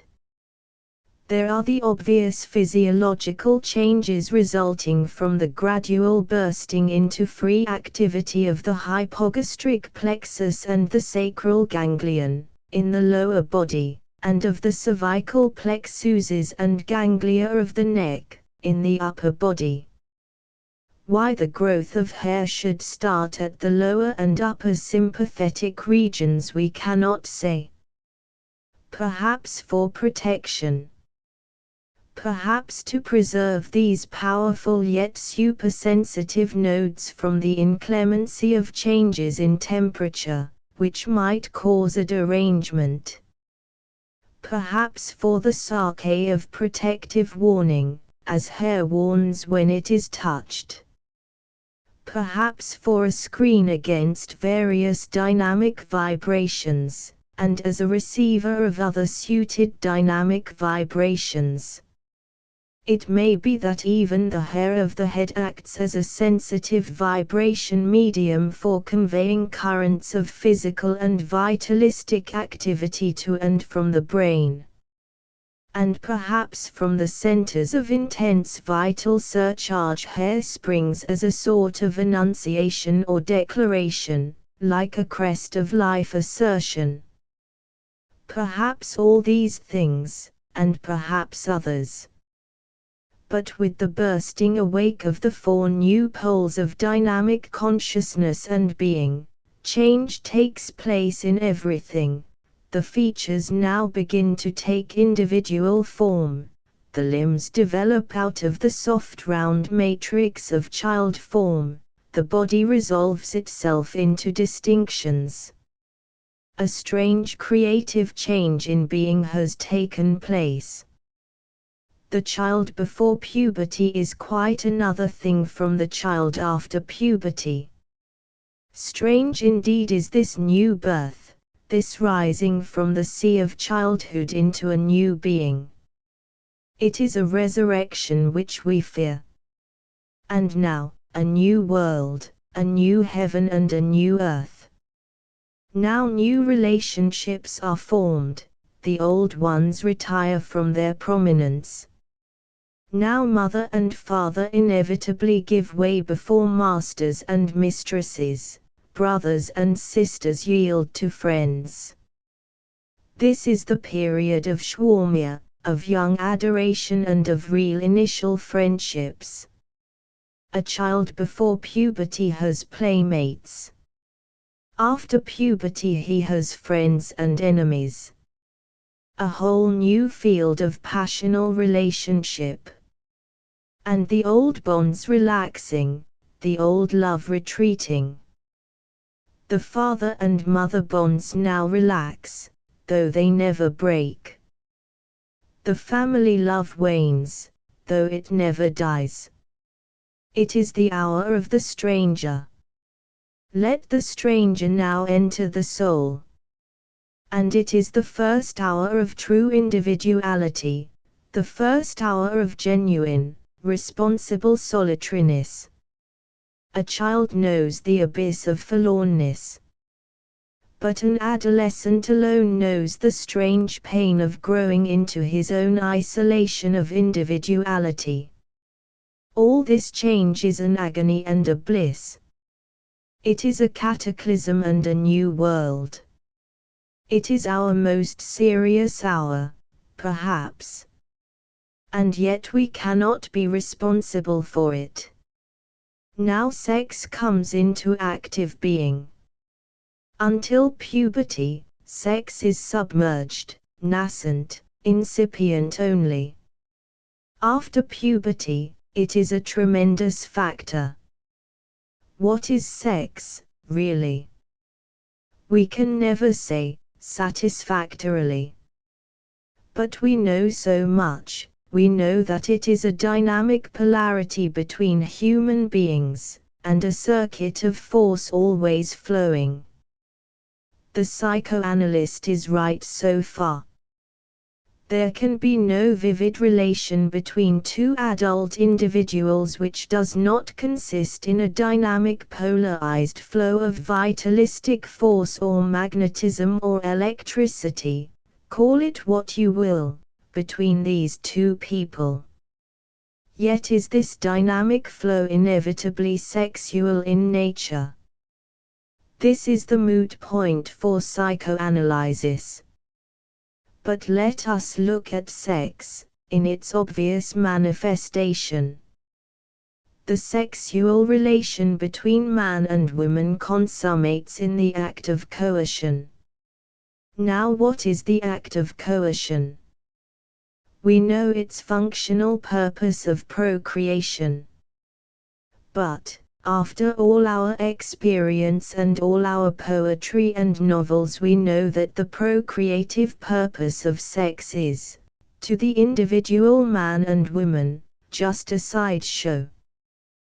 To the individual, the act of coercion is a great psychic experience, a vital experience of tremendous importance. On this vital individual experience the life and very being of the individual largely depends. But what is the experience? Untellable.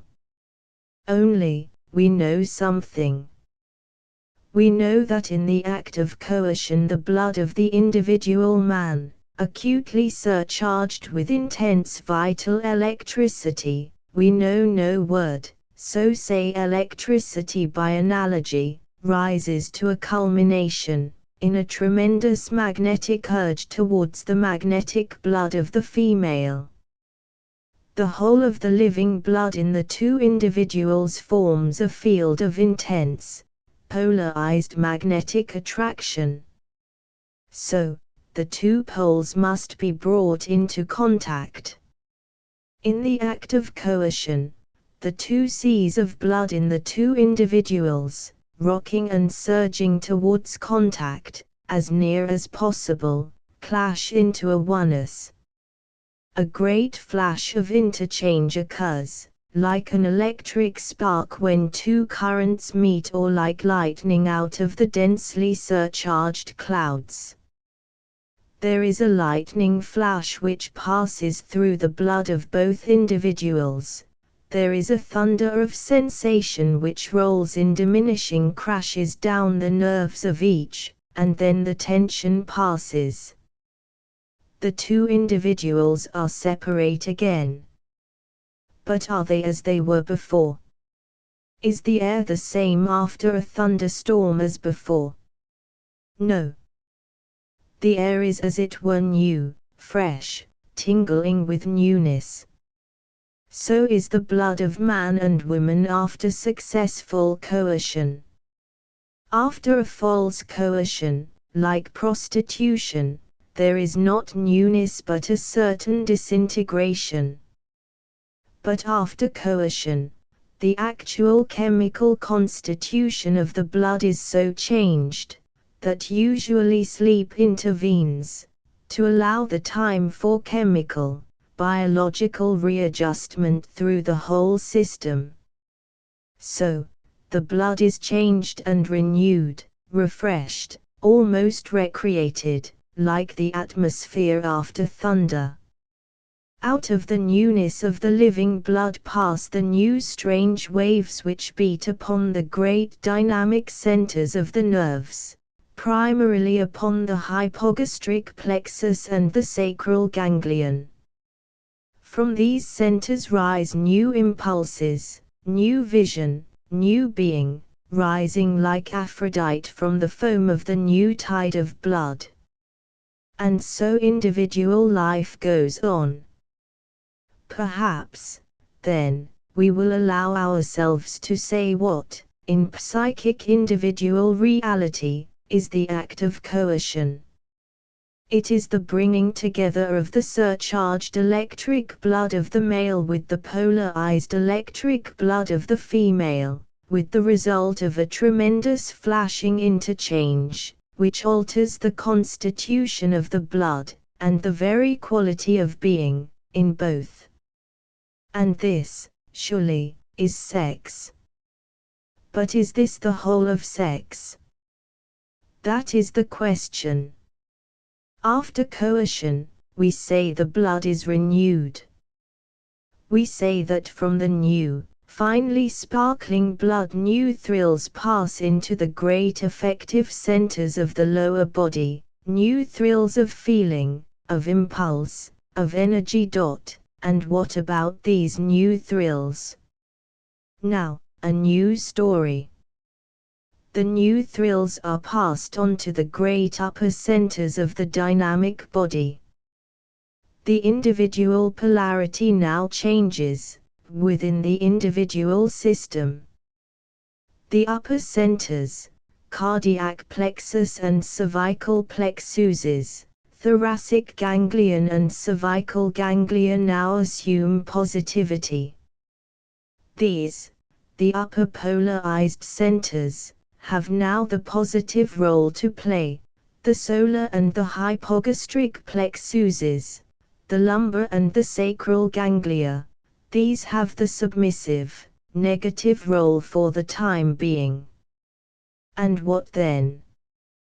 What now, that the upper centers are finally active in positivity? Now it is a different story.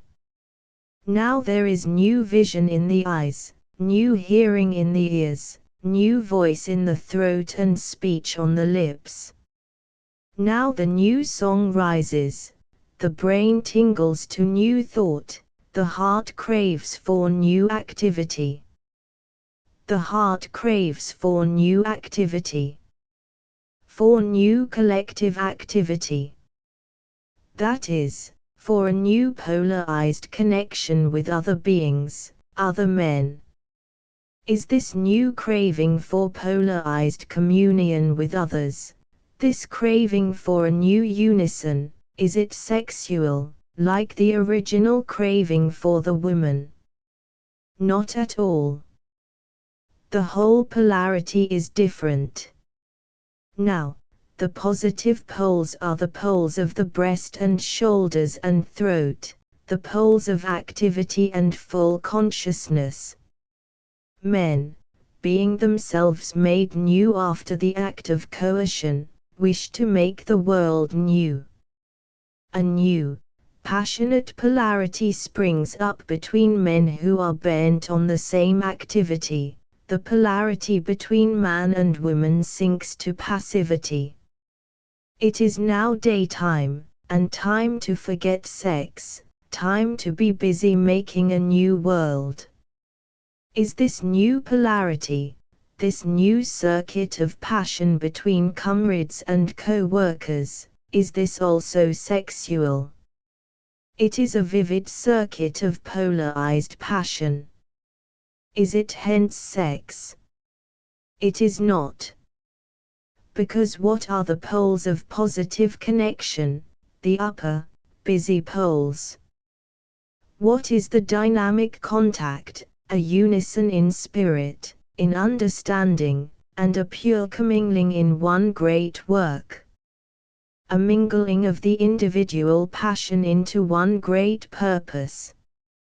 Now this is also a grand consummation for men, this mingling of many with one great impassioned purpose. But is this sex? Knowing what sex is, can we call this other also sex?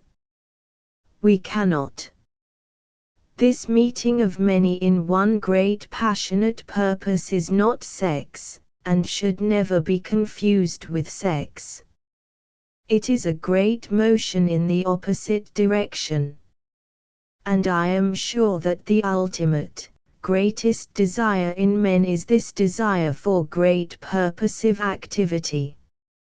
When man loses his deep sense of purposive, creative activity, he feels lost, and is lost. When he makes the sexual consummation the supreme consummation, even in his secret soul, he falls into the beginnings of despair. When he makes woman, or the woman and child the great center of life and of life significance, he falls into the beginnings of despair. Man must bravely stand by his own soul, his own responsibility as the creative vanguard of life. And he must also have the courage to go home to his woman and become a perfect answer to her deep sexual call. But he must never confuse his two issues. Primarily and supremely, man is always the pioneer of life, adventuring onward into the unknown, alone with his own temerarious, dauntless soul. Woman for him exists only in the twilight, by the campfire, when day has departed. Evening and the night are hers. The psychoanalysts, driving us back to the sexual consummation, always do us infinite damage. We have to break away, back to the great unison of manhood in some passionate purpose. Now this is not like sex.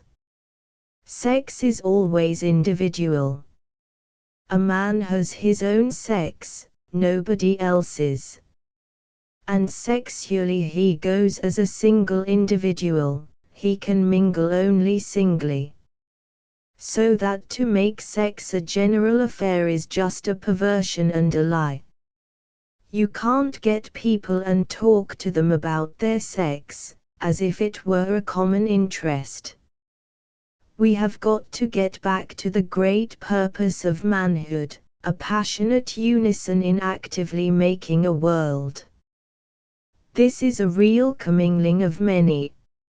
And in such a commingling we forfeit the individual. In the commingling of sex we are alone with one partner. It is an individual affair, there is no superior or inferior. But in the commingling of a passionate purpose, each individual sacredly abandons his individual. In the living faith of his soul, he surrenders his individuality to the great urge which is upon him. He may have to surrender his name, his fame, his fortune, his life, everything. But once a man, in the integrity of his own individual soul, believes, he surrenders his own individuality to his belief, and becomes one of a united body. He knows what he does. He makes the surrender honorably, in agreement with his own soul's deepest desire. But he surrenders, and remains responsible for the purity of his surrender. But what if he believes that his sexual consummation is his supreme consummation? Then he serves the great purpose to which he pledges himself only as long as it pleases him. After which he turns it down, and goes back to sex. With sex as the one accepted prime motive, the world drifts into despair and anarchy. Of all countries, America has most to fear from anarchy, even from one single moment's lapse into anarchy. The old nations are organically fixed into classes, but America not. You can shake Europe to atoms. And yet peasants fall back to peasantry, artisans to industrial labor, upper classes to their control, inevitably. But can you say the same of America? America must not lapse for one single moment into anarchy. It would be the end of her. She must drift no nearer to anarchy. She is near enough. Well, then, Americans must make a choice. It is a choice between belief in man's creative, spontaneous soul, and man's automatic power of production and reproduction. It is a choice between serving man, or woman. It is a choice between yielding the soul to a leader, leaders, or yielding only to the woman, wife, mistress, or mother. The great collective passion of belief which brings men together, comrades and co-workers, passionately obeying their soul-chosen leader or leaders. This is not a sex passion. Not in any sense. Sex holds any two people together, but it tends to disintegrate society, unless it is subordinated to the great dominating male passion of collective purpose. But when the sex passion submits to the great purposive passion, then you have fullness. And no great purposive passion can endure long unless it is established upon the fulfillment in the vast majority of individuals of the true sexual passion. No great motive or ideal or social principle can endure for any length of time unless based upon the sexual fulfillment of the vast majority of individuals concerned. It cuts both ways. Assert sex as the predominant fulfillment, and you get the collapse of living purpose in man. You get anarchy. Assert purposiveness as the one supreme and pure activity of life, and you drift into barren sterility, like our business life of today, and our political life. You become sterile, you make anarchy inevitable. And so there you are. You have got to base your great purposive activity upon the intense sexual fulfillment of all your individuals. That was how Egypt endured. But you have got to keep your sexual fulfillment even then subordinate, just subordinate to the great passion of purpose, subordinate by a hair's breadth only, but still, by that hair's breadth, subordinate. Perhaps we can see now a little better, to go back to the child, where Freud is wrong in attributing a sexual motive to all human activity. It is obvious there is no real sexual motive in a child, for example. The great sexual centers are not even awake. True, even in a child of 3, rudimentary sex throws strange shadows on the wall, in its approach from the distance. But these are only an uneasy intrusion from the as yet uncreated, unready biological centers. The great sexual centers of the hypogastric plexus, and the immensely powerful sacral ganglion are slowly prepared, developed in a kind of prenatal gestation during childhood before puberty. But even an unborn child kicks in the womb. So do the great sex centers give occasional blind kicks in a child. It is part of the phenomenon of childhood. But we must be most careful not to charge these rather unpleasant apparitions or phenomena against the individual boy or girl. We must be very careful not to drag the matter into mental consciousness. Shoo it away. Reprimand it with a pa. And a for. And a bit of contempt. But do not get into any heat or any fear. Do not startle a passional attention. Drive the whole thing away like the shadow it is, and be very careful not to drive it into the consciousness. Be very careful to plant no seed of burning shame or horror. Throw over it merely the cold water of contemptuous indifference, dismissal. After puberty, a child may as well be told the simple and necessary facts of sex. As things stand, the parent may as well do it. But briefly, coldly, and with as cold a dismissal as possible. Look here, you're not a child anymore, you know it, don't you? You're going to be a man. And you know what that means. It means you're going to marry a woman later on, and get children. You know it, and I know it. But in the meantime, leave yourself alone. I know you'll have a lot of bother with yourself, and your feelings. I know what is happening to you. And I know you get excited about it. But you needn't. Other men have all gone through it. So don't you go creeping off by yourself and doing things on the sly.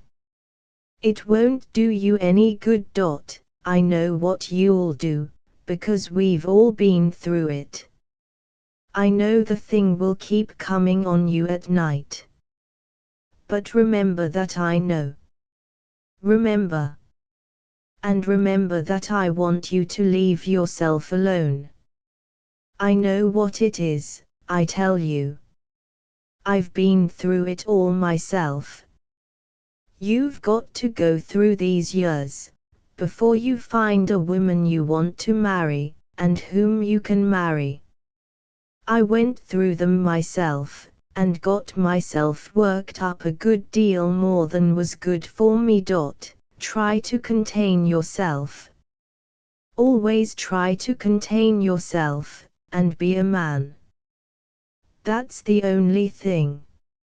Always try and be manly, and quiet in yourself.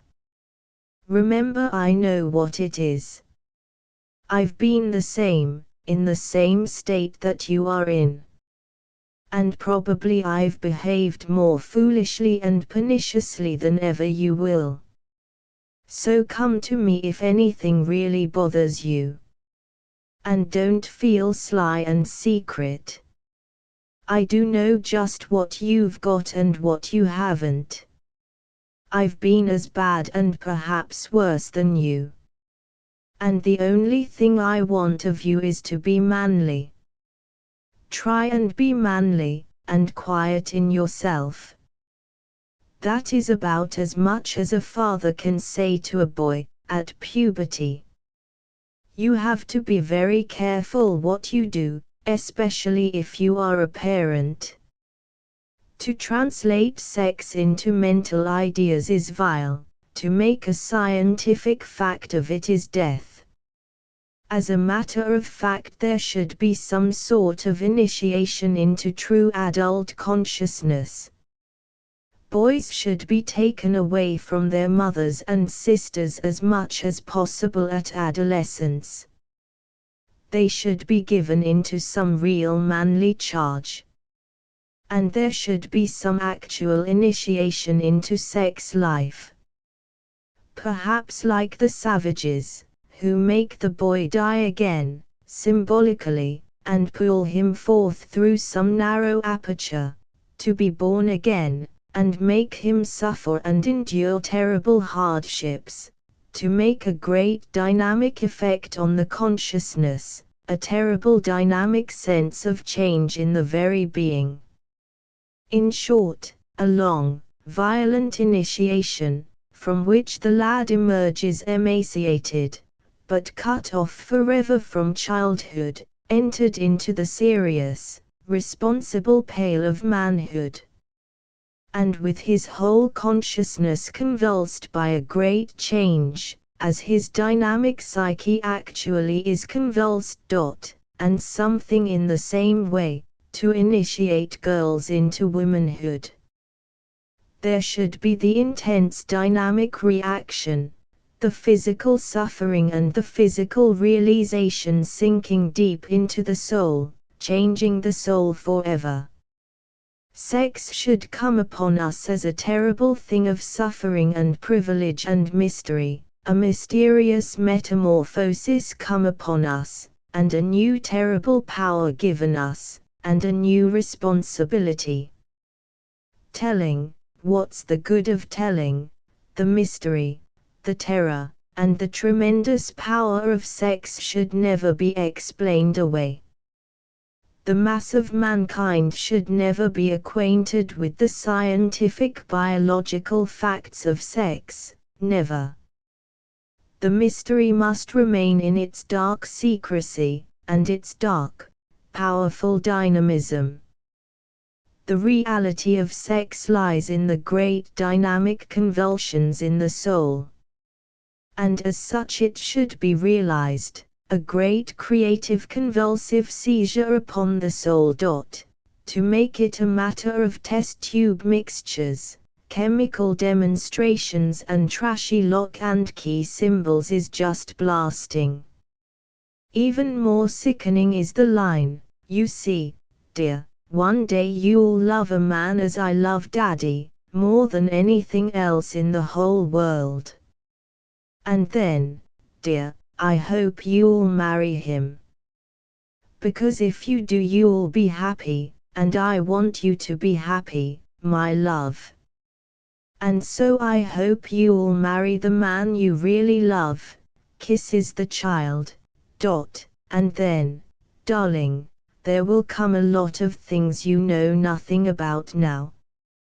You'll want to have a dear little baby, won't you, darling? Your own dear little baby. And your husband's as well. Because it'll be his, too. You know that, don't you, dear? It will be born from both of you. And you don't know how, do you? Well, it will come from right inside you, dear, out of your own inside. You came out of mother's inside, etc., etc. But I suppose there's really nothing else to be done, given the world and society as we've got them now. The mother is doing her best. But it is all wrong. It is wrong to make sex appear as if it were part of the dear darling love smam, the spiritual love. It is even worse to take the scientific test tube line. It all kills the great effective dynamism of life, and substitutes the mere ash of mental ideas and tricks. The scientific fact of sex is no more sex than a skeleton is a man.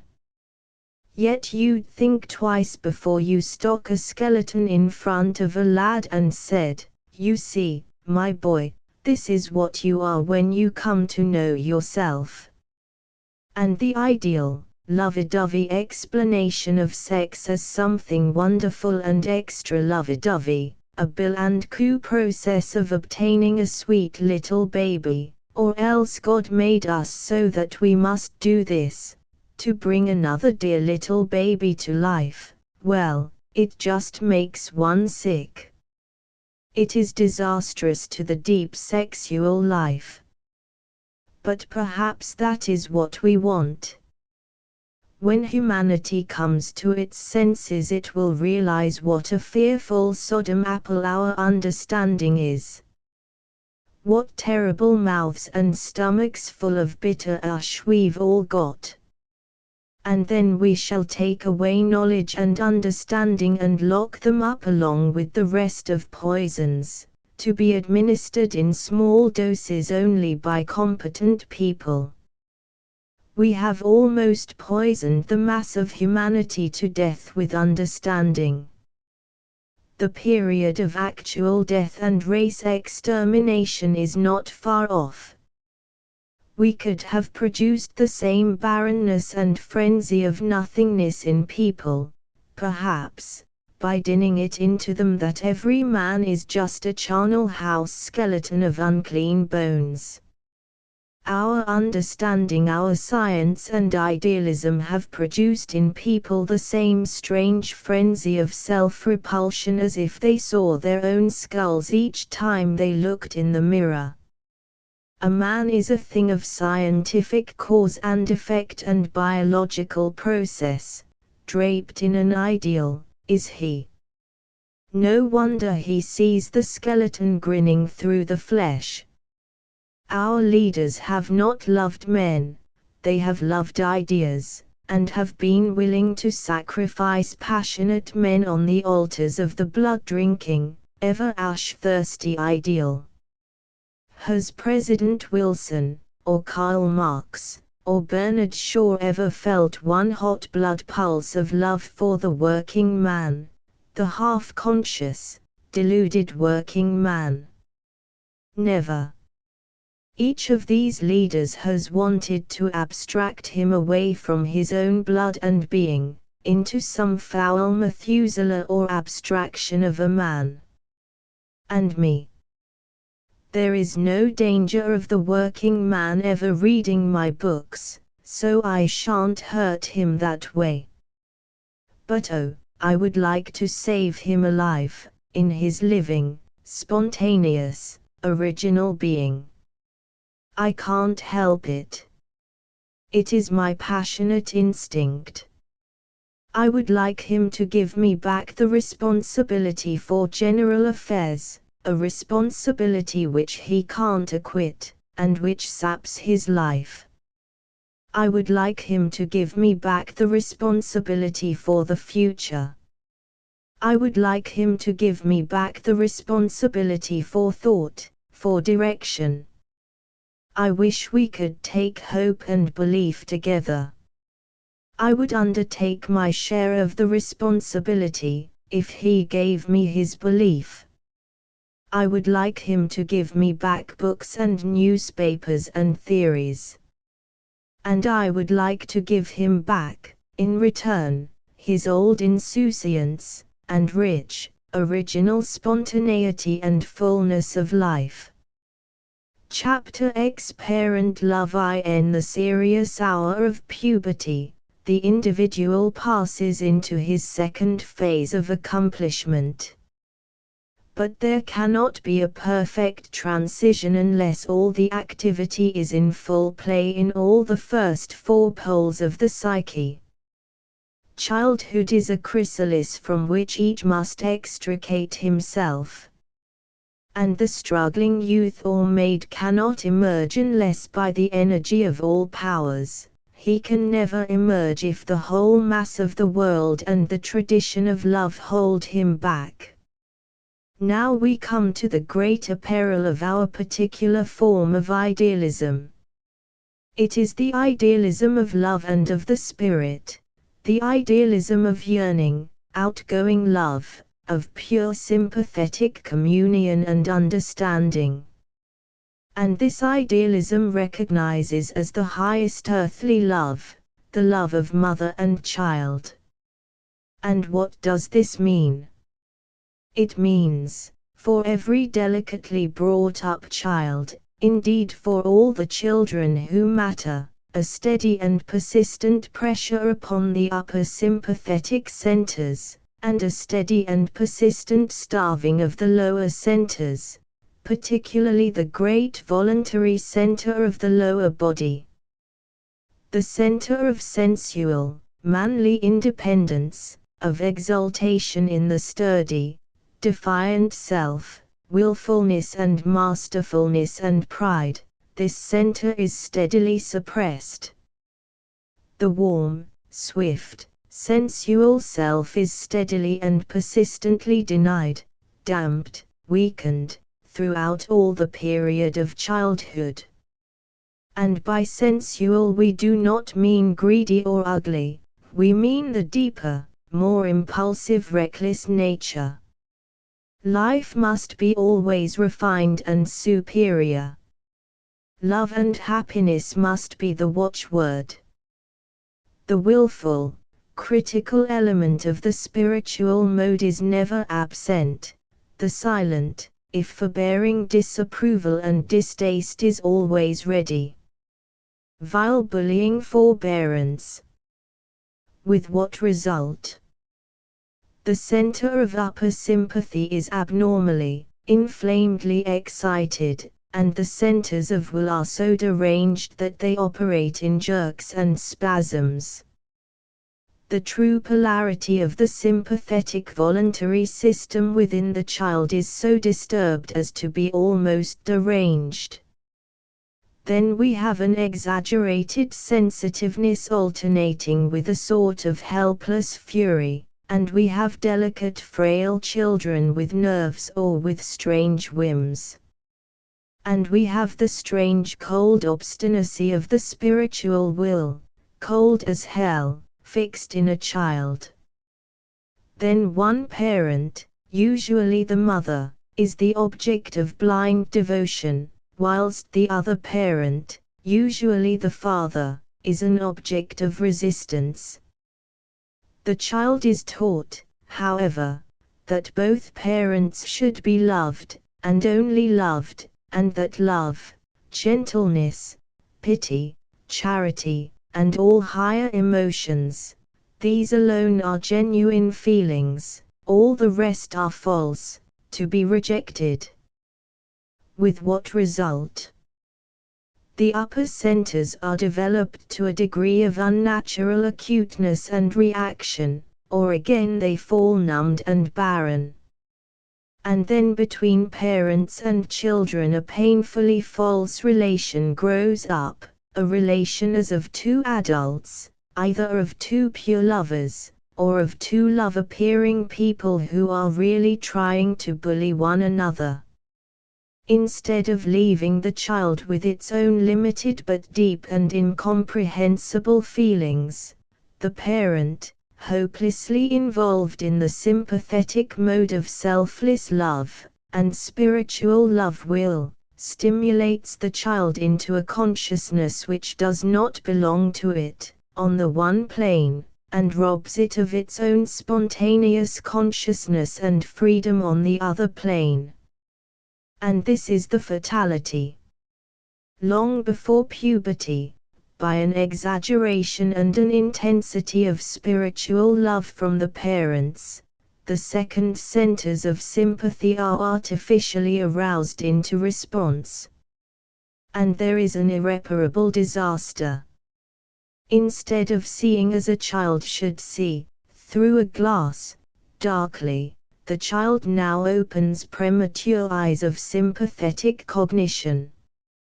Instead of knowing in part, as it should know, it begins, at a fearfully small age, to know in full. The cervical plexuses and the cervical ganglia, which should only begin to awake after adolescence, these centers of the higher dynamic sympathy and cognition, are both artificially stimulated by the adult personal love emotion and love will into response, in a quite young child, sometimes even in an infant. This is a holy obscenity. Our particular mode of idealism causes us to suppress as far as possible the sensual centers, to make them negative. The whole of the activity is concentrated, as far as possible, in the upper or spiritual centers, the centers of the breast and throat, which we will call the centers of dynamic cognition, in contrast to the centers of sensual comprehension below the diaphragm. And then a child arrives at puberty, with its upper nature already roused into precocious action. The child nowadays is almost invariably precocious in understanding. In the North, spiritually precocious, so that by the time it arrives at adolescence it already has experienced the extended sympathetic reactions which should have lain utterly dark. And it has experienced these extended reactions with whom? With the parent or parents. Which is man devouring his own offspring. For to the parents belongs, once and for all, the dynamic reaction on the first plane of consciousness only, the reaction and relationship at the first four poles of dynamic consciousness. When the second, the farther plane of consciousness rouses into action, the relationship is with strangers. All human instinct and all ethnology will prove this to us. What sex instinct there is in a child is always adverse to the parents. But also, the parents are all too quick. They all proceed to swallow their children before the children can get out of their clutches. And even if parents do send away their children at the age of puberty, to school or elsewhere, it is not much good. The mischief has been done before. For the first 12 years the parents and the whole community forcibly insist on the child's living from the upper centers only, and particularly the upper sympathetic centers, without the balance of the warm, deep sensual self. Parents and community alike insist on rousing an adult sympathetic response, and a mental answer in the child's schools, Sunday schools, books, home influence, all works in this one pernicious way. But it is the home, the parents, that work most effectively and intensely. There is the most intimate mesh of love bullying, and understanding in which a child is entangled. So that a child arrives at the age of puberty already stripped of its childhood's darkness, bound, and delivered over. Instead of waking now to a whole new field of consciousness, a whole vast and wonderful new dynamic impulse towards new connections, it finds itself fatally bound. Puberty accomplishes itself. The hour of sex strikes. But there is your child, bound, helpless. You have already aroused in it the dynamic response to your own insatiable love will. You have already established between your child and yourself the dynamic relation in the further plane of consciousness. You have got your child as sure as if you had woven its flesh again with your own. You have done what it is vicious for any parent to do. You have established between your child and yourself the bond of adult love, the love of man for man, woman for woman, or man for woman. All your tenderness, your cherishing will not excuse you. It only deepens your guilt. You have established between your child and yourself the bond of further sympathy. I do not speak of sex. I speak of pure sympathy, sacred love. The parents establish between themselves and their child the bond of the higher love, the further spiritual love, the sympathy of the adult soul. And this is fatal. It is a sort of incest. It is a dynamic spiritual incest, more dangerous than sensual incest, because it is more intangible and less instinctively repugnant. But let psychoanalysis fall into what discredit it may, it has done us this great service of proving to us that the intense upper sympathy, indeed the dynamic relation either of love will or love sympathy, between parent and child, upon the upper plane, inevitably involves us in a conclusion of incest. For although it is our aim to establish a purely spiritual dynamic relation on the upper plane only, yet, because of the inevitable polarity of the human psychic system, we shall arouse at the same time a dynamic sensual activity on the lower plane, the deeper sensual plane. We may be as pure as angels, and yet, being human, this will and must inevitably happen. When Mrs. Ruskin said that John Ruskin should have married his mother, she spoke the truth. He was married to his mother. For in spite of all our intention, all our creed, all our purity, all our desire and all our will, once we arouse the dynamic relation in the upper, higher plane of love, we inevitably evoke a dynamic consciousness on the lower, deeper plane of sensual love. And then what?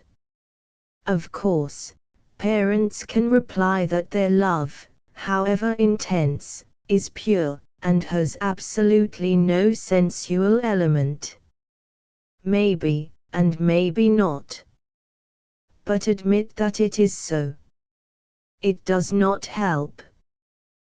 The intense excitement of the upper centers of sympathy willy-nilly arouses the lower centers. It arouses them to activity, even if it denies them any expression or any polarized connection. Our psyche is so framed that activity aroused on one plane provokes activity on the corresponding plane, automatically. So the intense pure love relation between parent and child inevitably arouses the lower centers in the child, the centers of sex. Now the deeper sensual centers, once aroused, should find response from the sensual body of some other, some friend or lover. The response is impossible between parent and child. Myself, I believe that biologically there is radical sex aversion between parent and child, at the deeper sensual centers.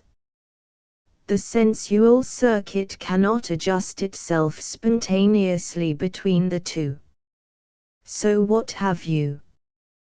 Child and parent intensely linked in adult love sympathy and love will, on the upper plane, and in the child, the deeper sensual centers aroused, but finding no correspondent, no objective, no polarized connection with another person. There they are, the powerful centers of sex, acting spasmodically, without balance. They must be polarized somehow. So they are polarized to the active upper centers within the child, and you get an introvert. This is how introversion begins. The lower sexual centers are aroused. They find no sympathy, no connection, no response from outside, no expression. They are dynamically polarized by the upper centers within the individual. That is, the whole of the sexual or deeper sensual flow goes on upwards in the individual, to his own upper, from his own lower centers. The upper centers hold the lower in positive polarity.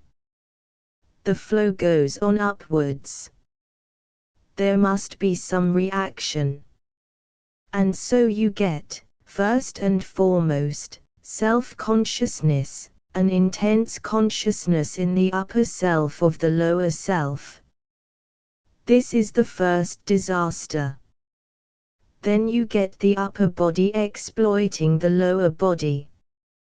You get the hands exploiting the sensual body, in feeling, fingering, and in masturbation. You get a pornographic longing with regard to the self. You get the obscene postcards which most youths possess. You get the absolute lust for dirty stories, which so many men have. And you get various mild sex perversions, such as masturbation, and so on. What does all this mean? It means that the activity of the lower psyche and lower body is polarized by the upper body. Eyes and ears want to gather sexual activity and knowledge. The mind becomes full of sex, and always, in an introvert, of his own sex. If we examine the apparent extroverts, like the flaunting Italian, we shall see the same thing. It is his own sex which obsesses him. And today what have we but this? Almost inevitably we find in a child now an intense, precocious, secret sexual preoccupation. The upper self is rapidly engaged in exploiting the lower self. A child and its own roused, inflamed sex, its own shame and masturbation, its own cruel, secret sexual excitement and sex curiosity. This is the greatest tragedy of our day. The child does not so much want to act as to know. The thought of actual sex connection is usually repulsive. There is an aversion from the normal coercion act. But the craving to feel, to see, to taste, to know, mentally in the head, this is insatiable. Anything, so that the sensation and experience shall come through the upper channels. This is the secret of our introversion and our perversion today. Anything rather than spontaneous direct action from the sensual self. Anything rather than the merely normal passion. Introduce any trick, any idea, any mental element you can into sex, but make it an affair of the upper consciousness, the mind and eyes and mouth and fingers. This is our vice, our dirt, our disease. And the adult, and the ideal are to blame. But the tragedy of our children, in their inflamed, solitary sexual excitement, distresses us beyond any blame. It is time to drop the word love, and more than time to drop the ideal of love. Every frenzied individual is told to find fulfillment in love. So he tries. Whereas, there is no fulfillment in love. Half of our fulfillment comes through love, through strong, sensual love. But the central fulfillment, for a man, is that he possess his own soul in strength within him, deep and alone. The deep, rich aloneness, reached and perfected through love. And the passing beyond any further quest of love. This central fullness of self-possession is our goal, if goal there be any. But there are two great ways of fulfillment. The first, the way of fulfillment through complete love, complete, passionate, deep love. And the second, the greater, the fulfillment through the accomplishment of religious purpose, the soul's earnest purpose. We work the love way falsely, from the upper self, and work it to death. The second way, of active unison in strong purpose, and in faith, this we only sneer at. But to return to the child and the parent. The coming to the fulfillment of single aloneness, through love, is made impossible for us by the ideal, the monomania of more love. At the very age dangery use, when a woman should be accomplishing her own fulfillment into maturity and rich quiescence, she turns rapidly to seek a new lover. At the very crucial time when she should be coming to a state of pure equilibrium and rest with her husband, she turns rapidly against rest or peace or equilibrium or husband in any shape or form, and demands more love, a new sort of lover, one who will understand her. And as often as not she turns to her son. It is true, a woman reaches her goal of fulfillment through feeling. But through being understood she reaches nowhere, unless the lover understands what a vice it is for a woman to get herself and her sex into her head. A woman reaches her fulfillment through love, deep sensual love, and exquisite sensitive communion. But once she reaches the point of fulfillment, she should not break off to ask for more excitements. She should take the beauty of maturity and peace and quiet faithfulness upon her. This she won't do, however, unless the man, her husband, goes on beyond her. When a man approaches the beginning of maturity and the fulfillment of his individual self, about the age of 35, then is not his time to come to rest. On the contrary, deeply fulfilled through marriage, and at one with his own soul, he must now undertake the responsibility for the next step into the future. He must now give himself perfectly to some further purpose, some passionate purposive activity. Till a man makes the great resolution of aloneness and singleness of being, till he takes upon himself the silence and central appeasedness of maturity, and then, after this, assumes a sacred responsibility for the next purposive step into the future, there is no rest. The great resolution of aloneness and appeasedness, and the further deep assumption of responsibility in purpose, this is necessary to every parent, every father, every husband, at a certain point. If the resolution is never made, the responsibility never embraced, then the love craving will run on into frenzy, and lay waste to the family. In the woman particularly the love craving will run on to frenzy and disaster. Seeking the fulfillment in the deep passional self, diseased with self-consciousness and sex in the head, foiled by the very loving weakness of the husband who has not the courage to withdraw into his own stillness and singleness, and put the wife under the spell of his fulfilled decision, the unhappy woman beats about for her insatiable satisfaction, seeking whom she may devour. And usually, she turns to her child. Here she provokes what she wants. Here, in her own son who belongs to her, she seems to find the last perfect response for which she is craving. He is a medium to her, she provokes from him her own answer. So she throws herself into a last great love for her son, a final and fatal devotion, that which would have been the richness and strength of her husband and is poison to her boy.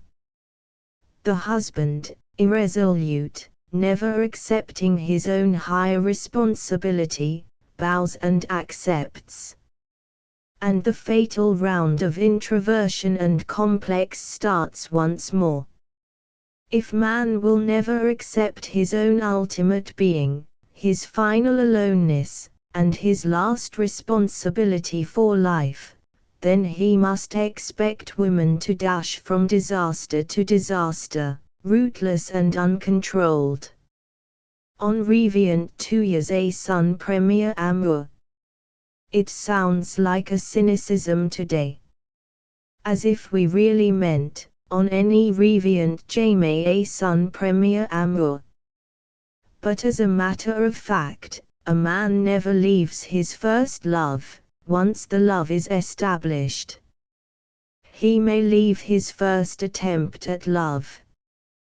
Once a man establishes a full dynamic communication at the deeper and the higher centers, with a woman, this can never be broken. But sex in the head breaks down, and half circuits break down. Once the full circuit is established, however, this can never break down.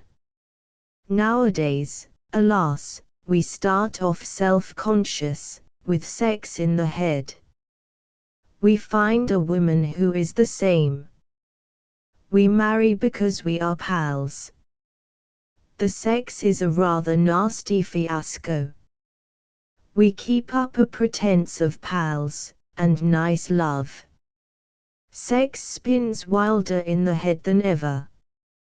There is either a family of children whom the dissatisfied parents can devote themselves to, thereby perverting the miserable little creatures, or else there is a divorce. And at the great dynamic centers nothing has happened at all. Blank nothing. There has been no vital interchange at all in the whole of this beautiful marriage affair. Establish between yourself and another individual a dynamic connection at only 2 of the 4 further poles, and you will have the devil of a job to break the connection. Especially if it be the first connection you have made. Especially if the other individual be the first in the field. This is the case of the parents. Parents are first in the field of the child's further consciousness. They are criminal trespassers in that field. But that makes no matter. They are first in the field. They establish a dynamic connection between the 2 upper centers, the centers of the throat, the centers of the higher dynamic sympathy and cognition. They establish this circuit. And break it if you can. Very often not even death can break it. And as we see, the establishment of the upper love and cognition circuit inevitably provokes the lower sex sensual centers into action, even though there be no correspondence on the sensual plane between the 2 individuals concerned. Then see what happens. If you want to see the real desirable wife spirit, look at a mother with her boy of 18.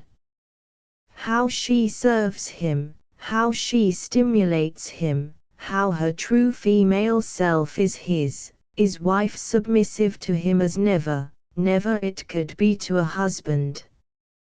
This is the quiescent, flowering love of a mature woman. It is the very flower of a woman's love, sexually asking nothing of the beloved, save that he shall be himself, and that for his living he shall accept the gift of her love. This is the perfect flower of married love, which a husband should put in his cap as he goes forward into the future in his supreme activity. For the husband, it is a great pledge, and a blossom. For the son also it seems wonderful. The woman now feels for the first time as a true wife might feel. And her feeling is towards her son. Or, instead of mother and son, read father and daughter. And then what? The son gets on swimmingly for a time, till he is faced with the actual fact of sex necessity. He gleefully inherits his adolescence and the world at large, without an obstacle in his way, mother supported, mother loved. Everything comes to him in glamour, he feels he sees wondrous much, understands a whole heaven, mother stimulated. Think of the power which a mature woman thus infuses into her boy.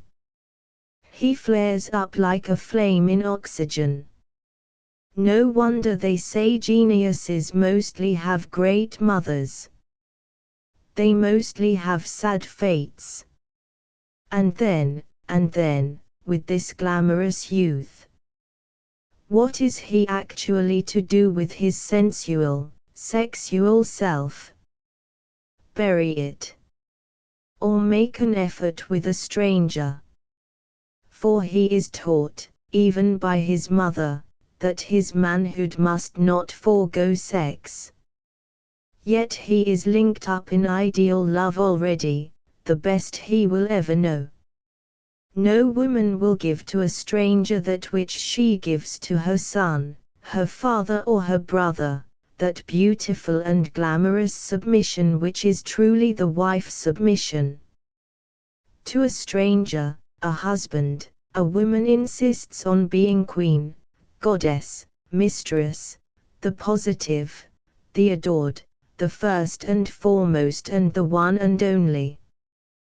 This she will not ask from her near blood kin. Of her blood kin, there is always one she will love devotedly.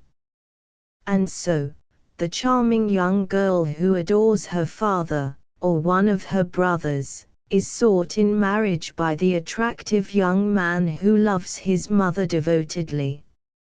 And a pretty business the marriage is. We can't think of it. Of course they may be good pals. It's the only thing left. And there we are. The game is spoilt before it is begun. Within the circle of the family, owing to our creed of insatiable love, intense adult sympathies are provoked in quite young children. In Italy, the Italian stimulates adult sex consciousness and sex sympathy in his child, almost deliberately. But with us, it is usually spiritual sympathy and spiritual criticism. The adult experiences are provoked, the adult devotional sympathies are linked up, prematurely, as far as the child is concerned. We have the heart-wringing spectacle of intense parent-child love, a love intense as the love of man and woman, but not sexual, or else the great brother-sister devotion. And thus, the great love experience which should lie in the future is forestalled. Within the family, the love bond forms quickly, without the shocks and ruptures inevitable between strangers. And so, it is easiest, intensest, and seems the best. It seems the highest. You will not easily get a man to believe that his carnal love for the woman he has made his wife is as high a love as that he felt for his mother or sister. The cream is licked off from life before the boy or the girl is 20. Afterwards, repetition, disillusion, and barrenness.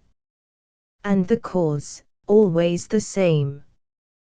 That parents will not make the great resolution to come to rest within themselves, to possess their own souls in quiet and fullness.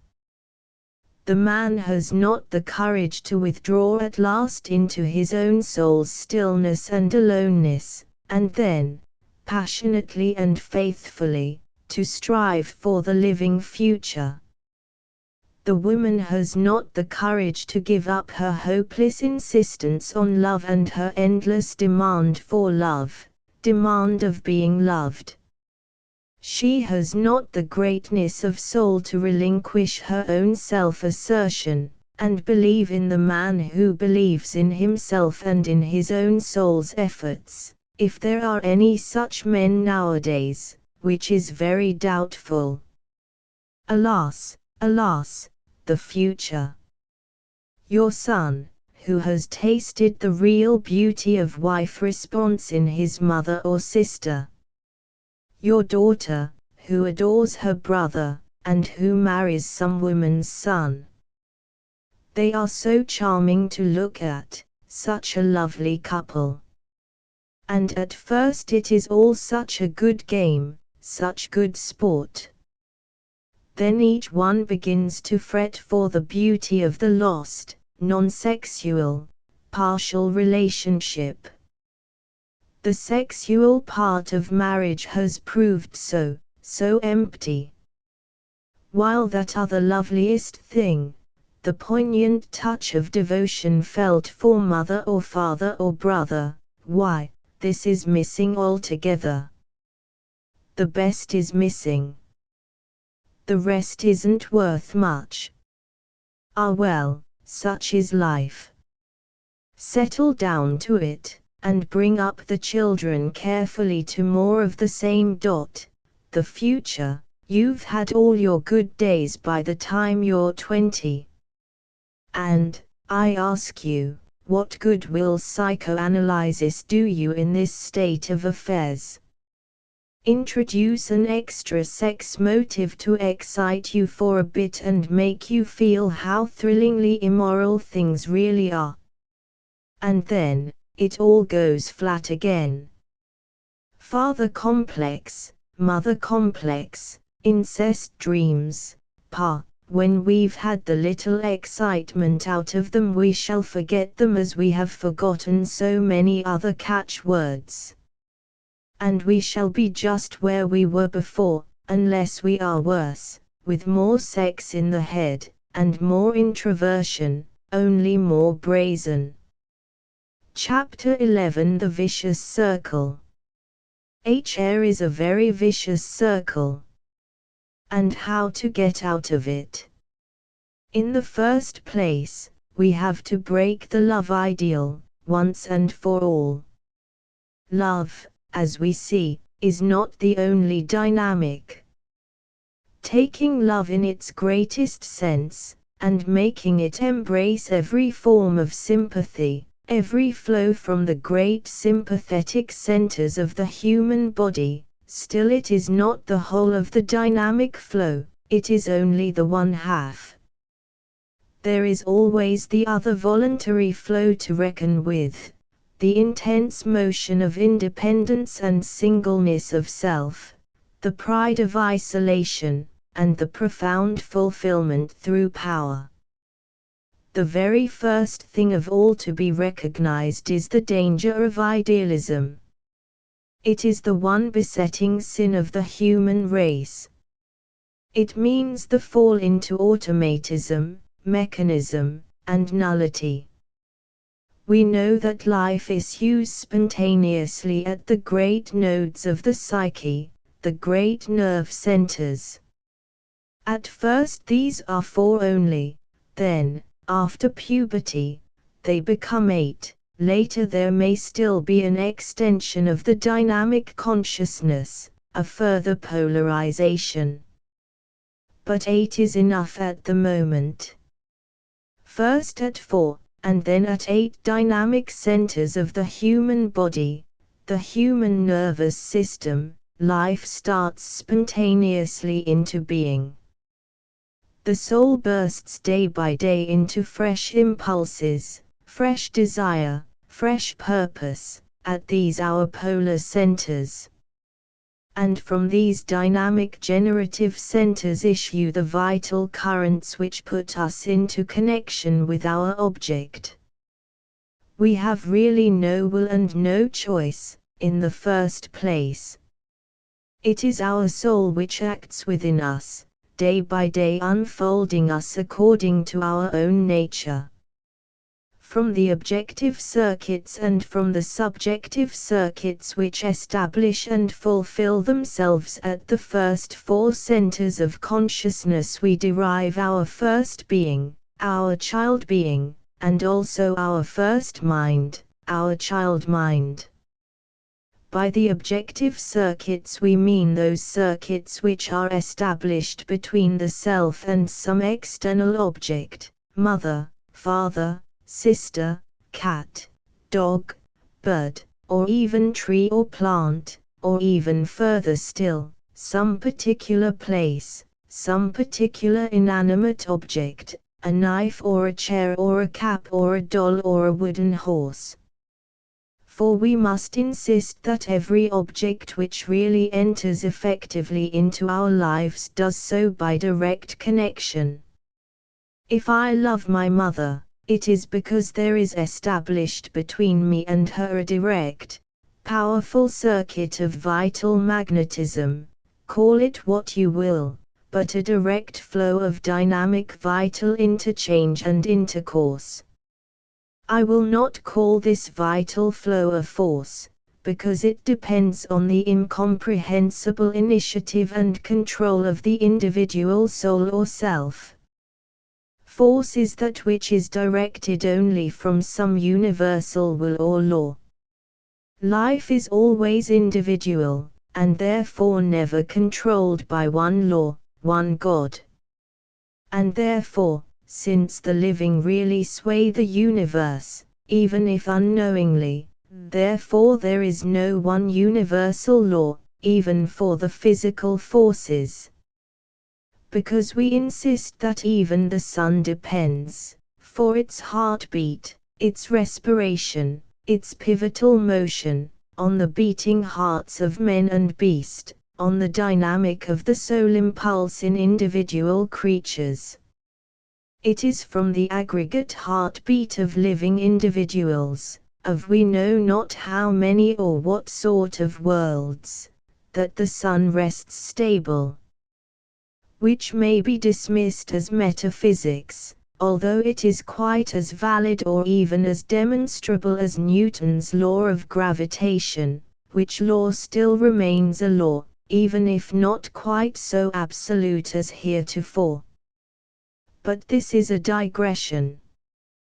The argument is, that between an individual and any external object with which he has an affective connection, there exists a definite vital flow, as definite and concrete as the electric current whose polarized circuit sets our tramcars running and our lamps shining, or our Marconi wires vibrating.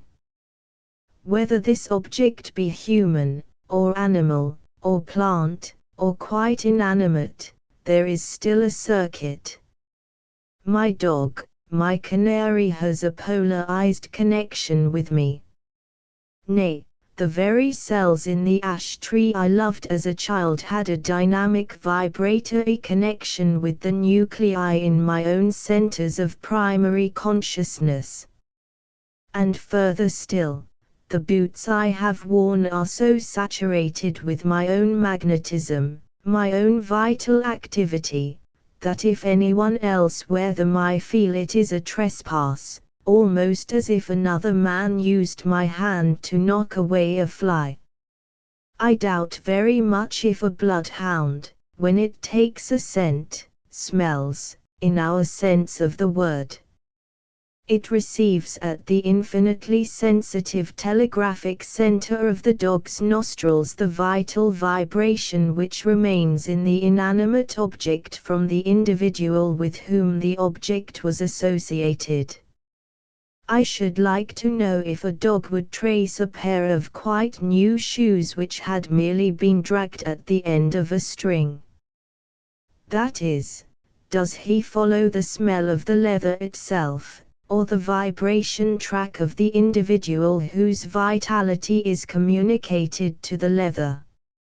So, there is a definite vibratory rapport between a man and his surroundings, once he definitely gets into contact with these surroundings. Any particular locality, any house which has been lived in has a vibration, a transferred vitality of its own. This is either sympathetic or antipathetic to the succeeding individual in varying degree.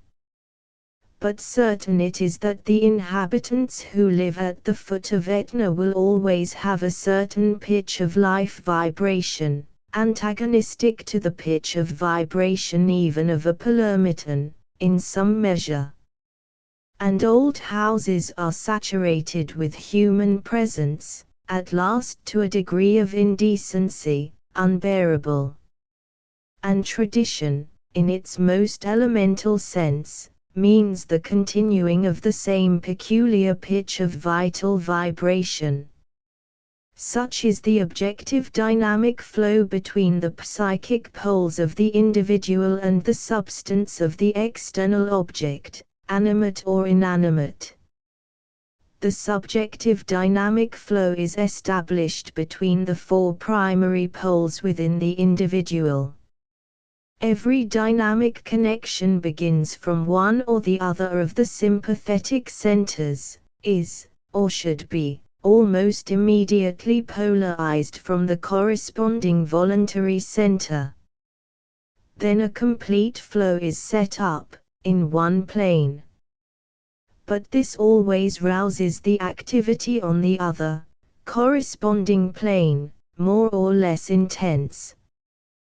There is a whole field of consciousness established, with positive polarity of the first plane, negative polarity of the second. Which being so, a whole fourfold field of dynamic consciousness now working within the individual, direct cognition takes place. The mind begins to know, and to strive to know. The business of the mind is first and foremost the pure joy of knowing and comprehending, the pure joy of consciousness. The second business is to act as medium, as interpreter, as agent between the individual and his object. The mind should not act as a director or controller of the spontaneous centers. These the soul alone must control, the soul being that forever unknowable reality which causes us to rise into being. There is continual conflict between the soul, which is forever sending forth incalculable impulses, and the psyche, which is conservative, and wishes to persist in its old motions, and the mind, which wishes to have freedom that is spasmodic, idea-driven control. Mind, and conservative psyche, and the incalculable soul, these three are a trinity of powers in every human being. But there is something even beyond these. It is the individual in his pure singleness, in his totality of consciousness, in his oneness of being, the Holy Ghost which is with us after our Pentecost, and which we may not deny. When I say to myself, I am wrong, knowing with sudden insight that I am wrong, then this is the whole self speaking, the Holy Ghost.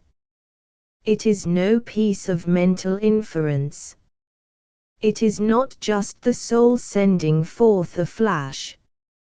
It is my whole being speaking in one voice, soul and mind and psyche transfigured into oneness. This voice of my being I may never deny. When at last, in all my storms, my whole self speaks, then there is a pause. The soul collects itself into pure silence and isolation, perhaps after much pain. The mind suspends its knowledge, and waits. The psyche becomes strangely still. And then, after the pause, there is fresh beginning, a new life adjustment. Conscience is the being's consciousness, when the individual is conscious in toto, when he knows in full. It is something which includes and which far surpasses mental consciousness. Every man must live as far as he can by his own soul's conscience, but not according to any ideal. To submit the conscience to a creed, or an idea, or a tradition, or even an impulse, is our ruin. To make the mind the absolute ruler is as good as making a Cook's tourist interpreter a king and a god, because he can speak several languages, and make an Arab understand that an Englishman wants fish for supper. And to make an ideal a ruling principle is about as stupid as if a bunch of travelers should never cease giving each other and their dragoman sixpence, because the dragoman's main idea of virtue is the virtue of sixpence giving. In the same way, we know we cannot live purely by impulse. Neither can we live solely by tradition. We must live by all three, ideal, impulse, and tradition, each in its hour. But the real guide is the pure conscience, the voice of the self in its wholeness, the Holy Ghost. We have fallen now into the mistake of idealism. Man always falls into one of the three mistakes. In China, it is tradition. And in the South Seas, it seems to have been impulse. Ours is idealism. Each of the three modes is a true life mode. But any one, alone or dominant, brings us to destruction. We must depend on the wholeness of our being, ultimately only on that, which is our Holy Ghost within us.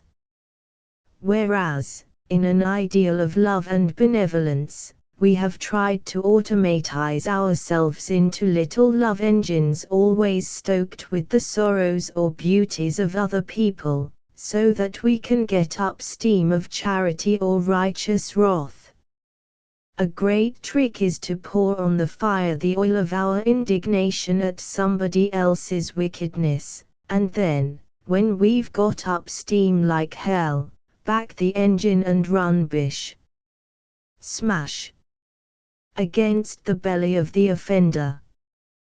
Because he said he didn't want to love anymore, we hate him forevermore, and try to run over him, every bit of him, with our love tanks.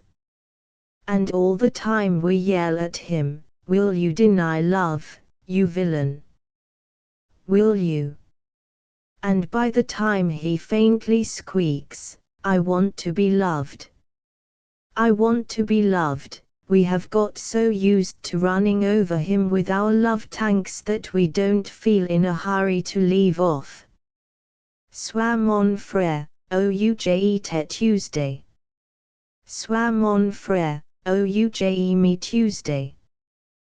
There are the two parrot threats of love, on which our loving centuries have run as on a pair of railway lines. Excuse me if I want to get out of the train. Excuse me if I can't get up any love steam anymore. My boilers are burst. We have made a mistake, laying down love like the permanent way of a great emotional transport system. There we are, however, running on wheels on the lines of our love. And of course we have only two directions, forwards and backwards.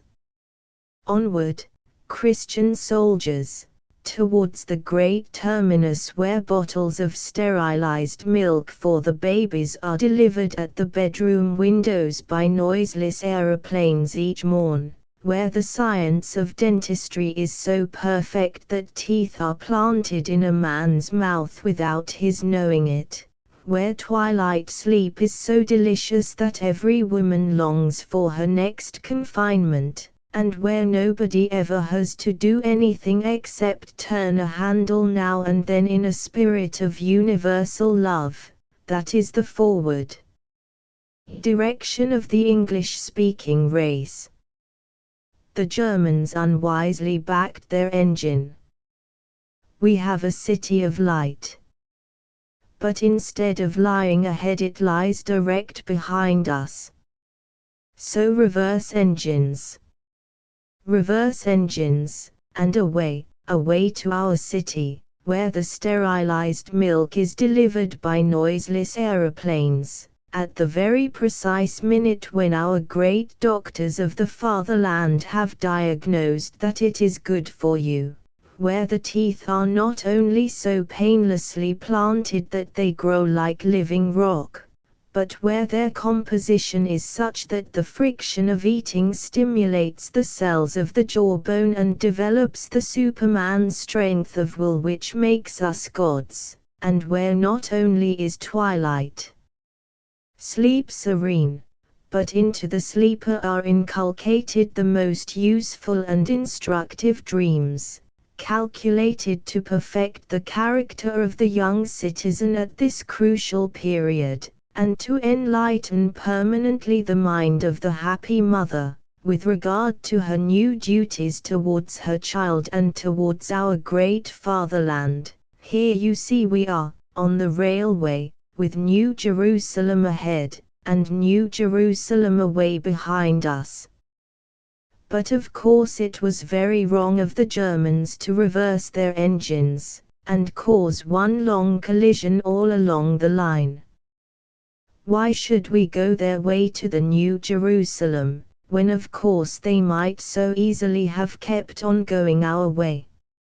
And now there's wreckage all along the line. But clear the way is our motto, or make the Germans clear it. Because get on we will. Meanwhile we sit rather in the cold, waiting for the train to get a start. People keep on signaling with green lights and red lights. And it's all very bewildering. As for me, I'm off. I'm damned if I'll be shunted along any more. And I'm thrice damned if I'll go another yard towards that sterilized New Jerusalem, either forwards or backwards. New Jerusalem may rot, if it waits for me. I'm not going. So goodbye. There we leave humanity, encamped in an appalling mess beside the railway smash of love, sitting down, however, and having not a bad time, some of 'em, feeding themselves fat on the plunder, others, further down the line, with mouths green from eating grass. But all grossly, stupidly, automatically gabbling about getting the love service running again, the trains booked for the New Jerusalem well on the way once more. And occasionally a good engine gives a screech of love, and something seems to be about to happen. And sometimes there is enough steam to set the indignation whistles whistling. But never any more will there be enough love steam to get the system properly running. It is done. Goodbye, then. You may have laid your line from one end to the other of the infinite. But still there's plenty of hinterland. I'll go. Goodbye. Ache, it will be so nice to be alone, not to hear you, not to see you, not to smell you, humanity. I wish you no ill, but wisdom. Goodbye. To be alone with one's own soul. Not to be alone without my own soul, mind you. But to be alone with one's own soul. This, and the joy of it, is the real goal of love. My own soul, and myself. Not my ego, my conceit of myself. But my very soul. To be at one in my own self. Not to be questing any more. Not to be yearning, seeking, hoping, desiring, aspiring. But to pause, and be alone. And to have one's own gentle spouse by one's side, of course, to dig one in the ribs occasionally. Because really, being alone in peace means being two people together. Two people who can be silent together, and not conscious of one another outwardly. Me in my silence, she in hers, and the balance, the equilibrium, the pure circuit between us. With occasional lapses of course, digs in the ribs if one gets too vague or self-sufficient. They say it is better to travel than to arrive. It's not been my experience, at least. The journey of love has been rather a lacerating, if well worth it, journey. But to come at last to a nice place under the trees, with your amiable spouse who has at last learned to hold her tongue and not to bother about rights and wrongs, her own particularly.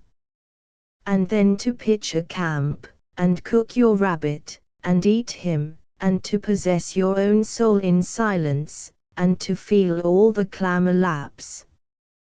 That is the best I know. I think it is terrible to be young. The ecstasies and agonies of love, the agonies and ecstasies of fear and doubt and drop-by-drop fulfillment, realization. The awful process of human relationships, love and marital relationships especially. Because we all make a very, very bad start today, with our idea of love in our head, and our sex in our head as well. All the fight till one is bled of one's self-consciousness and sex in the head.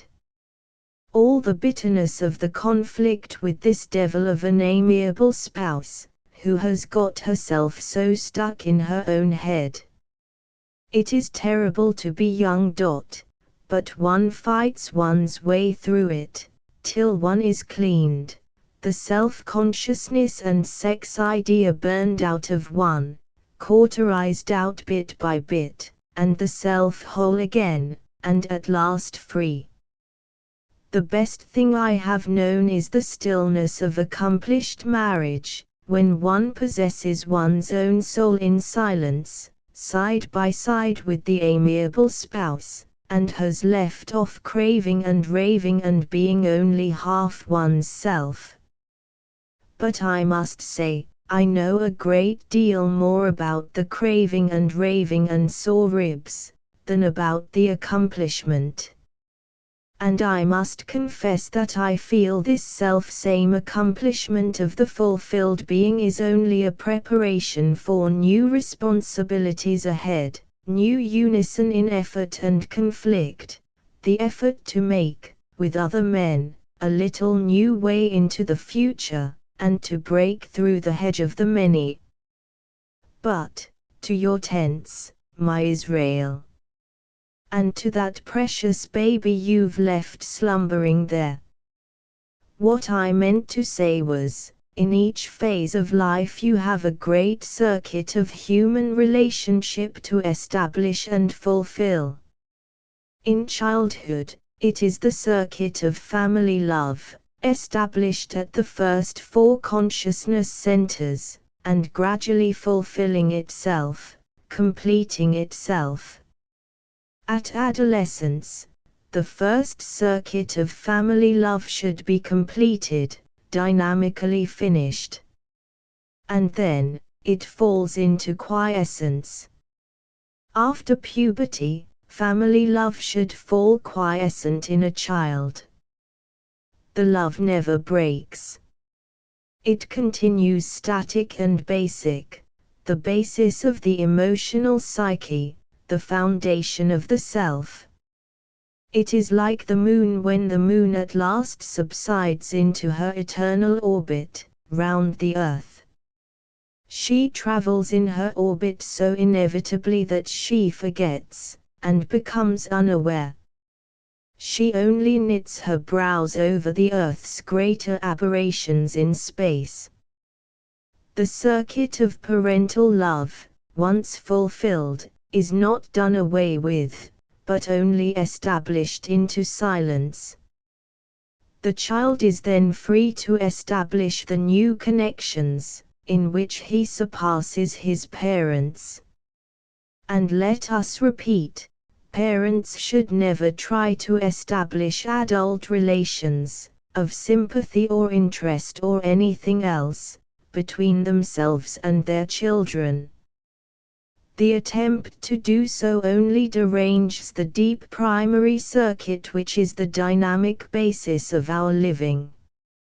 It is a clambering upwards only by means of a broken foundation. Parents should remain parents, children children, forever, and the great gulf preserved between the two. Honor thy father and thy mother should always be a leading commandment. But this can only take place when father and mother keep their true parental distances, dignity, reserve, and limitation.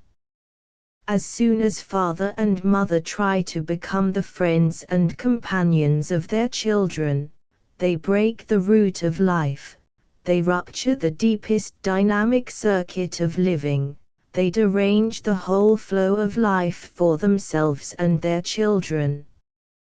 For let us reiterate and reiterate, you cannot mingle and confuse the various modes of dynamic love. If you try, you produce horrors. You cannot plant the heart below the diaphragm or put an ocular eye in the navel. No more can you transfer parent love into friend love or adult love. Parent love is established at the great primary centers, where man is father and child, playmate and brother, but where he cannot be comrade or lover. Comrade and lover, this is the dynamic activity of the further centers, the second four centers.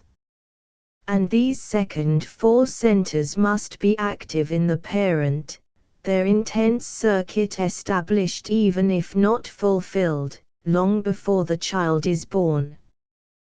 The circuit of friendship, of personal companionship, of sexual love must needs be established before the child is begotten, or at least before it attains to adolescence. These circuits of the extended field are already fully established in the parent before the centers of correspondence in the child are even formed. When therefore the four great centers of the extended consciousness arouses in a child, at adolescence, they must needs seek a strange complement, a foreign conjunction. Not only is this the case, but the actual dynamic impulse of the new life which rouses at puberty is alien to the original dynamic flow. The new wavelength by no means corresponds. The new vibration by no means harmonizes. Force the two together, and you cause a terrible frictional excitement and jarring. It is this instinctive recognition of the different dynamic vibrations from different centers, in different modes, and in different directions of positive and negative, which lies at the base of savage taboo. After puberty, members of one family should be taboo to one another. There should be the most definite limits to the degree of contact. And mothers-in-law should be taboo to their daughters' husbands, and fathers-in-law to their sons' wives. We must again begin to learn the great laws of the first dynamic life circuits. These laws we now make havoc of, and consequently we make havoc of our own soul, psyche, mind and health. This book is written primarily concerning the child's consciousness. It is not intended to enter the field of the post-puberty consciousness. But yet, the dynamic relation of the child is established so directly with the physical and psychical soul of the parent, that to get any inkling of dynamic child consciousness we must understand something of parent consciousness. We assert that the parent-child love mode excludes the possibility of the man and woman, or friend and friend love mode. We assert that the polarity of the first four poles is inconsistent with the polarity of the second four poles. Nay, between the two great fields is a certain dynamic opposition, resistance, even antipathy.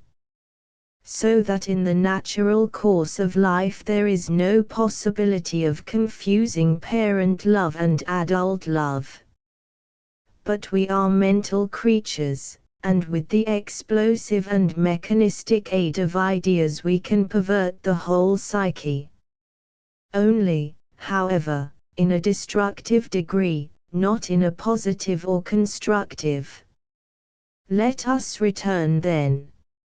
In the ordinary course of development, by the time that the child is born and grown to puberty, the whole dynamic soul of the mother is engaged, first, with the children, and second, on the further, higher plane, with the husband, and with her own friends.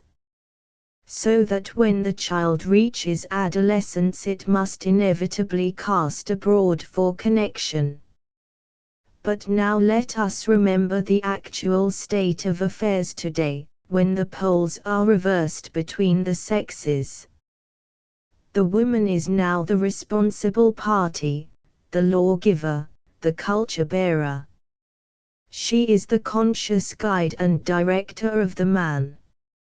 She bears his soul between her two hands. And her sex is just a function or an instrument of power. This being so, the man is really the servant and the fount of emotion, love and otherwise. Which is all very well, while the fun lasts. But like all perverted processes, it is exhaustive, and like the fun wears out, leaving an exhaustion, and an irritation. Each looks on the other as a perverter of life. Almost invariably a married woman, as she passes the age of 30, conceives a dislike, or a contempt of her husband, or a pity which is too near contempt. Particularly if he be a good husband, a true modern. And he, for his part, though just as jarred inside himself, resents only the fact that he is not loved as he ought to be. Then starts a new game. The woman, even the most virtuous, looks abroad for new sympathy. She will have a new man friend, if nothing more. But as a rule she has got something more.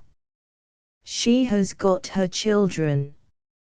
A relation between mother and child today is practically never parental. It is personal, which means, it is critical and deliberate, and adult in provocation. The mother, in her new role of idealist and life manager never, practically for one single moment, gives her child the unthinking response from the deep dynamic centers. No, she gives it what is good for it.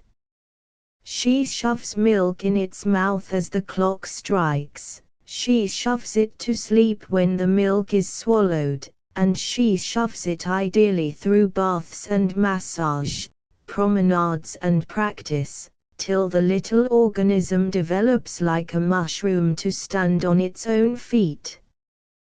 Then she continues her ideal shoving of it through all the stages of an ideal upbringing. She loves it as a chemist loves his test tubes in which he analyzes his salts. The poor little object is his mother's ideal. But of her head she dictates his providential days, and by the force of her deliberate mentally directed love will she pushes him up into boyhood. The poor little devil never knows one moment when he is not encompassed by the beautiful, benevolent, idealistic, Botticella pure, and finally obscene love will of the mother. Never, never one mouthful does he drink of the milk of human kindness, always the sterilized milk of human benevolence. There is no mother's milk today, save in tigers' udders, and in the udders of sea whales. Our children drink a decoction of ideal love, at the breast. Never for one moment, poor baby, the deep warm stream of love from the mother's bowels to his bowels. Never for one moment the dark proud recoil into rest, the soul's separation into deep, rich independence. Never this lovely rich forgetfulness, as a cat trots off and utterly forgets her kittens, utterly, richly forgets them, till suddenly, click, the dynamic circuit reverses itself in her, and she remembers, and rages round in a frenzy, shouting for her young. Our miserable infants never know this joy and richness and pang of real maternal warmth. Our wonderful mothers never let us out of their minds for one single moment. Not for a second do they allow us to escape from their ideal benevolence. Not one single breath does a baby draw, free from the imposition of the pure, unselfish, Botticelli holy, detestable love-will of the mother. Always the will, the love-will, the ideal will, directed from the ideal mind. Always this stone, this scorpion of maternal nourishment. Always this infernal self-conscious Madonna starving our living guts and bullying us to death with her love. We have made the idea supplant both impulse and tradition. We have no spark of wholeness. And we live by an evil love-will. Alas, the great spontaneous mode is abrogated. There is no lovely great flux of vital sympathy, no rich rejoicing of pride into isolation and independence. There is no reverence for great traditions of parenthood. No, there is substitute for everything, life substitute, just as we have butter substitute, and meat substitute, and sugar substitute, and leather substitute, and silk substitute, so we have life substitute. We have beastly benevolence, and foul goodwill, and stinking charity, and poisonous ideals. The poor modern brat, shoved horribly into life by an effort of will, and shoved up towards manhood by every appliance that can be applied to it, especially the appliance of the maternal will, it is really too pathetic to contemplate. The only thing that prevents us wringing our hands is the remembrance that the little devil will grow up and beget other similar little devils of his own, to invent more aeroplanes and hospitals and germ killers and food substitutes and poison gases. The problem of the future is a question of the strongest poison gas, which is certainly a very sure way out of our vicious circle. There is no way out of a vicious circle, of course, except breaking the circle. And since the mother-child relationship is today the viciousest of circles, what are we to do? Just wait for the results of the poison gas competition presumably. Oh, ideal humanity, how detestable and despicable you are. And how you deserve your own poison gases. How you deserve to perish in your own stink. It is no use contemplating the development of the modern child, born out of the mental conscious love-will, born to be another unit of self-conscious love-will, an ideal-born beastly little entity with a devil's own will of its own, benevolent, of course, and a Satan's own seraphic self-consciousness, like a beastly Botticelli brat. Once we really consider this modern process of life and the love-will, we could throw the pen away, and spit, and say 3 cheers for the inventors of poison gas.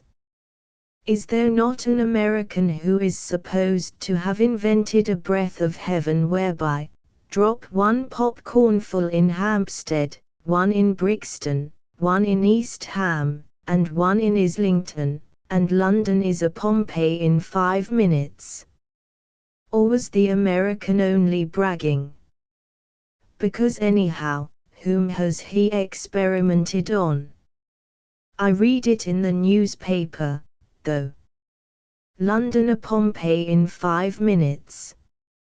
Makes the gods look silly.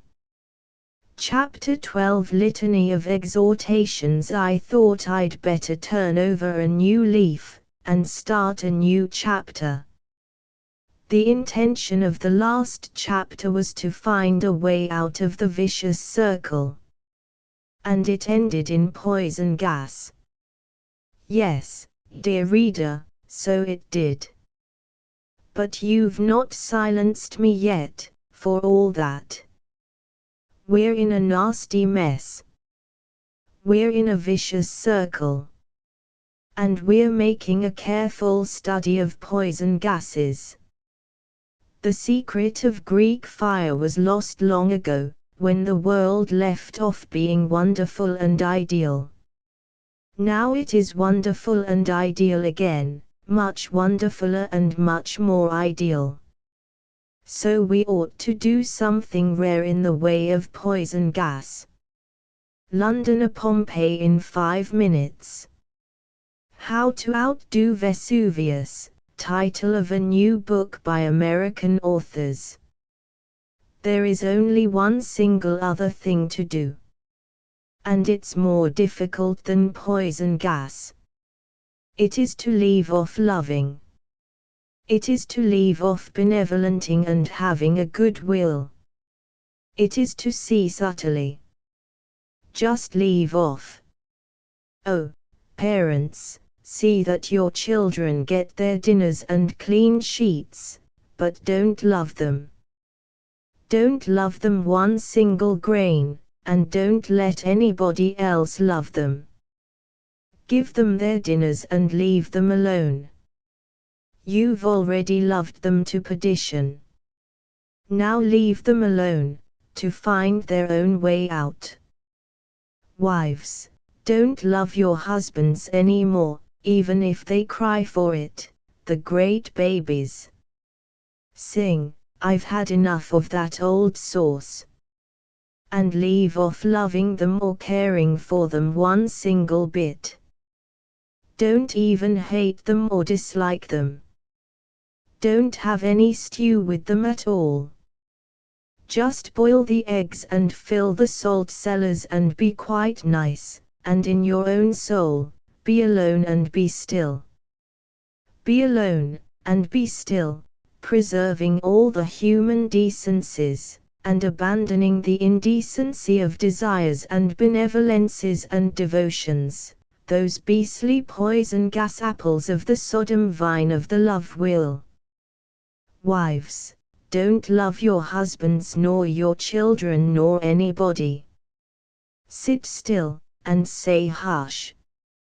And while you shake the duster out of the drawing-room window, say to yourself, in the sweetness of solitude.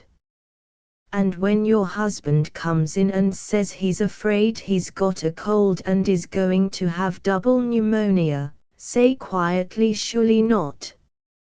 And if he wants the ammoniated quinine, give it him if he can't get it for himself. But don't let him drive you out of your solitude, your singleness within yourself. And if your little boy falls down the steps and makes his mouth bleed, nurse and comfort him, but say to yourself, even while you tremble with the shock, alone. Alone. Be alone, my soul. And if the servant smashes 3 electric light bulbs in 3 minutes, say to her, how very inconsiderate and careless of you. But say to yourself, don't hear it, my soul. Don't take fright at the pop of a light bulb. Husbands, don't love your wives any more. If they flirt with men younger or older than yourselves, let your blood not stir. If you can go away, go away. But if you must stay and see her, then say to her, I would rather you didn't flirt in my presence, Eleonora. Then, when she goes red and loosens torrents of indignation, don't answer any more. And when she floods into tears, say quietly in your own self, my soul is my own, and go away, be alone as much as possible.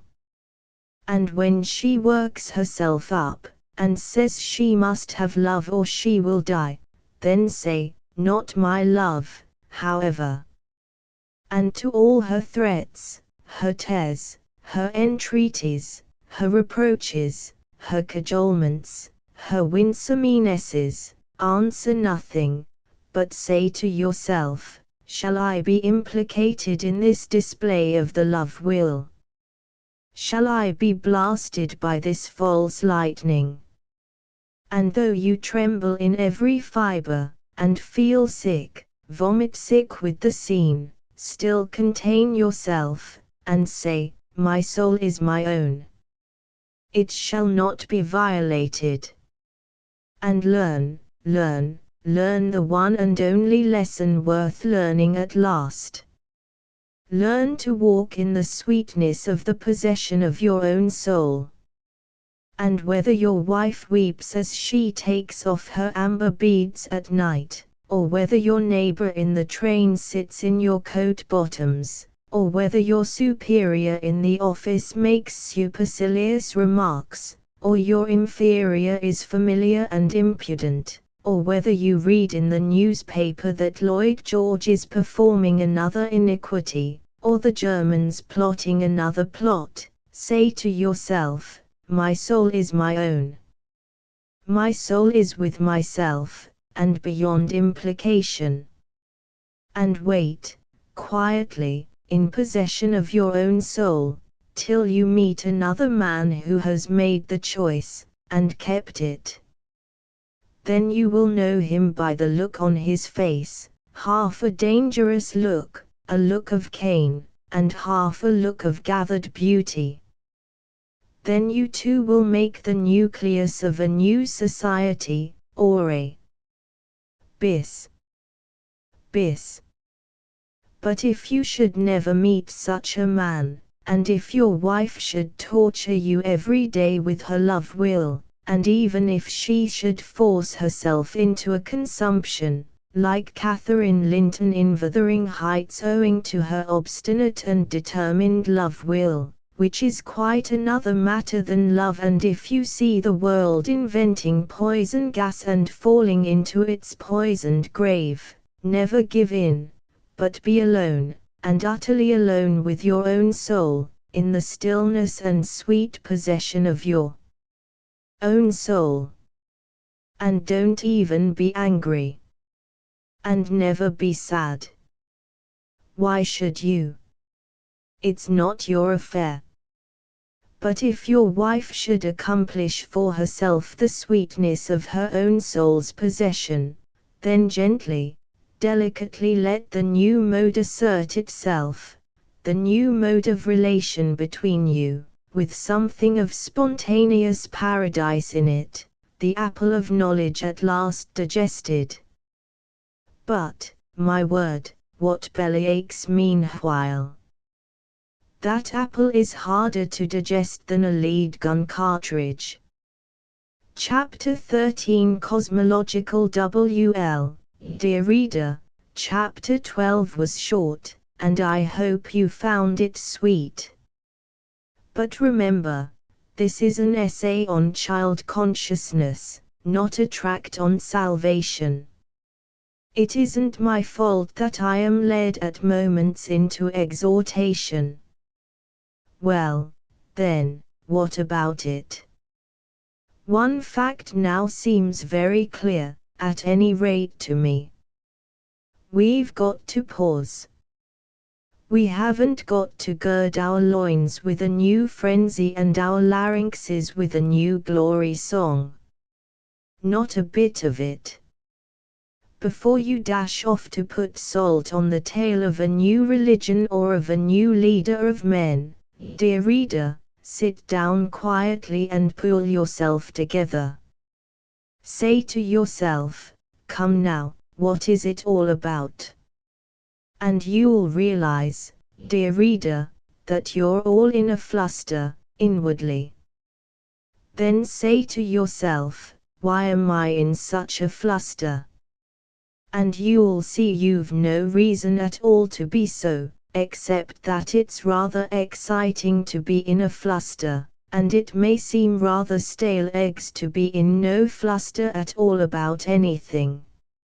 And yet, dear little reader, once you consider it quietly, it's so much nicer not to be in a fluster. It's so much nicer not to feel one's deeper innards storming like the Bay of Biscay. It is so much better to get up and say to the waters of one's own troubled spirit, "Peace, be still." And they will be still, perhaps.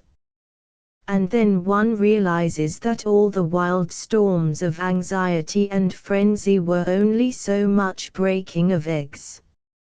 It isn't our business to live anybody's life, or to die anybody's death, except our own. Nor to save anybody's soul, nor to put anybody in the right, nor yet in the wrong, which is more the point today. But to be still, and to ignore the false fine frenzy of the seething world. To turn away, now, each one into the stillness and solitude of his own soul. And there to remain in the quiet with the Holy Ghost, which is to each man his own true soul. This is the way out of the vicious circle. Not to rush round on the periphery, like a rabbit in a ring, trying to break through. But to retreat to the very center, and there to be filled with a new strange stability, polarized in unfathomable richness with the center of centers. We are so silly, trying to invent devices and machines for flying off from the surface of the earth. Instead of realizing that for us the deep satisfaction lies not in escaping, but in getting into the perfect circuit of the earth's terrestrial magnetism. Not in breaking away.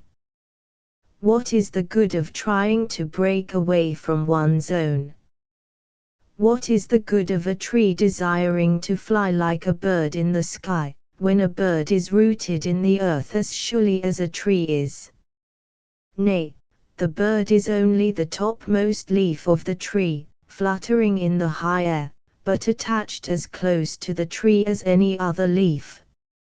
Mr. Einstein's theory of relativity does not supersede the Newtonian law of gravitation or of inertia. It only says, beware. The law of inertia is not the simple ideal proposition you would like to make of it. It is a vast complexity.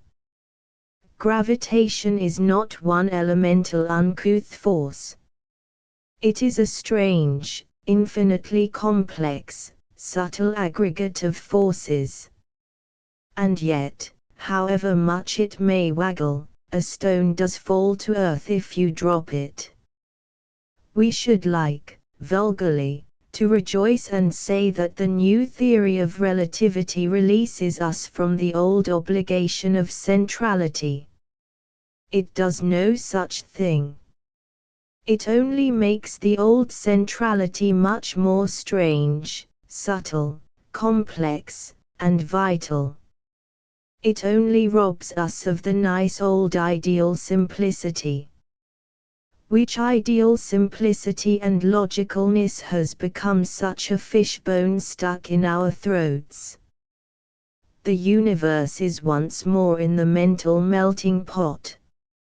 And you can melt it down as long as you like, and mutter all the jargon and abracadabra, Aldebaranti Fosco Fornio of science that mental monkey tricks can teach you. You won't get anything in the end but a formula and a lie. The atom. Why, the moment you discover the atom it will explode under your nose. The moment you discover the ether it will evaporate. The moment you get down to the real basis of anything, it will dissolve into 1,000 problematic constituents. And the more problems you solve, the more will spring up with their fingers at their nose, making a fool of you. There is only one clue to the universe. And that is the individual soul within the individual being. That outer universe of suns and moons and atoms is a secondary affair. It is the death result of living individuals. There is a great polarity in life itself.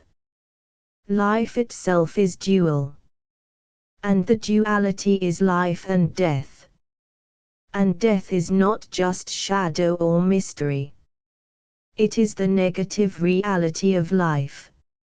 It is what we call matter and force, among other things. Life is individual, always was individual and always will be. Life consists of living individuals, and always did so consist, in the beginning of everything. There never was any universe, any cosmos, of which the first reality was anything but living, incorporate individuals. I don't say the individuals were exactly like you and me. And they were never wildly different. And therefore it is time for the idealist and the scientist, they are one and the same, really, to stop his monkey jargon about the atom and the origin of life and the mechanical clue to the universe. There isn't any such thing. I might as well say, then they took the cart, and rubbed it all over with grease. Then they sprayed it with white wine, and spun round the right wheel 500 revolutions to the minute and the left wheel, in the opposite direction, 777 revolutions to the minute. Then a burning torch was applied to each axle. And lo, the footboard of the cart began to swell, and suddenly as the cart groaned and writhed, the horse was born, and lay panting between the shafts. The whole scientific theory of the universe is not worth such a tale, that the cart conceived and gave birth to the horse. I do not believe 1/5 of what science can tell me about the sun. I do not believe for 1 second that the moon is a dead world spelched off from our globe. I do not believe that the stars came flying off from the sun like drops of water when you spin your wet hanky. I have believed it for 20 years, because it seemed so ideally plausible. Now I don't accept any ideal plausibilities at all. I look at the moon and the stars, and I know I don't believe anything that I am told about them. Except that I like their names, Aldebaran and Cassiopeia, and so on. I have tried, and even brought myself to believe in a clue to the outer universe. And in the process I have swallowed such a lot of jargon that I would rather listen now to a Negro witch doctor than to science. There is nothing in the world that is true except empiric discoveries which work in actual appliances. I know that the sun is hot. But I won't be told that the sun is a ball of blazing gas which spins round and fizzes. No, thank you. At length, for my part, I know that life, and life only, is the clue to the universe. And that the living individual is the clue to life. And that it always was so, and always will be so. When the living individual dies, then is the realm of death established. Then you get matter and elements and atoms and forces and sun and moon and earth and stars and so forth. In short, the outer universe, the cosmos.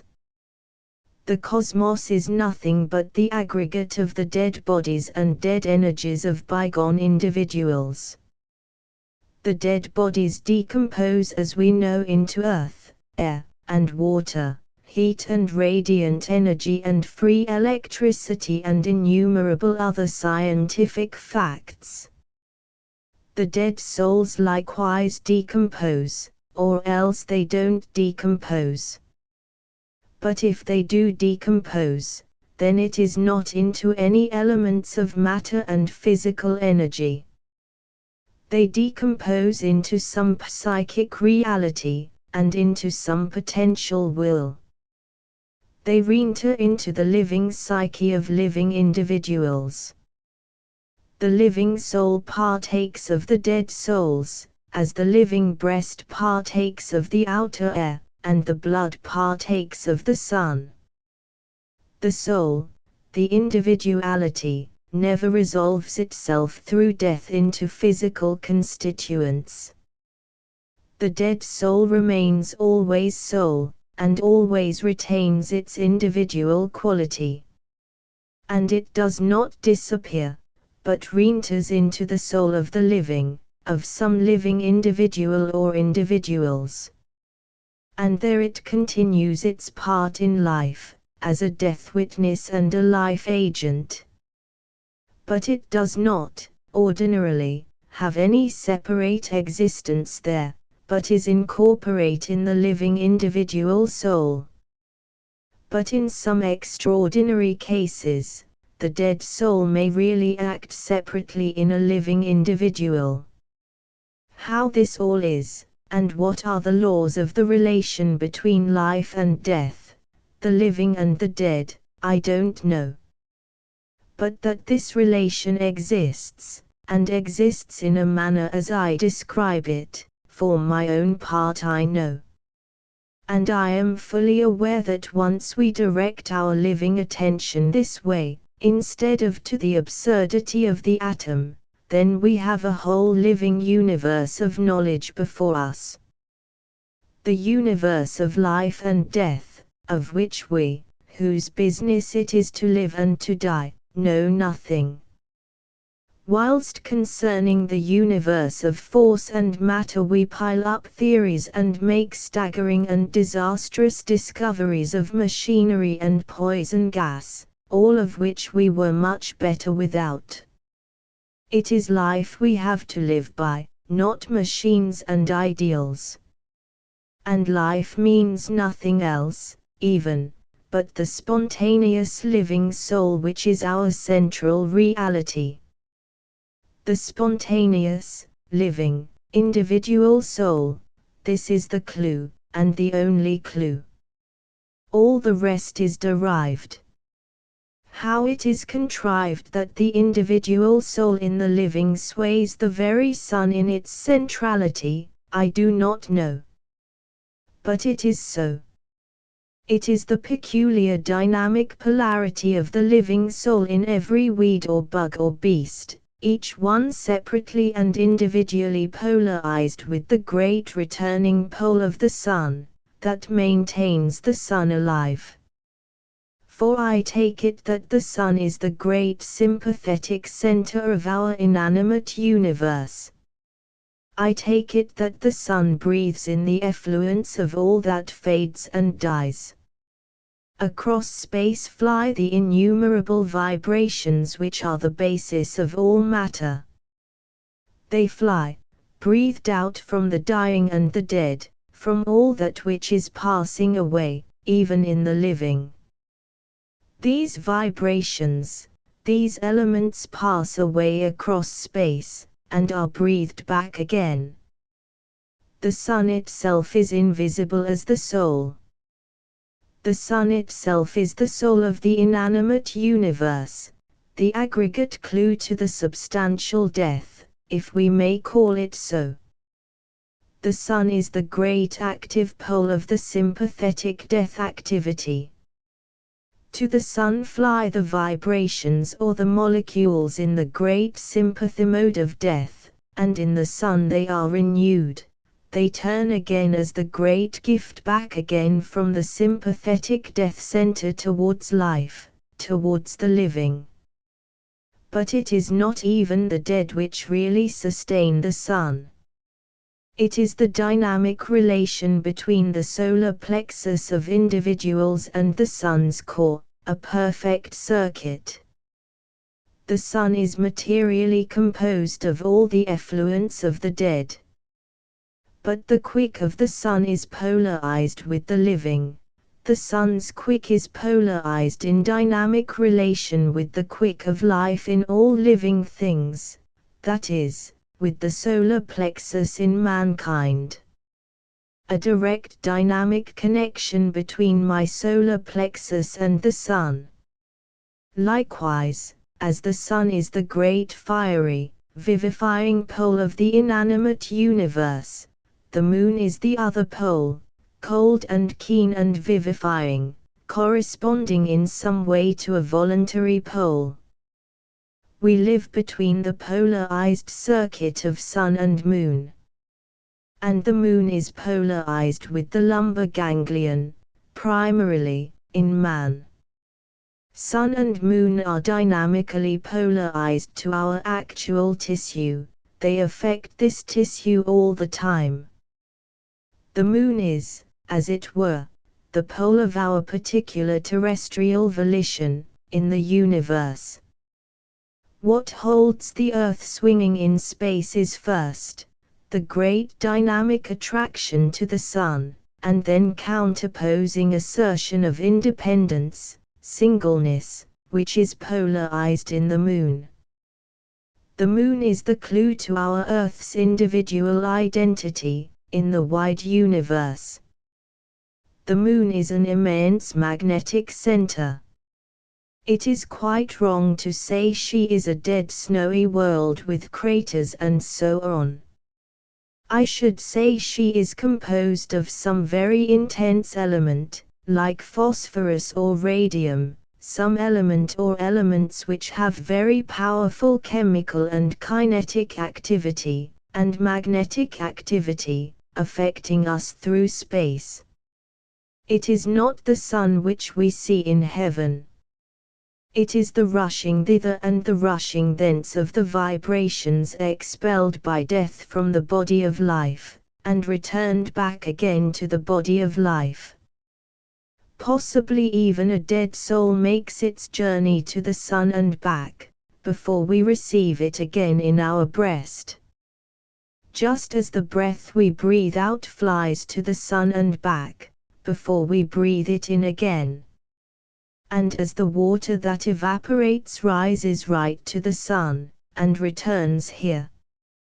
What we see is the great golden rushing thither, from the death exhalation, towards the sun, as a great cloud of bees flying to swarm upon the invisible queen, circling round, and loosing again. This is what we see of the sun. The center is invisible forever. And of the moon the same. The moon has her back to us forever. Not her face, as we like to think. The moon also pools the water, as the sun does. But not in evaporation. The moon pulls by the magnetic force we call gravitation. Gravitation not being quite such a Newtonian simple apple as we are accustomed to find it, we are perhaps farther off from understanding the tides of the ocean than we were before the fruit of the tree fell to Sir Isaac's head. It is certainly not simple little things tumble towards big things gravitation. In the moon's pool there is peculiar, quite special force exerted over those waterborne substances, phosphorus, salt, and lime. The dynamic energy of salt water is something quite different from that of fresh water. And it is this dynamic energy which the sea gives off, and which connects it with the moon. And the moon is some strange coagulation of substance such as salt, phosphorus, soda. It certainly isn't a snowy cold world, like a world of our own gone cold. Nonsense. It is a globe of dynamic substance like radium or phosphorus, coagulated upon a certain vivid pole of energy, which pole of energy is directly polarized with our Earth, in opposition with the Sun. The Moon is born from the death of individuals. All things, in their oneing, their unification into the pure, universal oneness, evaporate and fly like an imitation breath towards the Sun. Even the crumbling rocks breathe themselves off in this rocky death, to the Son of Heaven, during the day. But at the same time, during the night they breathe themselves off to the Moon. If we come to think of it, light and dark are a question both of the third body, the intervening body, what we will call, by stretching a point, the individual. As we all know, apart from the existence of molecules of individual matter, there is neither light nor dark. A universe utterly without matter, we don't know whether it is light or dark. Even the pure space between the Sun and Moon, the blue space, we don't know whether, in itself, it is light or dark. We can say it is light, we can say it is dark. But light and dark are terms which apply only to ourselves, the third, the intermediate, the substantial, the individual. If we come to think of it, light and dark only mean whether we have our face or our back towards the Sun. If we have our face to the Sun, then we establish the circuit of cosmic or universal or material or infinite sympathy.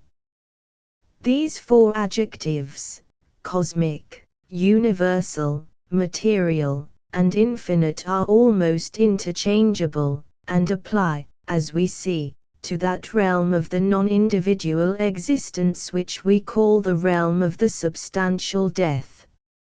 It is the universe which has resulted from the death of individuals. And to this universe alone belongs the quality of infinity, to the universe of death. Living individuals have no infinity save in this relation to the total death substance and death being, the summed-up cosmos. Light and dark, these great wonders, are relative to us alone. These are two vast poles of the cosmic energy and of material existence. These are the vast poles of cosmic sympathy, which we call the Sun, and the other white pole of cosmic volition, which we call the Moon.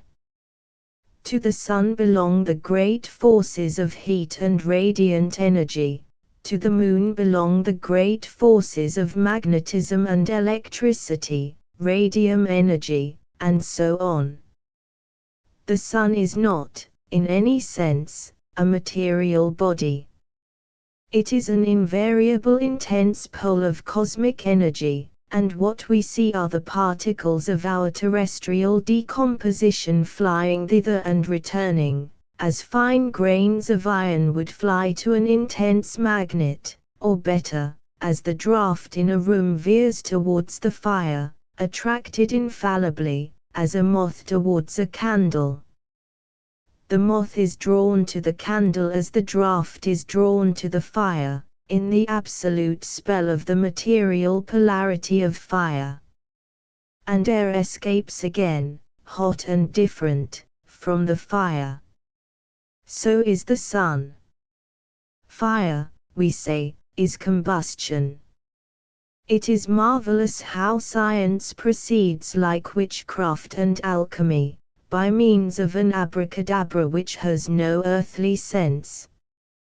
Pray, what is combustion? You can try and answer scientifically, till you are black in the face. All you can say is that it is that which happens when matter is raised to a certain temperature, and so forth and so forth. You might as well say, A word is that which happens when I open my mouth and squeeze my larynx and make various tricks with my throat muscles. All these explanations are so senseless.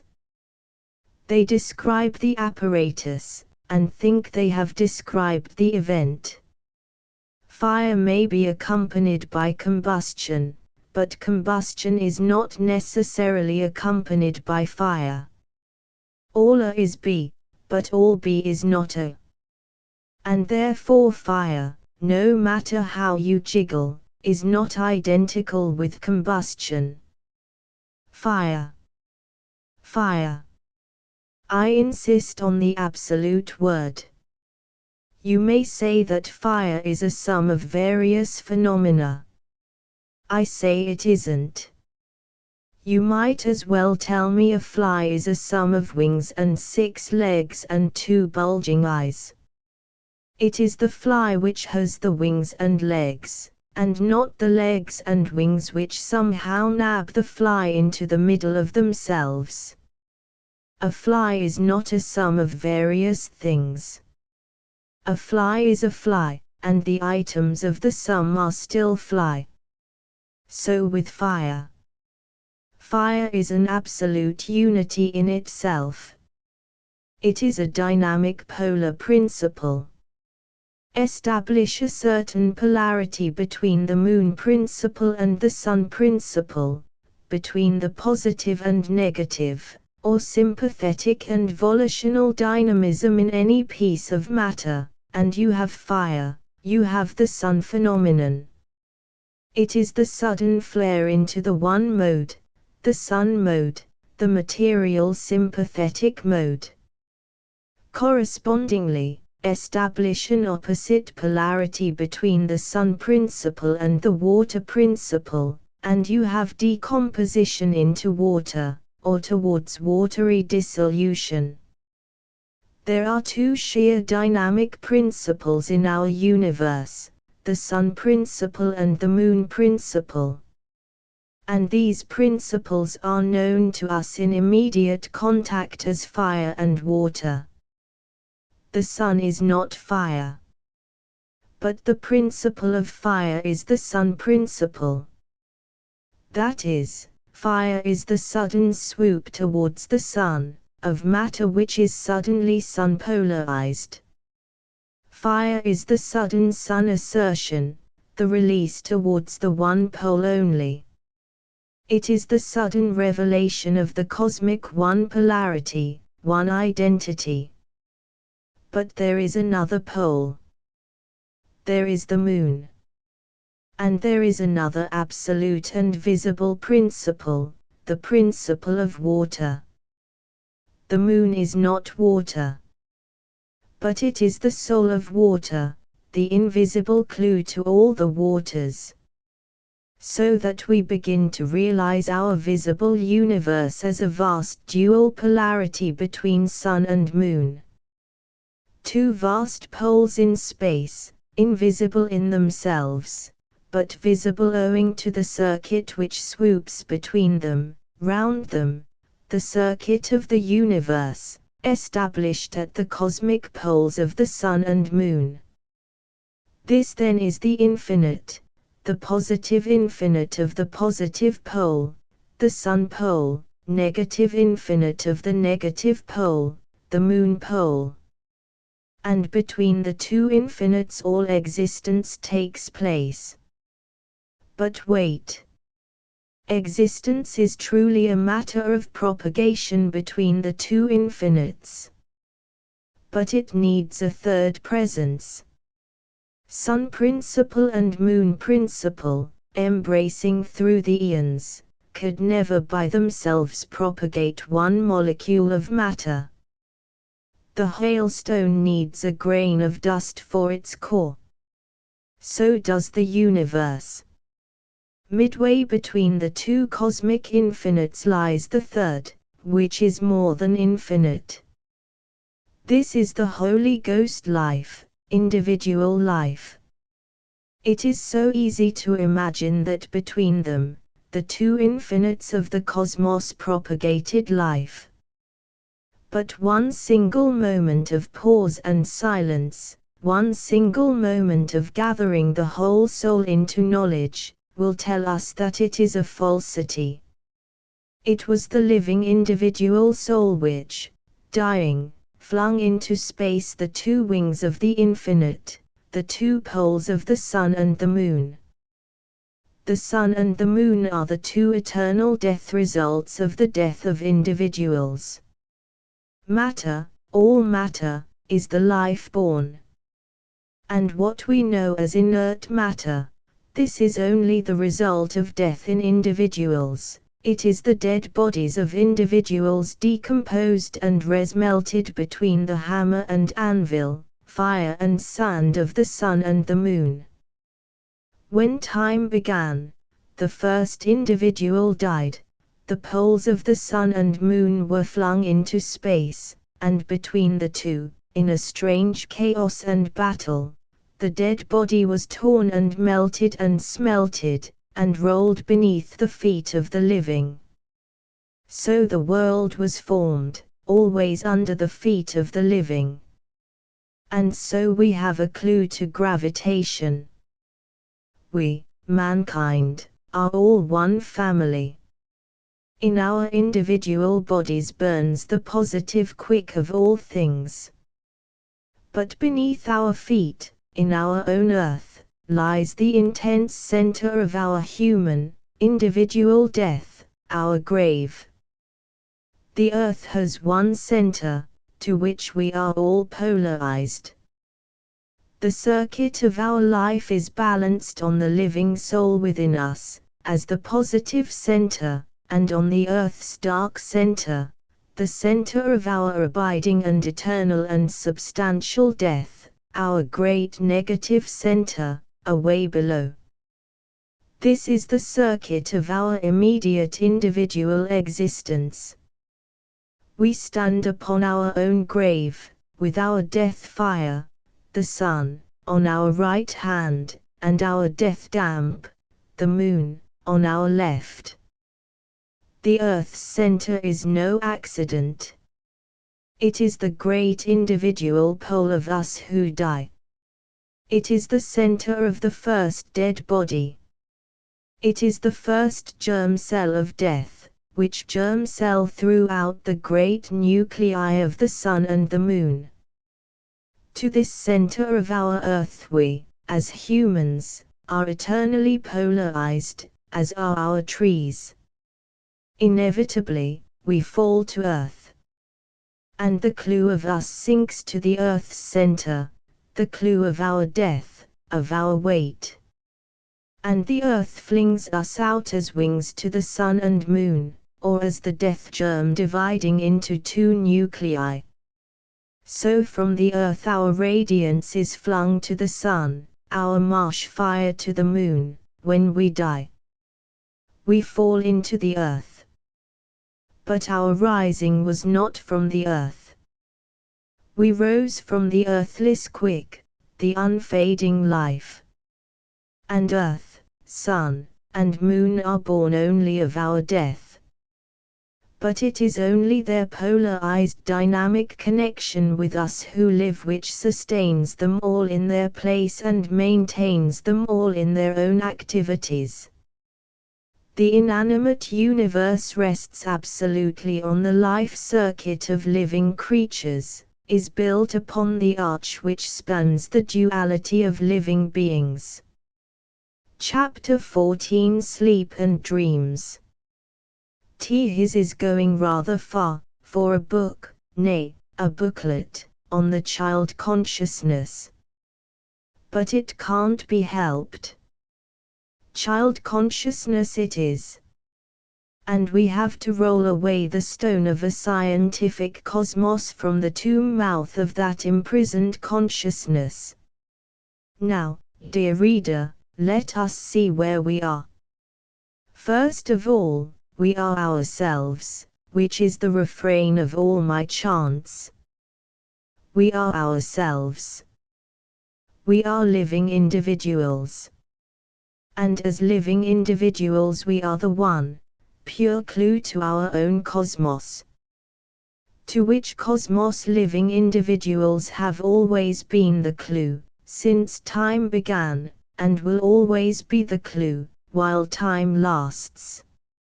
I know it is not so fireworky as the sudden evolving of life, somewhere, somewhen and somehow, out of force and matter with a pop. But that pop never popped, dear reader. The boot was on the other leg. And I wish I could mix a few more metaphors, like pops and legs and boots, just to annoy you. Life never evolved, or evoluted, out of force and matter, dear reader.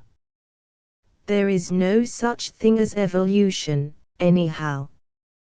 There is only development. Man was man in the very first plasm speck, which was his own individual origin, and is still his own individual origin. As for the origin, I don't know much about it. I only know there is but one origin, and that is the individual soul. The individual soul originated everything, and has itself no origin. So that time is a matter of living experience, nothing else, and eternity is just a mental trick. Of course every living speck, amoeba or newt, has its own individual soul.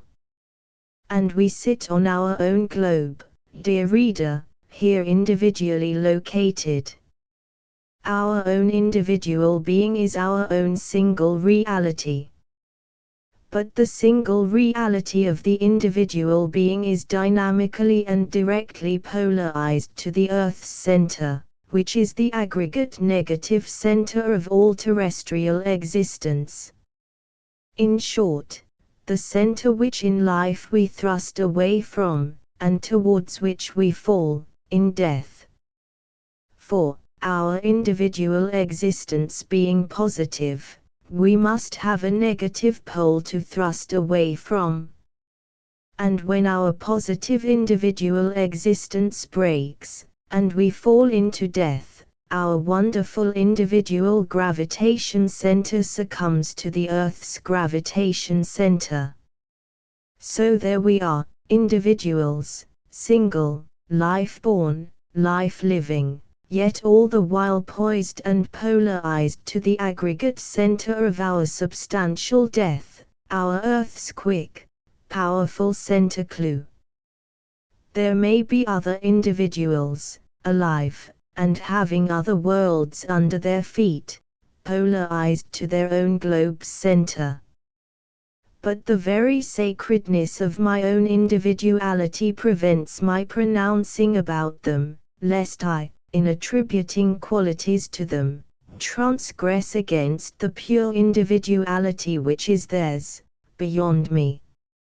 If, however, there be truly other people, with their own world under their feet, then I think it is fair to say that we all have our infinite identity in the sun. That in the rush and swirl of death we pass through fiery ways to the same sun. And from the sun, can the spores of souls pass to the various worlds. And to the worlds of the cosmos seed across space, through the wild beams of the sun. Is there seed of Mars in my veins? And is astrology not altogether nonsense? But if the sun is the center of our infinite oneing in death with all the other after-death souls of the cosmos, and in that great central station of travel, the sun, we meet and mingle and change trains for the stars, then ought we to assume that the moon is likewise a meeting place of dead souls. The moon surely is a meeting place of cold, dead, angry souls. But from our own globe only. The moon is the center of our terrestrial individuality in the cosmos. She is the declaration of our existence in separateness. Save for the intense white recoil of the moon, the Earth would stagger towards the Sun. The Moon holds us to our own cosmic individuality, as a world individual in space. She is the fierce center of retraction, of frictional withdrawal into separateness. She it is who sullenly stands with her back to us, and refuses to meet and mingle. She it is who burns white with the intense friction of her withdrawal into separation, that cold, proud white fire of furious, almost malignant apartness, the struggle into fierce, frictional separation. Her white fire is the frictional fire of the last strange, intense watery matter, as this matter fights its way out of combination and out of combustion with the sun stuff. To the pure polarity of the Moon fly the essential waters of our universe. Which essential waters, at the Moon's clue, are only an intense invisible energy, a polarity of the Moon. There are only three great energies in the universal life, which is always individual and which yet sways all the physical forces as well as the vital energy, and then the two great dynamisms of the Sun and the Moon. To the dynamism of the Sun belong heat, expansion force, and all that range. To the dynamism of the Moon the essential watery forces, not just gravitation, but electricity, magnetism, radium energy, and so on. The Moon likewise is the pole of our night activities, as the Sun is the pole of our day activities. Remember that the Sun and Moon are but great self-abandons which individual life has thrown out, to the right hand and to the left. When individual life dies, it flings itself on the right hand to the Sun, on the left hand to the Moon, in the dual polarity, and sinks to earth. When any man dies, his soul divides in death, as in life. In the first germ, it was united from two germs. It divides into two dark germs, flung asunder, the Sun germ and the Moon germ. Then the material body sinks to earth. And so we have the cosmic universe such as we know it. What is the exact relationship between us and the death realm of the afterwards we shall never know. But this relation is none the less active every moment of our lives. There is a pure polarity between life and death, between the living and the dead, between each living individual and the outer cosmos. Between each living individual and the Earth's center passes a never-ceasing circuit of magnetism.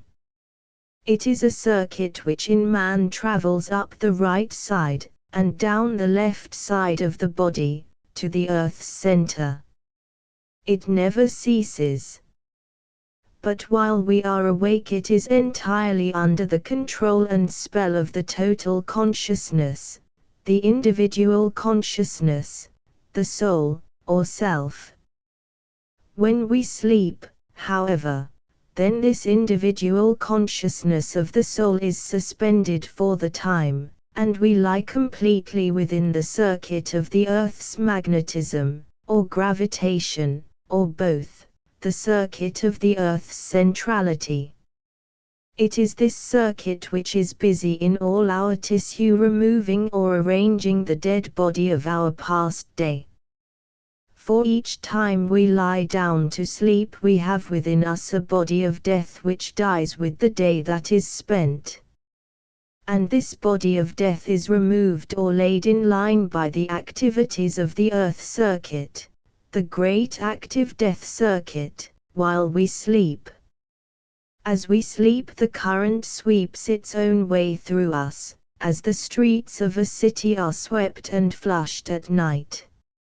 It sweeps through our nerves and our blood, sweeping away the ash of our days spent consciousness towards one form or other of excretion.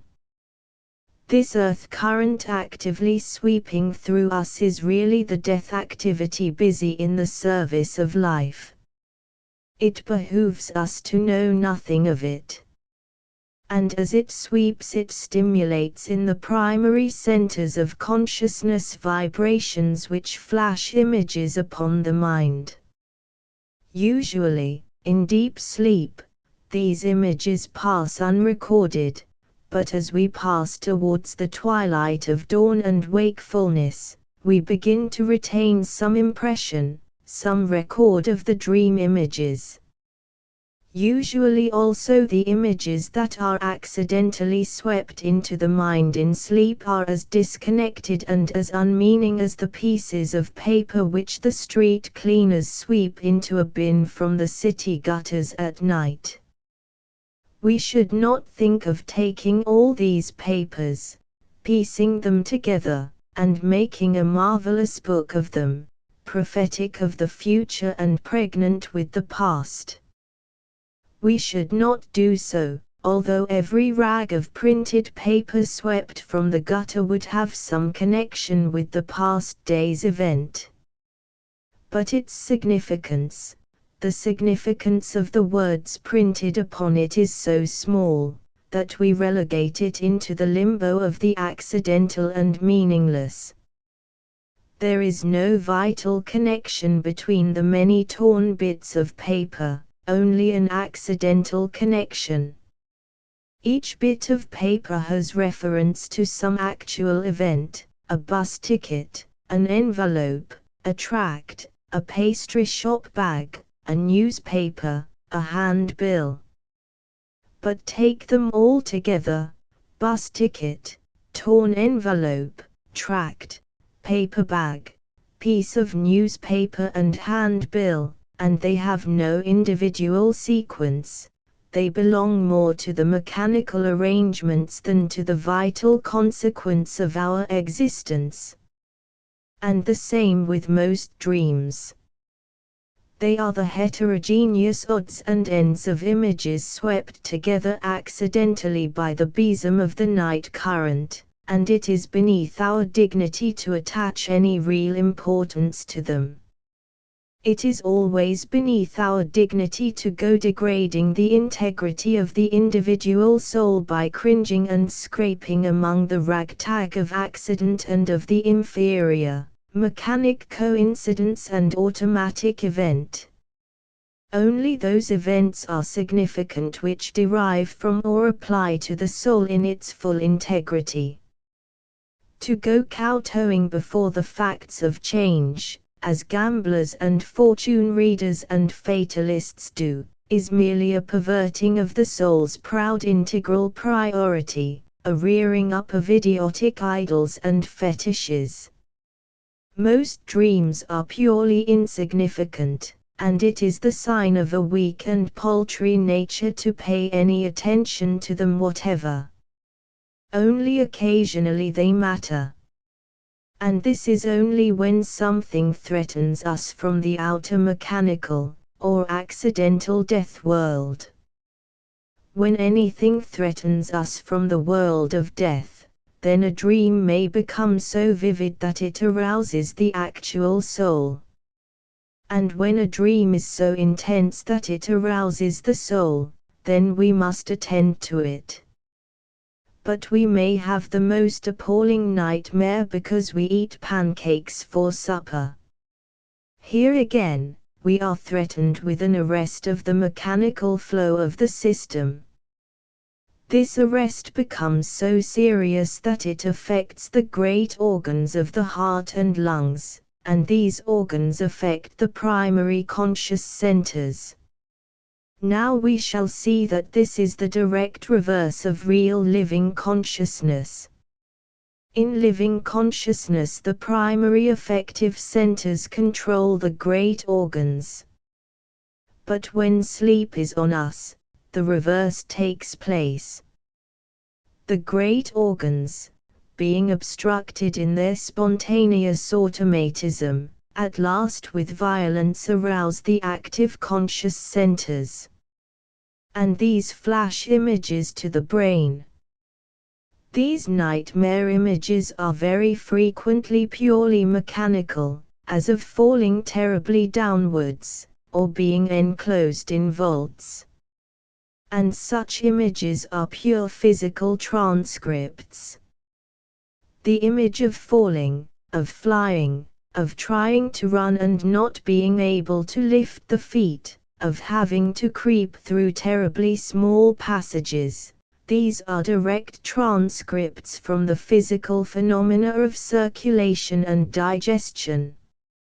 It is the directly transcribed image of the heart which, impeded in its action by the gases of indigestion, is switched out of its established circuit of earth polarity, and is as if suspended over a void, or plunging into a void, step by step, falling downstairs, maybe, according to the strangulation of the heartbeats. The same paralytic inability to lift the feet when one needs to run, in a dream, comes directly from the same impeded action of the heart, which is thrown off its balance by some material obstruction. Now the heart swings left and right in the pure circuit of the earth's polarity. Hinder this swing, force the heart over to the left, by inflation of gas from the stomach or by dead pressure upon the blood and nerves from any obstruction, and you get the sensation of being unable to lift the feet from earth, a gasping sensation. Or force the heart to overbalance towards the right, and you get the sensation of flying or of falling. The heart telegraphs its distress to the mind, and wakes us. The wakeful soul at once begins to deal with the obstruction, which was too much for the mechanical night circuits. The same holds good of dreams of imprisonment, or of creeping through narrow passages. They are direct transfers from the squeezing of the blood through constricted arteries or heart chambers. Most dreams are stimulated from the blood into the nerves and the nerve centers. And the heart is the transmission station. For the blood has a unity and a consciousness of its own. It has a deeper, elemental consciousness of the mechanical or material world. In the blood we have the body of our most elemental consciousness, our almost material consciousness. And during sleep this material consciousness transfers itself into the nerves and to the brain. The transfer in wakefulness results in a feeling of pain or discomfort, as when we have indigestion, which is pure blood discomfort. But in sleep the transfer is made through the dream images, which are mechanical phenomena like mirages. Nightmares which have purely mechanical images may terrify us, give us a great shock, but the shock does not enter our souls. We are surprised, in the morning, to find that the bristling horror of the night seems now just nothing, dwindled to nothing. And this is because what was a purely material obstruction in the physical flow, temporary only, is indeed a nothingness to the living, integral soul. We are subject to such accidents, if we will eat pancakes for supper. And that is the end of it. But there are other dreams which linger and haunt the soul. These are true soul dreams. As we know, life consists of reactions and interrelations from the great centers of primary consciousness.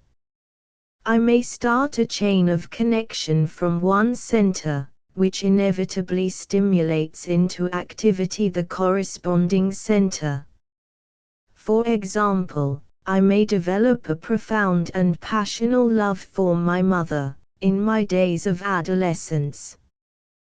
This starts, willy-nilly, the whole activity of adult love at the lower centers. But admission is made only of the upper, spiritual love, the love dynamically polarized at the upper centers.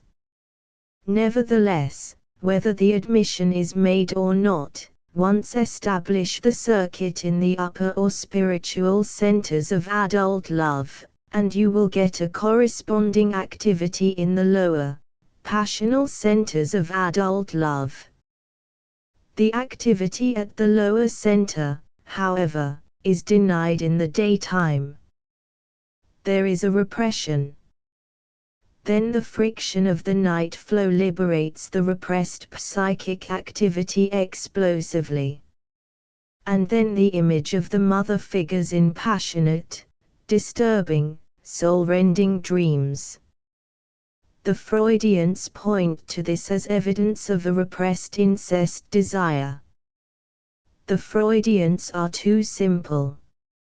It is always wrong to accept a dream meaning at its face value. Sleep is the time when we are given over to the automatic processes of the inanimate universe. Let us not forget this. Dreams are automatic in their nature. The psyche possesses remarkably few dynamic images. In the case of the boy who dreams of his mother, we have the aroused but unattached sex plunging in sleep, causing a sort of obstruction. We have the image of the mother, the dynamic emotional image.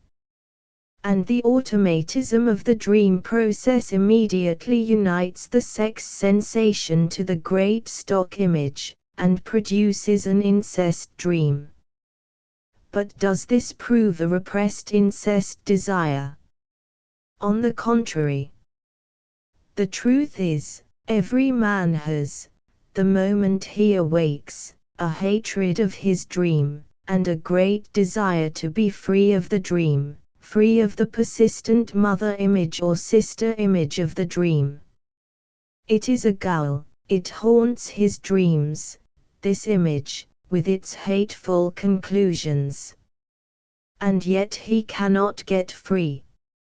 As long as a man lives he may, in his dreams of passion or conflict, be haunted by the mother image or sister image, even when he knows that the cause of the disturbing dream is the wife.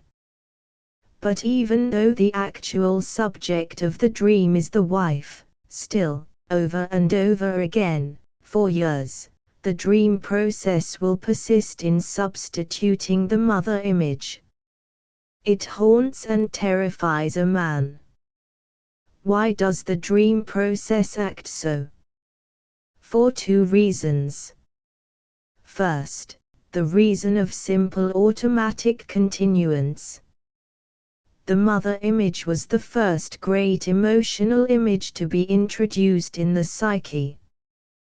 The dream process mechanically reproduces its stock image the moment the intense sympathy emotion is aroused. Again, the mother image refers only to the upper plane. But the dream process is mechanical in its logic.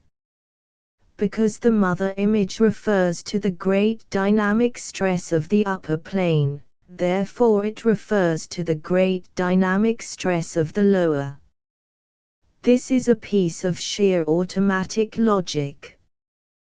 The living soul is not automatic, and automatic logic does not apply to it.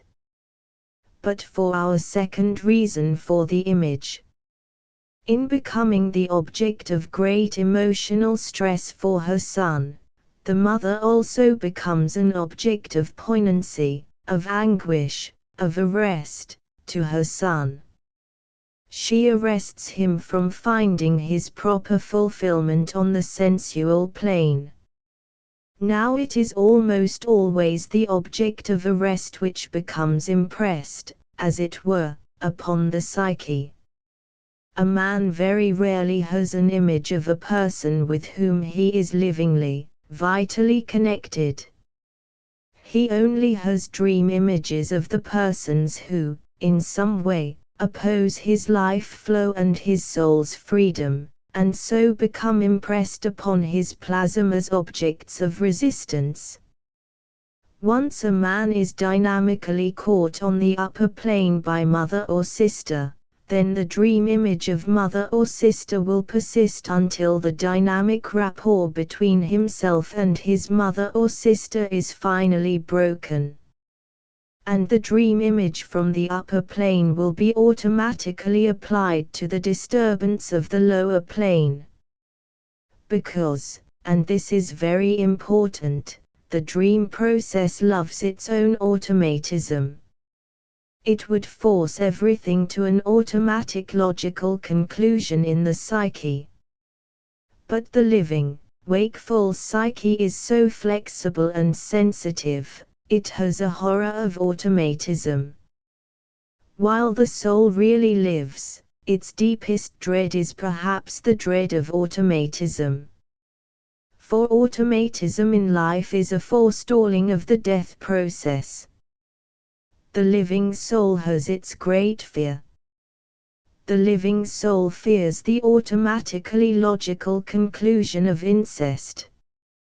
Hence the sleep process invariably draws this conclusion. The dream process, fiendishly, plays a triumph of automatism over us. But the dream conclusion is almost invariably just the reverse of the soul's desire, in any distress dream. Popular dream-telling understood this, and pronounced that you must read dreams backwards. Dream of a wedding, and it means a funeral. Wish your friend well, and fear his death, and you will dream of his funeral.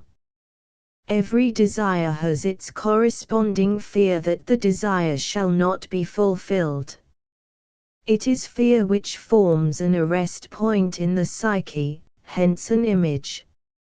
So the dream automatically produces the fear image as the desire image. If you secretly wished your enemy dead, and feared he might flourish, the dream would present you with his wedding. Of course, this rule of inversion is too simple to hold good in all cases. Yet it is one of the most general rules for dreams, and applies most often to desire and fear dreams of a psychic nature. So that an incest dream would not prove an incest desire in the living psyche. Rather the contrary, a living fear of the automatic conclusion, the soul's just dread of automatism. And though this may sound like casuistry, I believe it does explain a good deal of the dream trick. That which is lovely to the automatic process is hateful to the spontaneous soul. The wakeful living soul fears automatism as it fears death, death being automatic. It seems to me these are the first two dream principles, and the two most important, the principle of automatism and the principle of inversion. They will not resolve everything for us, but they will help a great deal. We have to be very wary of giving way to dreams.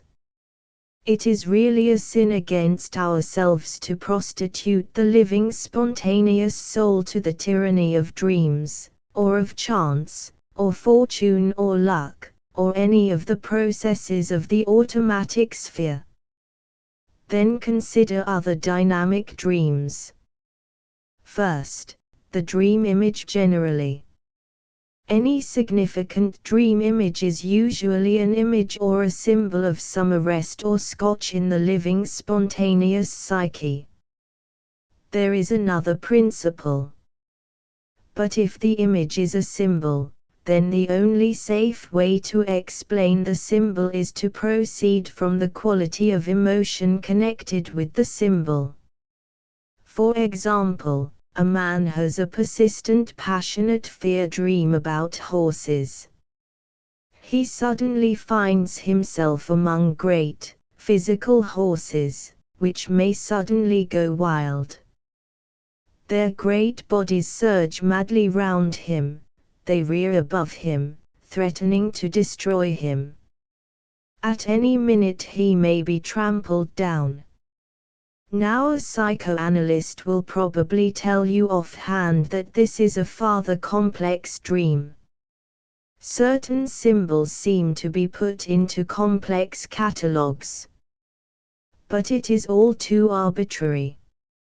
Examining the emotional reference, we find that the feeling is sensual. There is a great impression of the powerful, almost beautiful physical bodies of the horses, the nearness, the rounded haunches, the rearing. Is the dynamic passion in a horse the danger passion? It is a great sensual reaction at the sacral ganglion, a reaction of intense, sensual, dominant volition. The horse which rears and kicks and neighs madly acts from the intensely powerful sacral ganglion. But this intense activity from the sacral ganglion is male. The sacral ganglion is at its highest intensity in the male. So that the horse dream refers to some arrest in the deepest sensual activity in the male. The horse is presented as an object of terror, which means that to the man's automatic dream soul, which loves automatism, the great sensual male activity is the greatest menace. The automatic pseudo-soul, which has got the sensual nature repressed, would like to keep it repressed.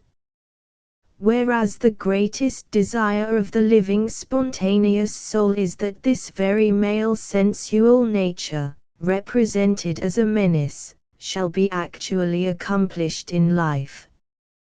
The spontaneous self is secretly yearning for the liberation and fulfillment of the deepest and most powerful sensual nature. There may be an element of farther complex. The horse may also refer to the powerful sensual being in the father. The dream may mean a love of the dreamer for the sensual male who is his father. But it has nothing to do with incest.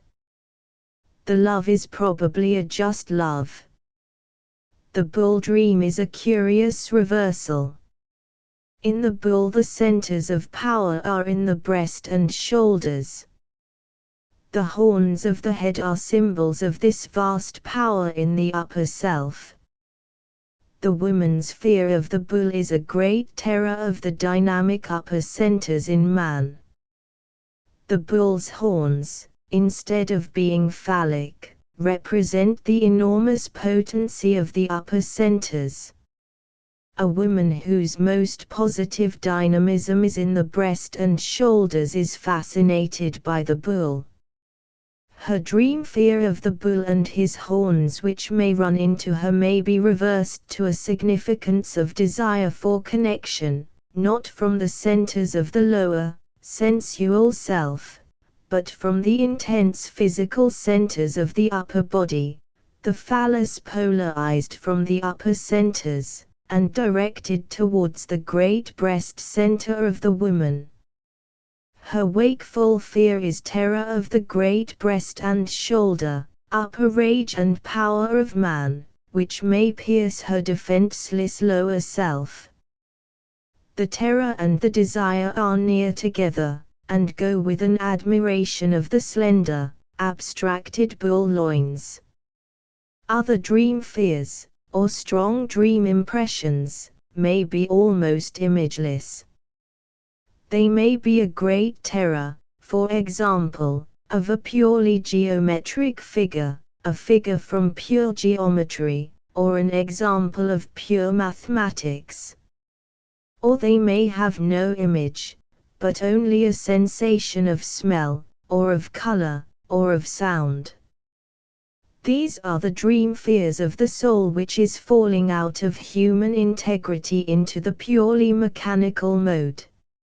If we idealize ourselves sufficiently, the spontaneous centers do at last work only, or almost only, in the mechanical mode.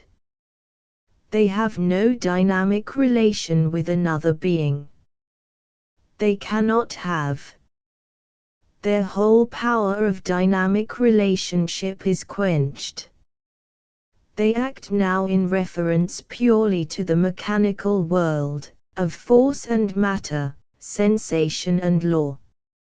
So that in dream activity sensation or abstraction, abstract law or calculation occurs as the predominant or exclusive image. In the dream there may be a sensation of admiration or delight. The waking sensation is fear. Because the soul fears above all things its fall from individual integrity into the mechanic activity of the outer world, which is the automatic death world. And this is our danger today. We tend, through deliberate idealism or deliberate material purpose, to destroy the soul in its first nature of spontaneous, integral being, and to substitute the second nature, the automatic nature of the mechanical universe. For this purpose we stay up late at night, and we rise late in the morning. To stay up late into the night is always bad. Let us be as ideal as we may, when the sun goes down the natural mode of life changes in us.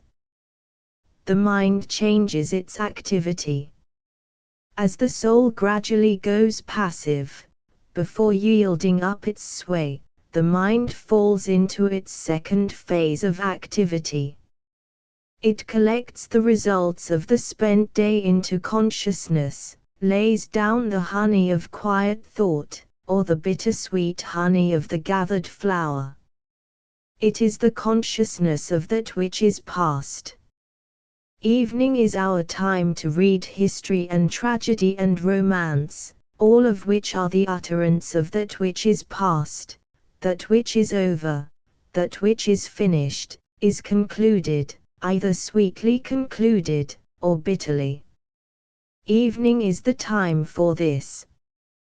But evening is the time also for revelry, for drink, for passion. Alcohol enters the blood and acts as the sun's rays act.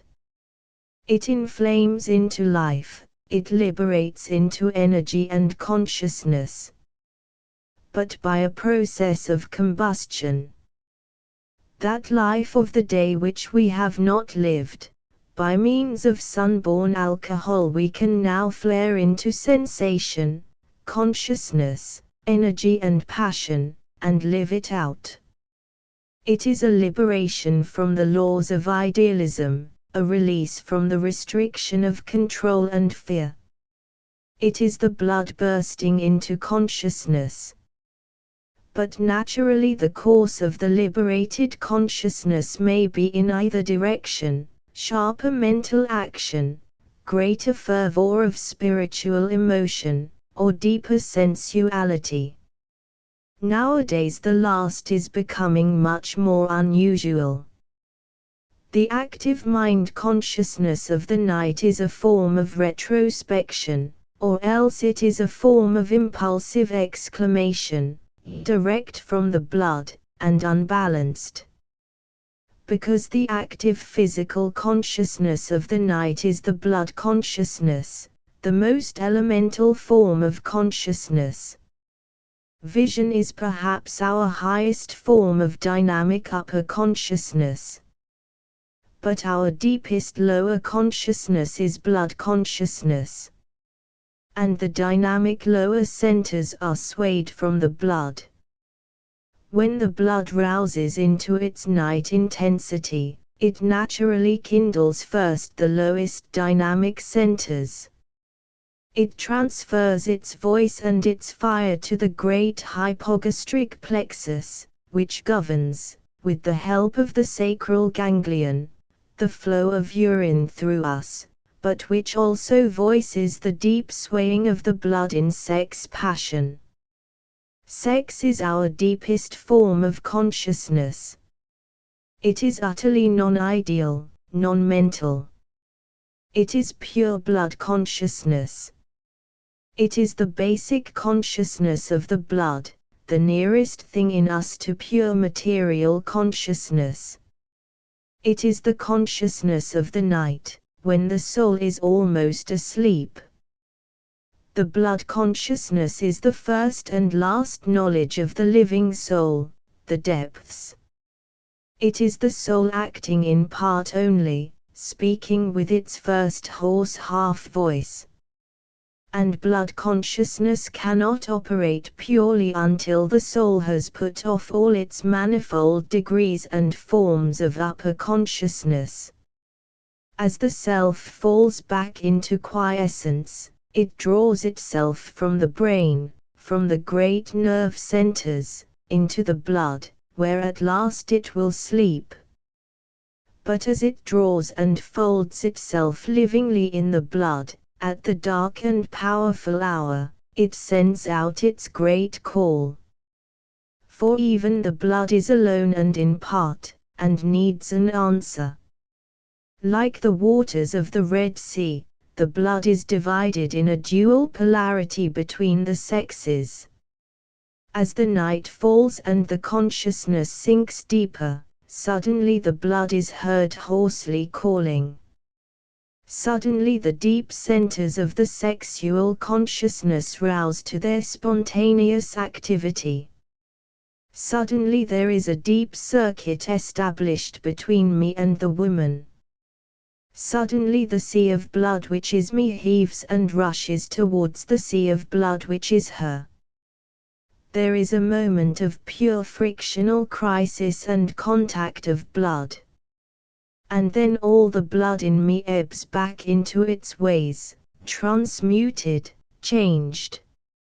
And this is the profound basis of my renewal, my deep blood renewal. And this has nothing to do with pretty faces or white skin or rosy breasts or any of the rest of the trappings of sexual love. These trappings belong to the day. Neither eyes nor hands nor mouth have anything to do with the final massive and dark collision of the blood in the sex crisis, when the strange flash of electric transmutation passes through the blood of the man and the blood of the woman. They fall apart and sleep in their transmutation. But even in its profoundest and most elemental movements, the soul is still individual. Even in its most material consciousness, it is still integral and individual. You would think the great bloodstream of mankind was one and homogeneous. And it is indeed more nearly one, more near to homogeneity than anything else within us. The bloodstream of mankind is almost homogeneous. But it isn't homogeneous. In the first place, it is dual in a perfect dark dynamic polarity, the sexual polarity. No getting away from the fact that the blood of women is dynamically polarized in opposition, or indifference to the blood of man. The crisis of their contact in sex connection is the moment of establishment of a new flashing circuit throughout the whole sea, the dark, burning red waters of our underworld rocking in a new dynamic rhythm in each of us. And then in the second place, the blood of an individual is his own blood. That is, it is individual. And though we have a potential dynamic sexual connection, we men, with almost every woman, yet the great outstanding fact of the individuality even of the blood makes us need a corresponding individuality in the woman we are to embrace. The more individual the man or woman, the more unsatisfactory is a non-individual connection, promiscuity. The more individual, the more does our blood cry out for its own specific answer, an individual woman, blood polarized with us. We have made the mistake of idealism again. We have thought that the woman who thinks and talks as we do will be the blood answer. And we force it to be so. To our disaster. The woman who thinks and talks as we do is almost sure to have no dynamic blood polarity with us. The dynamic blood polarity would make her different from me, and not like me in her thought mode. Blood sympathy is so much deeper than thought mode, that it may result in very different expression, verbally. We have made the mistake of turning life inside out, of dragging the day self into the night, and spreading the night self over into the day. We have made love and sex a matter of seeing and hearing and of day-conscious manipulation. We have made men and women come together on the grounds of this superficial likeness and commonality, their mental and upper sympathetic consciousness. And so we have forced the blood to submission. Which means we force it into disintegration. We have too much light in the night, and too much sleep in the day. It is an evil thing for us to prolong as we do the mental, visual, ideal consciousness far into the night when the hour has come for this upper consciousness to fade, for the blood alone to know and to act.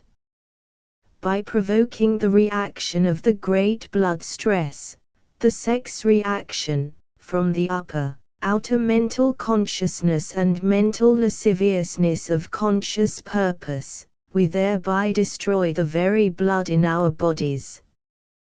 We prevent it from having its own dynamic sway. We prevent it from coming to its own dynamic crisis and connection, from finding its own fundamental being. No matter how we work our sex, from the upper or outer consciousness, we don't achieve anything but the falsification and impoverishment of our own blood life. We have no choice. Either we must withdraw from interference, or slowly deteriorate. We have made a corresponding mistake in sleeping on into the day. Once the sun rises, our constitution changes. Once the sun is well up, our sleep, supposing our life fairly normal, is no longer truly sleep. When the sun comes up, the centers of active dynamic upper consciousness begin to wake. The blood changes its vibration and even its chemical constitution. And then we too ought to wake. We do ourselves great damage by sleeping too long into the day. The half hour's sleep after midday meal is a readjustment. But the long hours of morning sleep are just a damage. We submit our now active centers of upper consciousness to the dominion of the blood automatic flow. We chain ourselves down in our morning sleep. We transmute the morning's blood strength into false dreams and into an ever-increasing force of inertia. And naturally, in the same line of inertia we persist from bad to worse. With the result that our chained down, active nerve centers are half shattered before we arise. We never become newly day conscious, because we have subjected our powerful centers of day consciousness to be trampled and wasted into dreams and inertia by the heavy flow of the blood automatism in the morning sleeps. Then we arise with a feeling of the monotony and automatism of life. There is no good, glad refreshing, we feel tired to start with. And so we protract our day consciousness on into the night, when we do at last begin to come awake, and we tell ourselves we must sleep, sleep, sleep in the morning and the daytime. It is better to sleep only 6 hours than to prolong sleep on and on when the sun has risen. Every man and woman should be forced out of bed soon after the sun has risen, particularly the nervous ones, and forced into physical activity. Soon after dawn the vast majority of people should be hard at work. If not, they will soon be nervously diseased. Chapter 15 The Lower Self. So it comes about that the moon is the planet of our nights, as the sun of our days. And this is not just accidental, or even mechanical. The influence of the moon upon the tides and upon us is not just an accident in phenomena. It is the result of the creation of the universe by life itself. It was life itself which threw the moon apart on the one hand, the sun on the other. And it is life itself which keeps the dynamic vital relation constant between the moon and the living individuals of the globe. The moon is as dependent upon the life of individuals, for her continued existence, as each single individual is dependent upon the moon. The same with the sun. The sun sets and has his perfect polarity in the life circuit established between him and all living individuals. Break that circuit, and the sun breaks. Without man, beasts, butterflies, trees, toads, the sun would gutter out like a spent lamp. It is the life emission from individuals which feeds his burning and establishes his sun heart in its powerful equilibrium. The same with the moon. She lives from us, primarily, and we from her. Everything is a question of relativity. Not only is every force relative to other force or forces, but every existence is relative to other existences. Not only does the life of man depend on man, beast, and herb, but on the sun and moon, and the stars. And in another manner, the existence of the moon depends absolutely on the life of herb, beast, and man. The existence of the moon depends upon the life of individuals, that which alone is original. Without the life of individuals the moon would fall asunder.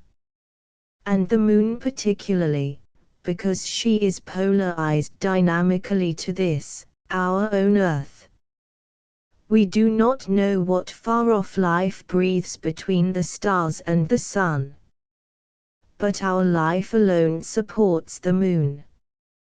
Just as the moon is the pole of our single terrestrial individuality. Therefore we must know that between the moon and each individual being exists a vital dynamic flow.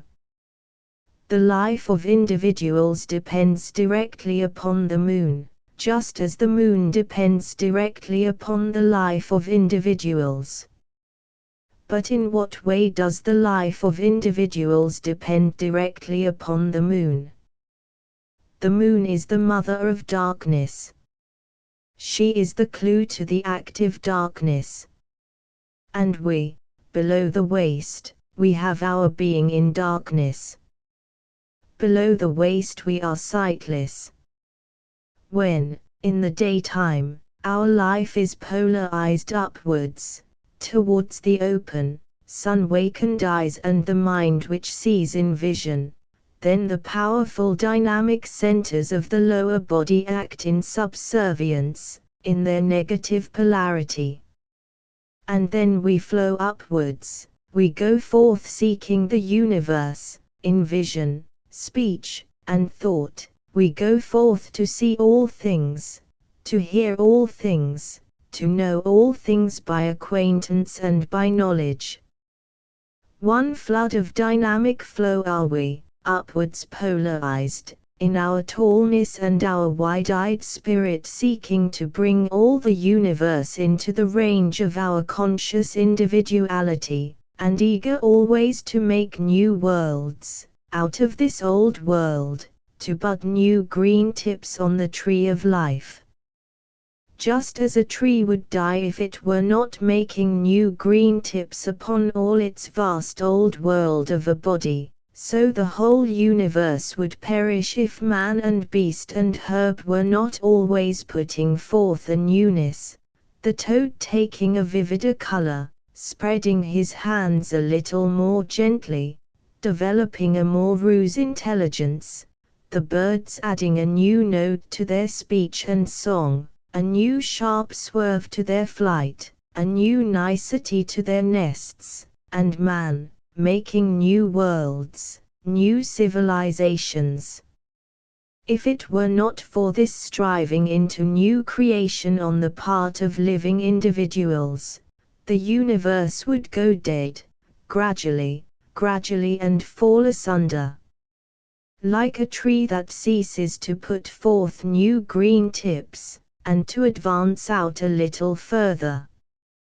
But each new tip arises out of the apparent death of the old, the preceding one. Old leaves have got to fall, old forms must die. And if men must at certain periods fall into death in millions, why, so must the leaves fall every single autumn. And dead leaves make good mold. And so dead men. Even dead men's souls. So if death has to be the goal for a great number, then let it be so. If America must invent this poison gas, let her. When death is our goal of goals, we shall invent the means of death, let our professions of benevolence be what they will. But this time, it seems to me, we have consciously and responsibly to carry ourselves through the winter period, the period of death and denudation, that is, some of us have, some nation even must. For there are not now, as in the Roman times, any great reservoirs of energetic barbaric life. Goths, Gauls, Germans, Slavs, Tartars. The world is very full of people, but all fixed in civilizations of their own, and they all have all our vices, all our mechanisms, and all our means of destruction. This time, the leading civilization cannot die out as Greece, Rome, Persia died. It must suffer a great collapse, maybe. But it must carry through all the collapse the living clue to the next civilization. It's no good thinking we can leave it to China or Japan or India or Africa, any of the great swarms. And here we are, we don't look much like carrying through to a new era. What have we got that will carry through? The latest craze is Mr. Einstein's relativity theory. Curious that everybody catches fire at the word relativity. There must be something in the mere suggestion, which we have been waiting for. But what? As far as I can see, relativity means, for the common amateur mind, that there is no one absolute force in the physical universe, to which all other forces may be referred. There is no one single absolute central principle governing the world. The great cosmic forces or mechanical principles can only be known in their relation to one another, and can only exist in their relation to one another. But, says Einstein, This relation between the mechanical forces is constant, and may be expressed by a mathematical formula, which mathematical formula may be used to equate all mechanical forces of the universe. I hope that is not scientifically all wrong. It is what I understand of the Einstein theory. What I doubt is the equation formula. It seems to me, also, that the velocity of light through space is the deus ex machina in Einstein's physics. Somebody will someday put salt on the tail of light as it travels through space, and then its simple velocity will split up into something complex, and the relativity formula will fall to bits. But I am a confirmed outsider, so I'll hold my tongue. All I know is that people have got the word relativity into their heads, and catchwords always refer to some latent idea or conception in the popular mind. It has taken a Jew to knock the last centerpin out of our ideally spinning universe. The Jewish intelligence for centuries has been picking holes in our ideal system, scientific and sociological. Very good thing for us. Now Mr. Einstein, we are glad to say, has pulled out the very axle pin. At least that is how the vulgar mind understands it. The equation formula doesn't count. So now, the universe, according to the popular mind, can wobble about without being pinned down. Really, an anarchical conclusion. But the Jewish mind insidiously drives us to anarchical conclusions. We are glad to be driven from false, automatic fixities, anyhow. And once we are driven right onto nihilism, we may find a way through. So, there is nothing absolute left in the universe. Nothing. Lord Haldane says pure knowledge is absolute. As far as it goes, no doubt. But pure knowledge is only such a tiny bit of the universe, and always relative to the thing known and to the knower. I feel inclined to relativity myself. I think there is no one absolute principle in the universe. I think everything is relative. But I also feel, most strongly, that in itself each individual living creature is absolute, in its own being. And that all things in the universe are just relative to the individual living creature. And that individual living creatures are relative to each other. And what about a goal? There is no final goal. But every step taken has its own little relative goal. So what about the next step? Well, first and foremost, that every individual creature shall come to its own particular and individual fullness of being. Very nice, very pretty, but how? Well, through a living dynamic relation to other creatures. Very nice again, pretty little adjectives. But what sort of a living dynamic relation? Well, not the relation of love, that's one thing, nor of brotherhood, nor equality. The next relation has got to be a relationship of men towards men in a spirit of unfathomable trust and responsibility, service and leadership, obedience and pure authority. Men have got to choose their leaders, and obey them to the death. And it must be a system of culminating aristocracy, society tapering like a pyramid to the supreme leader. All of which sounds very distasteful at the moment. But upon all the vital lessons we have learned during our era of love and spirit and democracy, we can found our new order. We wanted to be all of a piece. And we couldn't bring it off. Because we just aren't all of a piece. We wanted first to have nothing but nice daytime selves, awfully nice and kind and refined. But it didn't work. Because whether we want it or not, we've got nighttime selves.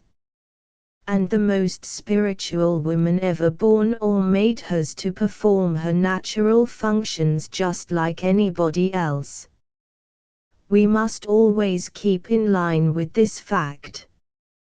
Well, then, we have nighttime selves. And the night self is the very basis of the dynamic self. The blood consciousness and the blood passion is the very source and origin of us. Not that we can stay at the source. Nor even make a goal of the source, as Freud does. The business of living is to travel away from the source. But you must start every single day fresh from the source. You must rise every day afresh out of the dark sea of the blood. When you go to sleep at night, you have to say, "Here dies the man I am and know myself to be." And when you rise in the morning, you have to say, "Here rises an unknown quantity which is still myself." The self which rises naked every morning out of the dark sleep of the passionate, hoarsely calling blood, this is the unit for the next society. And the polarizing of the passionate blood in the individual towards life, and towards leader, this must be the dynamic of the next civilization. The intense, passionate yearning of the soul towards the soul of a stronger, greater individual, and the passionate blood belief in the fulfillment of this yearning will give men the next motive for life. We have to sink back into the darkness and the elemental consciousness of the blood. And from this rise again. But there is no rising until the bath of darkness and extinction is accomplished. As social units, as civilized men, we have to do what we do as physical organisms. Every day, the sun sets from the sky, and darkness falls, and every day, when this happens, the tide of life turns in us. Instead of flowing upwards and outwards towards mental consciousness and activity, it turns back, to flow downwards. Downwards towards the digestion processes, downwards further to the great sexual conjunctions, downwards to sleep. This is the soul now retreating, back from the outer life of day, back to the origins. And so, it stays its hour at the first great sensual stations, the solar plexus and the lumbar ganglion. But the tide ebbs on, down to the immense, almost inhuman passionate darkness of sex, the strange and moon-like intensity of the hypogastric plexus and the sacral ganglion, then deep, deeper, past the last great station of the darkest psyche, down to the earth's center. Then we sleep. And the moon is the tide turner. The moon is the great cosmic pole which calls us back, back out of our day self, back through the moonlit darknesses of the sensual planes, to sleep.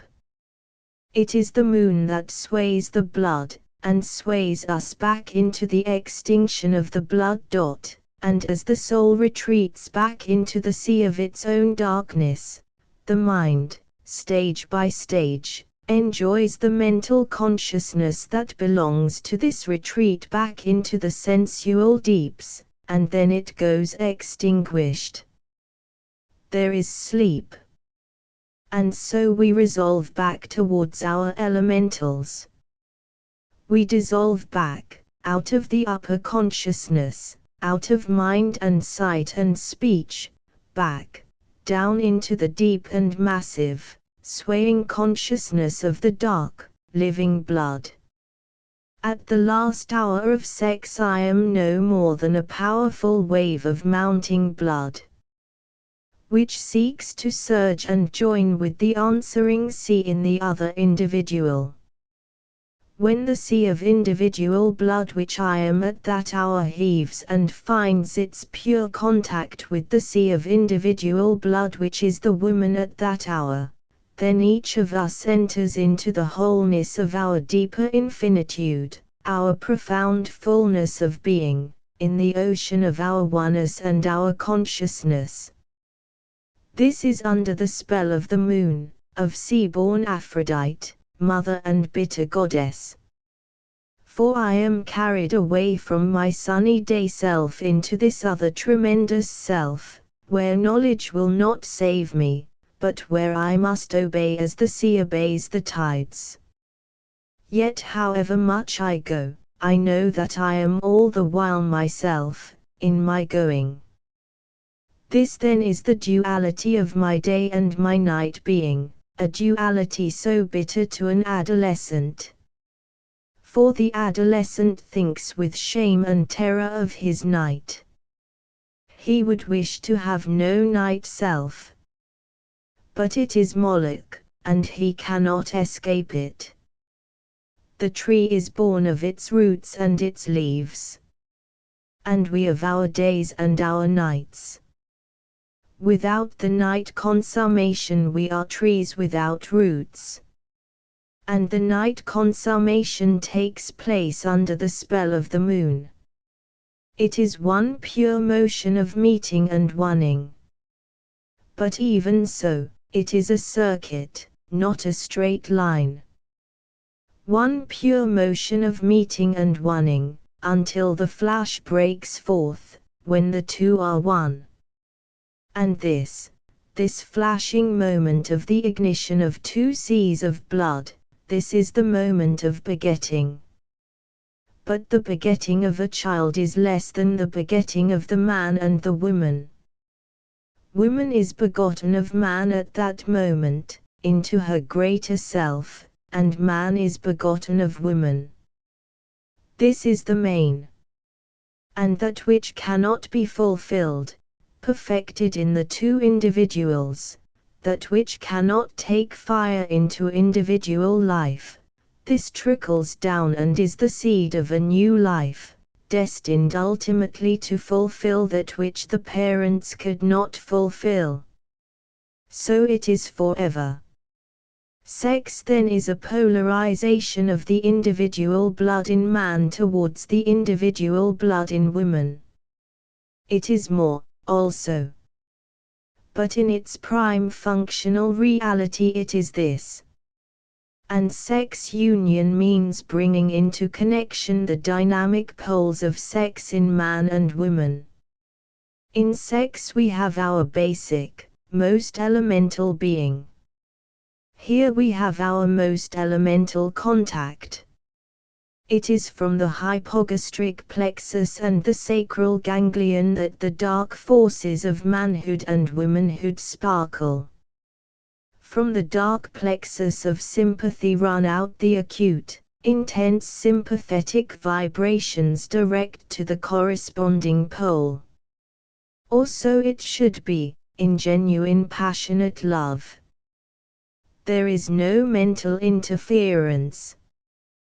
There is even no interference of the upper centers. Love is supposed to be blind. Though modern love wears strong spectacles. But love is really blind. Without sight or scent or hearing, the powerful magnetic current vibrates from the hypogastric plexus in the female, vibrating onto the air like some intense wireless message. And there is immediate response from the sacral ganglion in some male. and then sight and day consciousness begin to fade. In the lower animals, apparently any male can receive the vibration of any female, and if need be, even across long distances of space. But the higher the development, the more individual the attunement. Every wireless station can only receive those messages which are in its own vibration key. So with sex in specialized individuals. From the powerful dynamic center, the female sends out her dark summons, the intense dark vibration of sex. And according to her nature, she receives her responses from the males. The male enters the magnetic field of the female.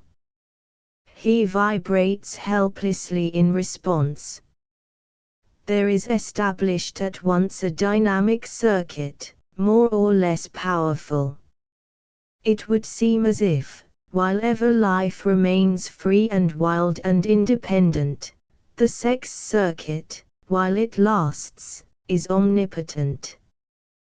There is one electric flow which encompasses one male and one female, or one male and one particular group of females, all polarized in the same key of vibration.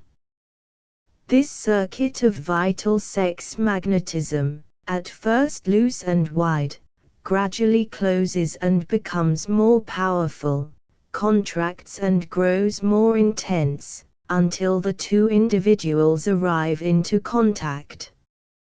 And even then the pulse and flow of attraction and recoil varies.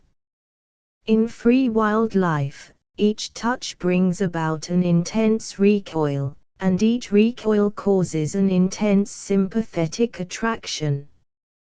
So goes on the strange battle of desire, until the consummation is reached.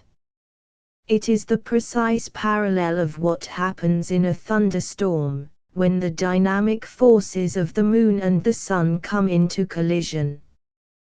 The result is threefold: first, the electric flash, then the birth of pure water, new water. So it is in sex relation. There is a threefold result. First, the flash of pure sensation and of real electricity. Then there is the birth of an entirely new state of blood in each partner. And then there is the liberation. But the main thing, as in the thunderstorm, is the absolute renewal of the atmosphere, in this case, the blood.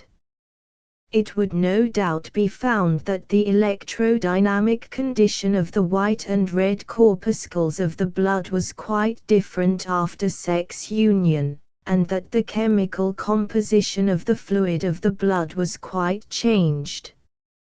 And in this renewal lies the great magic of sex.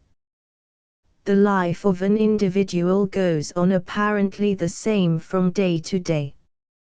But as a matter of fact, there is an inevitable electric accumulation in the nerves and the blood, an accumulation which weighs there and broods there with intolerable pressure. And the only possible means of relief and renewal is in pure passional interchange. There is and must be a pure passional interchange from the upper self, as when men unite in some great creative or religious or constructive activity, or as when they fight each other to the death. The great goal of creative or constructive activity, or of heroic victory in fight, must always be the goal of the daytime self. But the very possibility of such a goal arises out of the vivid dynamism of the conscious blood. And the blood in an individual finds its great renewal in a perfected sex circuit. A perfected sex circuit and a successful sex union. And there can be no successful sex union unless the greater hope of purposive, constructive activity fires the soul of the man all the time, or the hope of passionate, purposive destructive activity, the two amount religiously to the same thing, within the individual. Sex as an end in itself is a disaster, a vice. But an ideal purpose which has no roots in the deep sea of passionate sex is a greater disaster still. And now we have only these two things: sex as a fatal goal, which is the essential theme of modern tragedy, or ideal purpose as a deadly parasite. Sex passion as a goal in itself always leads to tragedy. There must be the great purposive inspiration always present. But the automatic ideal purpose is not even a tragedy, it is a slow humiliation and sterility. The great thing is to keep the sexes pure. And by pure we don't mean an ideal sterile innocence and similarity between boy and girl.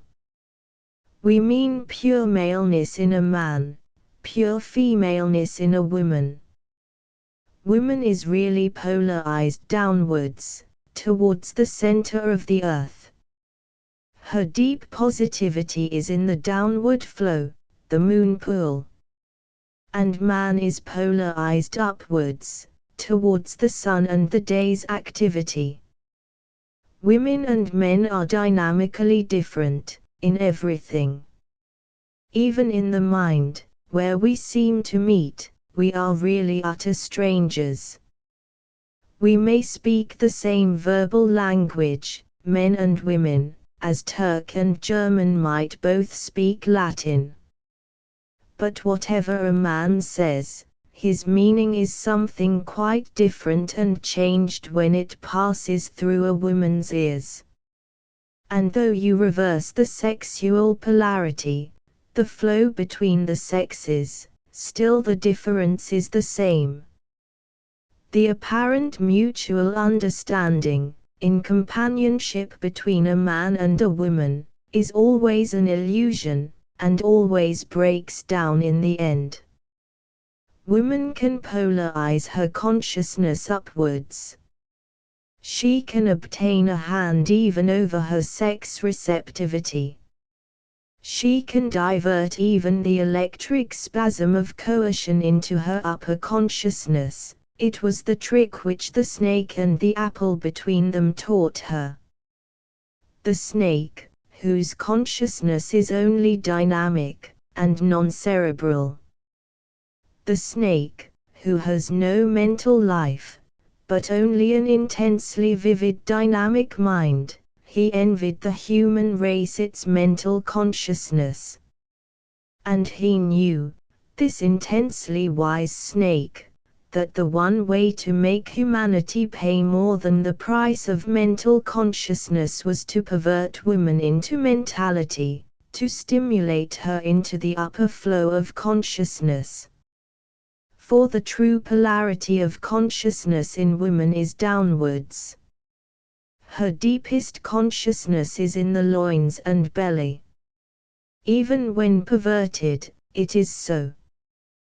The great flow of female consciousness is downwards, down to the weight of the loins and round the circuit of the feet. Pervert this, and make a false flow upwards, to the breast and head, and you get a race of intelligent women, delightful companions, tricky courtesans, clever prostitutes, noble idealists, devoted friends, interesting mistresses, efficient workers, brilliant managers, women as good as men at all the manly tricks, and better, because they are so very headlong once they go in for men's tricks. But then, after a while, pop it all goes. The moment woman has got man's ideals and tricks drilled into her, the moment she is competent in the manly world, there's an end of it. She's had enough. She's had more than enough. She hates the thing she has embraced. She becomes absolutely perverse, and her one end is to prostitute herself and her ideals to sex, which is her business at the present moment. We bruise the serpent's head, his flat and brainless head. But his revenge of bruising our heel is a good one. The heels, through which the powerful downward circuit flows, these are bruised in us, numbed with a horrible neurotic numbness. The dark strong flow that polarizes us to the earth's center is hampered, broken. We become flimsy fungoid beings, with no roots and no hold in the earth, like mushrooms. The serpent has bruised our heel till we limp. The lame gods, the enslaved gods, the toiling limpers moaning for the woman. You don't find the sun and moon playing at pals in the sky. Their beams cross the great gulf which is between them. So with man and woman. They must stand clear again. They must fight their way out of their self-consciousness, there is nothing else. Or, rather, each must fight the other out of self-consciousness. Instead of this leprous forbearance which we are taught to practice in our intimate relationships, there should be the most intense open antagonism. If your wife flirts with other men, and you don't like it, say so before them all, before wife and man and all, say you won't have it. If she seems to you false, in any circumstance, tell her so, angrily, furiously, and stop her. Never mind about being justified. If you hate anything she does, turn on her in a fury. Harry her, and make her life a hell, so long as the real hot rage is in you. Don't silently hate her, or silently forbear. It is such a dirty trick, so mean and ungenerous. If you feel a burning rage, turn on her and give it to her, and never repent. It'll probably hurt you much more than it hurts her. But never repent for your real hot rages, whether they're justifiable or not. If you care one sweet straw for the woman, and if she makes you that you can't bear any more, give it to her, and if your heart weeps tears of blood afterwards, tell her you're thankful she's got it for once, and you wish she had it worse. The same with wives and their husbands. If a woman's husband gets on her nerves, she should fly at him. If she thinks him too sweet and smarmy with other people, she should let him have it to his nose, straight out.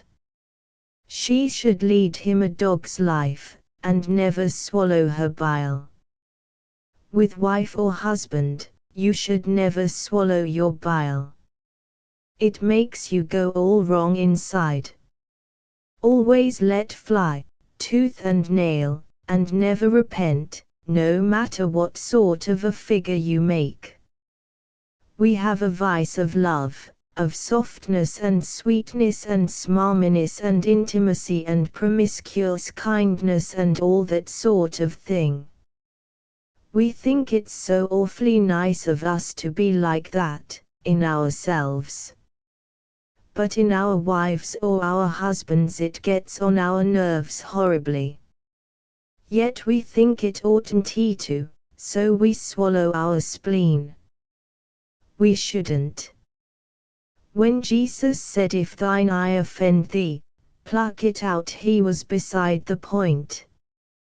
The eye doesn't really offend us. We are rather fond of our own squint eye. It only offends the person who cares for us. And it's up to this person to pluck it out. This holds particularly good of the love and intimacy vice. It'll never offend us in ourselves. While it will be gall and wormwood to our wife or husband. And it is on this promiscuous love and intimacy and kindness and sweetness, all a vice, that our self-consciousness really rests. If we are battered out of this, we shall be battered out of self-consciousness. And so, men, drive your wives, beat them out of their self-consciousness and their soft smarminess and good, lovely idea of themselves. Absolutely tear their lovely opinion of themselves to tatters, and make them look a wholly ridiculous sight in their own eyes. Wives, do the same to your husbands. But fight for your life, men. Fight your wife out of her own self-conscious preoccupation with herself. Batter her out of it till she's stunned. Drive her back into her own true mode. Rip all her nice superimposed modern woman and wonderful creature garb off her. Reduce her once more to a naked Eve, and send the apple flying. Make her yield to her own real unconscious self, and absolutely stamp on the self that she's got in her head. Drive her forcibly back into her own true unconscious. And then you've got a harder thing still to do. Stop her from looking on you as her lover. Cure her of that, if you haven't cured her before. Put the fear of the Lord into her that way. And make her know she's got to believe in you again, and in the deep purpose you stand for. But before you can do that, you've got to stand for some deep purpose. It's no good faking one up. You won't take a woman in, not really. Even when she chooses to be taken in, for prettiness sake, it won't do you any good. But combat her. Combat her in her sexual pertinacity, and in her secret glory or arrogance in the sexual goal. Combat her in her cocksure belief that she knows and that she is right. Take it all out of her. Make her yield once more to the male leadership, if you've got anywhere to lead to.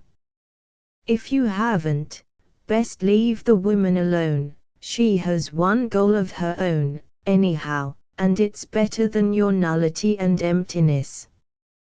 You've got to take a new resolution into your soul, and break off from the old way. You've got to know that you're a man, and being a man means you must go on alone, ahead of the woman, to break a way through the old world into the new. And you've got to be alone. And you've got to start off ahead.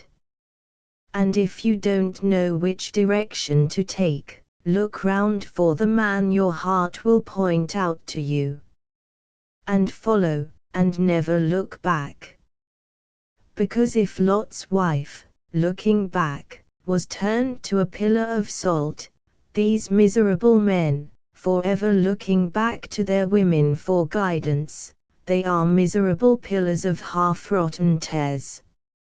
You'll have to fight to make a woman believe in you as a real man, a real pioneer. No man is a man unless to his woman he is a pioneer. You'll have to fight still harder to make her yield her goal to yours, her night goal to your day goal.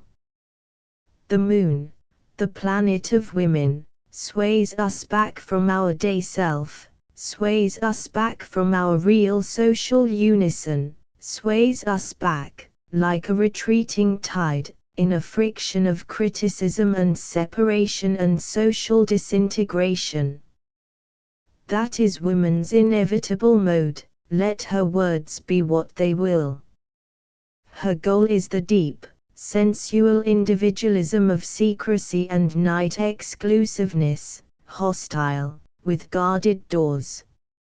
And you'll have to fight very hard to make a woman yield her goal to yours, to make her, in her own soul, believe in your goal as the goal beyond, in her goal as the way by which you go. She'll never believe until you have your soul filled with a profound and absolutely inalterable purpose, that will yield to nothing, least of all to her. She'll never believe until, in your soul, you are cut off and gone ahead, into the dark. She may of course already love you, and love you for yourself. But the love will be a nest of scorpions unless it is overshadowed by a little fear or awe of your further purpose, a living belief in your going beyond her, into futurity.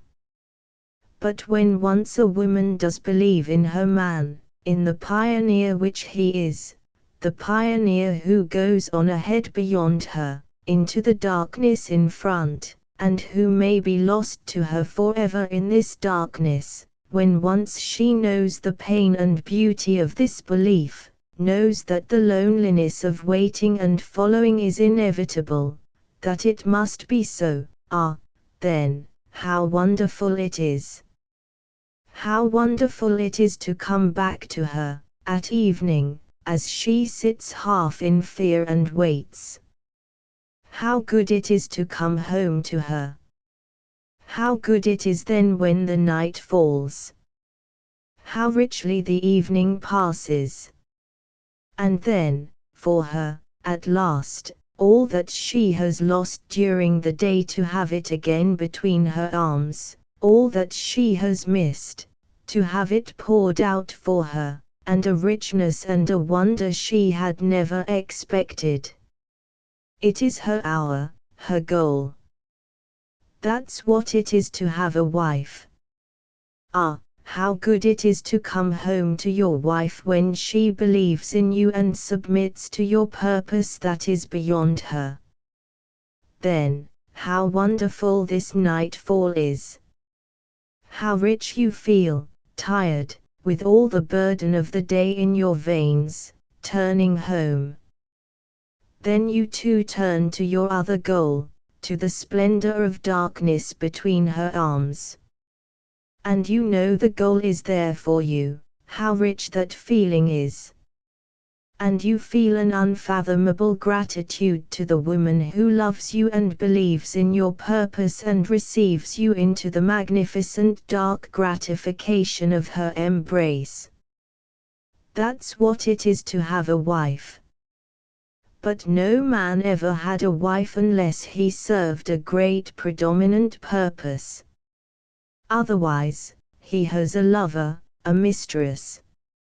No matter how much she may be married to him, unless his days have a living purpose, constructive or destructive, but a purpose beyond her and all she stands for, unless his days have this purpose, and his soul is really committed to his purpose, she will not be a wife, she will be only a mistress and he will be her lover. If the man has no purpose for his days, then to the woman alone remains the goal of her nights, the great sex goal. And this goal is no goal, but always cries for the something beyond, for the rising in the morning and the going forth beyond, the man disappearing ahead into the distance of futurity, that which his purpose stands for, the future. The sex goal needs, absolutely needs, this further departure. And if there be no further departure, no great way of belief on ahead, and if sex is the starting point and the goal as well, then sex becomes like the bottomless pit, insatiable. It demands at last the departure into death, the only available beyond. Like Carmen, or like Anna Karenina. When sex is the starting point and the returning point both, then the only issue is death. Which is plain as a pikestaff in Carmen or Anna Karenina and is the theme of almost all modern tragedy. Our one hackneyed theme. Ecstasies and agonies of love, and final passion of death. Death is the only pure, beautiful conclusion of a great passion.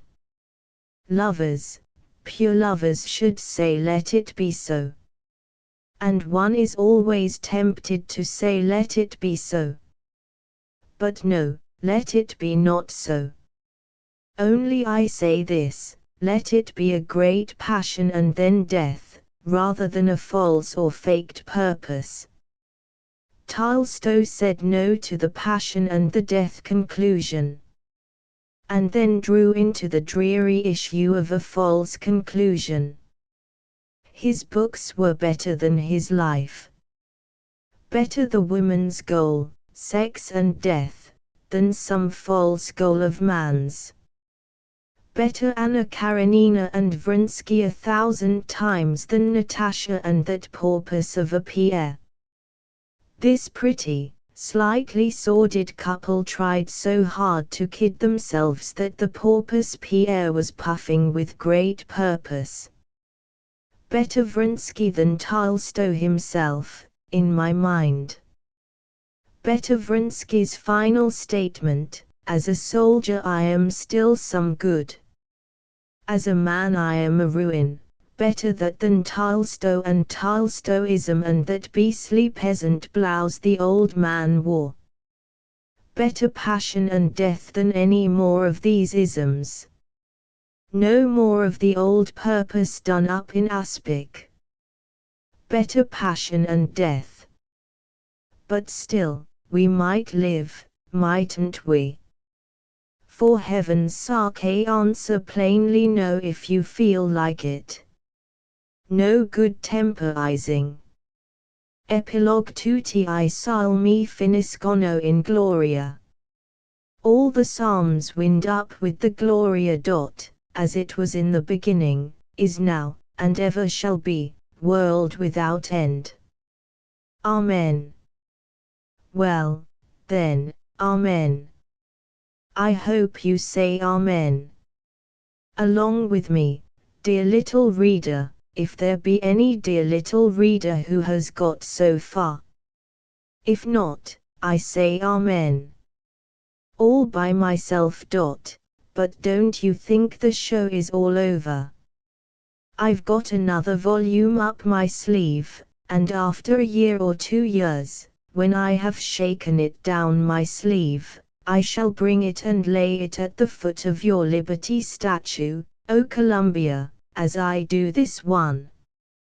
I suppose Columbia means the States. Hail Columbia. I suppose, etymologically, it is a nest of turtle doves, lat. Columba, a dove. Coo me softly, then, Columbia, don't roar me like the sucking doves of the critics of my psychoanalysis and the unconscious. And when I lay this little book at the foot of the Liberty statue, that brawny lady is not to look down her nose and bawl, do you see any green in my eye? Of course I don't, dear lady. I only see the reflection of that torch, or is it a carrot, which you are holding up to light the way into New York Harbor. Well, many an ass has strayed across the uneasy paddock of the Atlantic, to nibble your carrot, dear lady. And I must say, you can keep on slicing off nice little carrot slices of guineas and doubloons for an extraordinarily inexhaustible long time. And innumerable asses can collect themselves nice little heaps of golden carrot slices, and then lift up their heads and brag over them with fairly pandemoniac yells of gratification.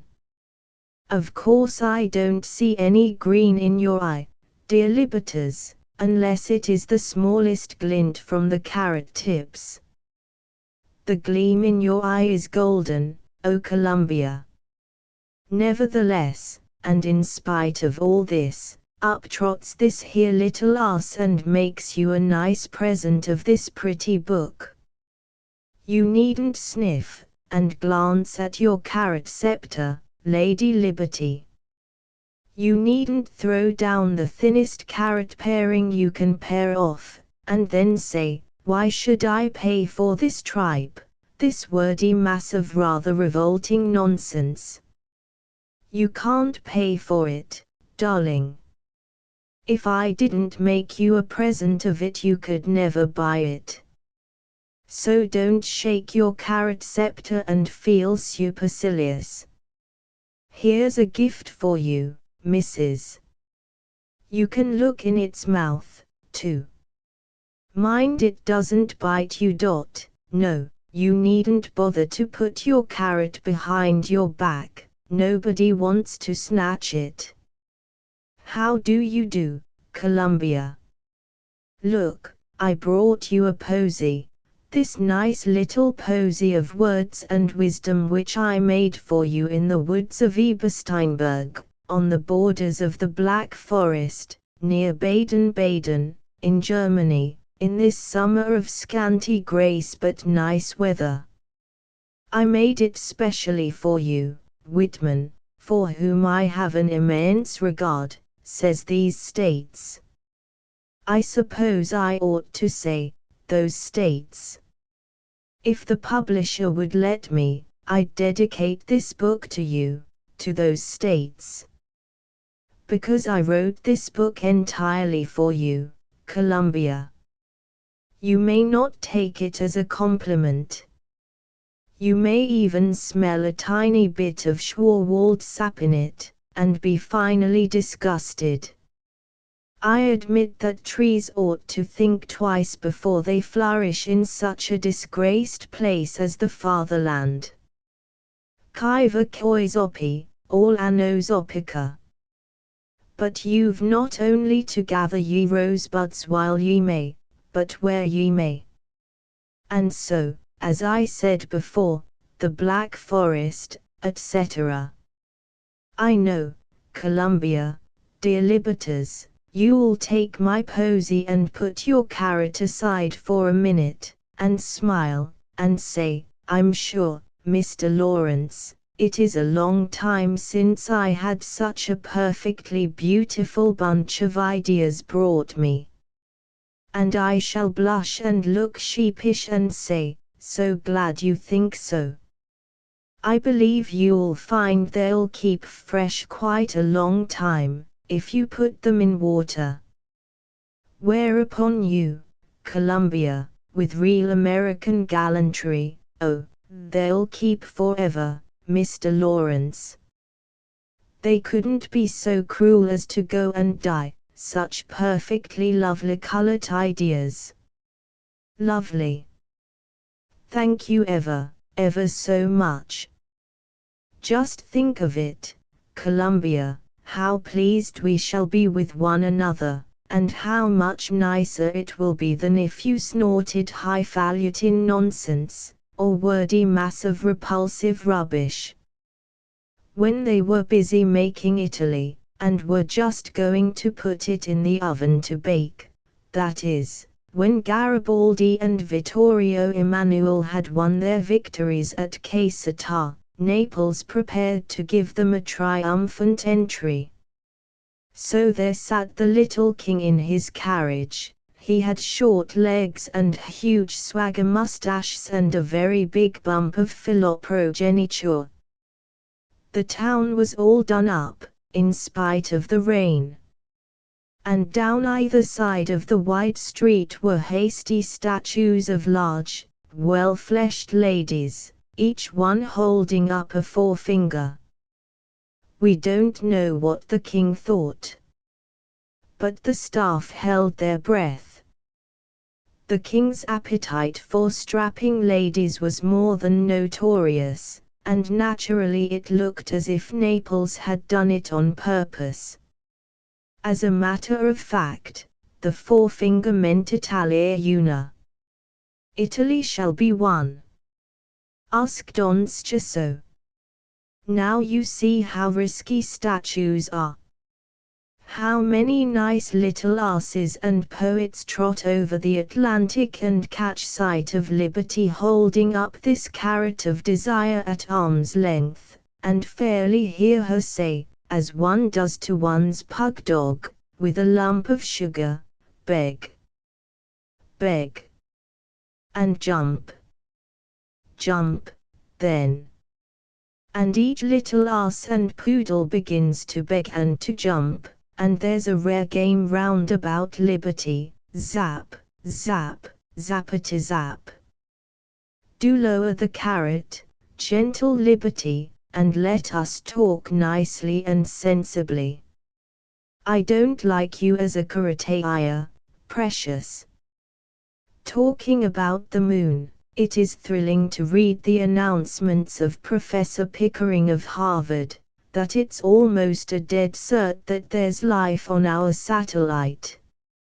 It is almost as certain that there's life on the moon as it is certain there is life on Mars. The professor bases his assertions on photographs, hundreds of photographs, of a crater with a circumference of 37 miles. I'm not satisfied. I demand to know the yards, feet and inches.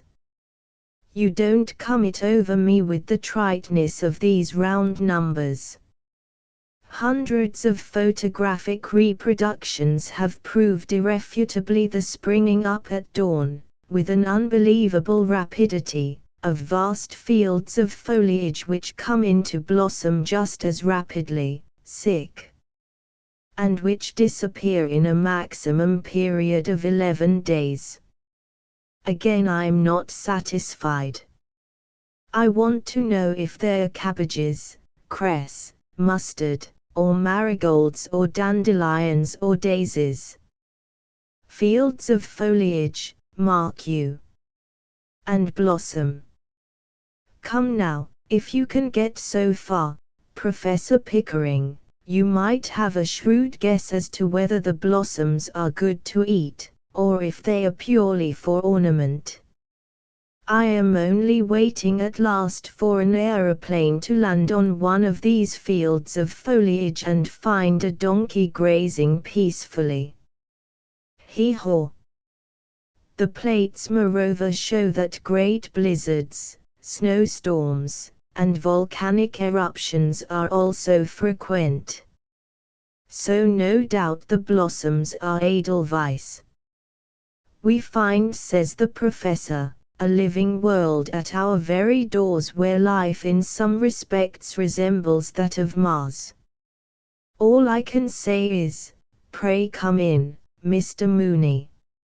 And how is your cousin Senior Martian? Now I'm sure Professor Pickering's photographs and observations are really wonderful.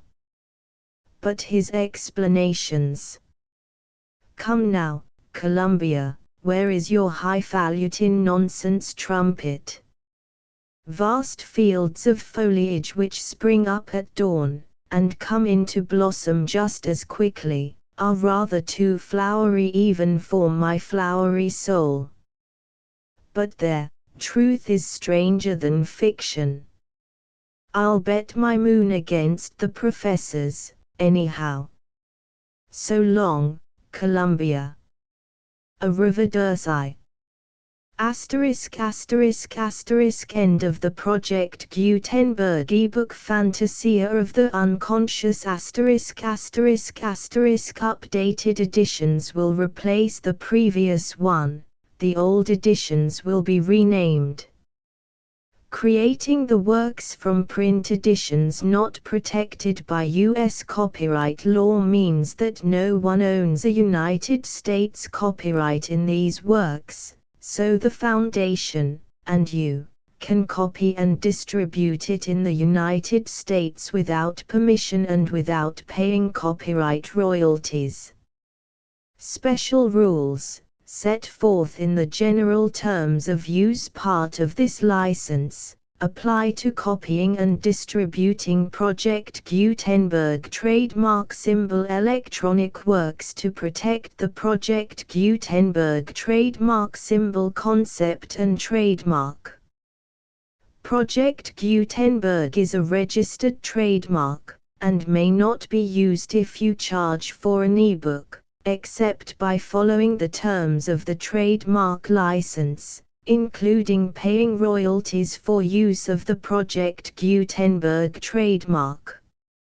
If you do not charge anything for copies of this ebook, complying with the trademark license is very easy. You may use this ebook for nearly any purpose, such as creation of derivative works, reports, performances and research.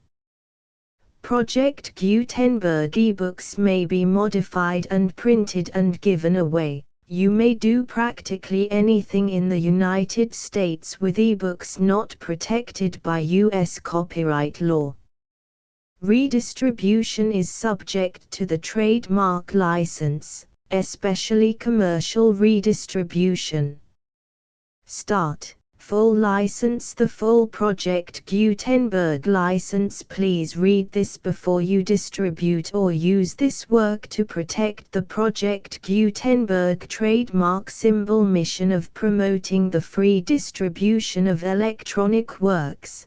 By using or distributing this work, or any other work associated in any way with the phrase Project Gutenberg, you agree to comply with all the terms of the full Project Gutenberg trademark symbol license available with this file or online at www.gutenberg.org/license. Section 1. General Terms of Use and Redistributing Project Gutenberg Trademark Symbol Electronic Works 1.0. By reading or using any part of this Project Gutenberg trademark symbol electronic work, you indicate that you have read, understand, agree to and accept all the terms of this license and intellectual property trademark/copyright agreement. If you do not agree to abide by all the terms of this agreement, you must cease using and return or destroy all copies of Project Gutenberg trademark symbol electronic works in your possession. If you paid a fee for obtaining a copy of or access to a Project Gutenberg trademark symbol electronic work and you do not agree to be bound by the terms of this agreement, you may obtain a refund from the person or entity to whom you paid the fee as set forth in paragraph 1.e.8. 1.b. Project Gutenberg is a registered trademark. It may only be used on or associated in any way with an electronic work by people who agree to be bound by the terms of this agreement. There are a few things that you can do with most Project Gutenberg trademark symbol electronic works even without complying with the full terms of this agreement. See paragraph 1.c below. There are a lot of things you can do with Project Gutenberg trademark symbol electronic works if you follow the terms of this agreement and help preserve free future access to Project Gutenberg trademark symbol electronic works. See paragraph 1.e below. 1.c. The Project Gutenberg Literary Archive Foundation, the Foundation or PGLAF, owns a compilation copyright in the collection of Project Gutenberg trademark symbol electronic works. Nearly all the individual works in the collection are in the public domain in the United States. If an individual work is unprotected by copyright law in the United States and you are located in the United States, We do not claim a right to prevent you from copying, distributing, performing, displaying or creating derivative works based on the work as long as all references to Project Gutenberg are removed. Of course, we hope that you will support the Project Gutenberg trademark symbol mission of promoting free access to electronic works by freely sharing Project Gutenberg trademark symbol works in compliance with the terms of this agreement for keeping the Project Gutenberg trademark symbol name associated with the work. You can easily comply with the terms of this agreement by keeping this work in the same format with its attached full Project Gutenberg trademark symbol license when you share it without charge with others. 1.d. The copyright laws of the place where you are located also govern what you can do with this work. Copyright laws in most countries are in a constant state of change. If you are outside the United States, check the laws of your country in addition to the terms of this agreement before downloading, copying, displaying, performing, distributing or creating derivative works based on this work or any other Project Gutenberg trademark symbol work. The Foundation makes no representations concerning the copyright status of any work in any country other than the United States. 1.e. Unless you have removed all references to Project Gutenberg, 1.e.1. The following sentence, with active links to, or other immediate access to, the full Project Gutenberg trademark symbol license must appear prominently whenever any copy of a Project Gutenberg trademark symbol work, any work on which the phrase Project Gutenberg appears, or with which the phrase Project Gutenberg is associated, is accessed, displayed, performed, viewed, copied or distributed. This ebook is for the use of anyone anywhere in the United States and most other parts of the world at no cost and with almost no restrictions whatsoever. You may copy it, give it away or reuse it under the terms of the Project Gutenberg license included with this ebook or online at www.gutenberg.org. If you are not located in the United States, you will have to check the laws of the country where you are located before using this ebook. 1.e.2. If an individual Project Gutenberg trademark symbol electronic work is derived from texts not protected by U.S. copyright law, does not contain a notice indicating that it is posted with permission of the copyright holder, the work can be copied and distributed to anyone in the United States without paying any fees or charges.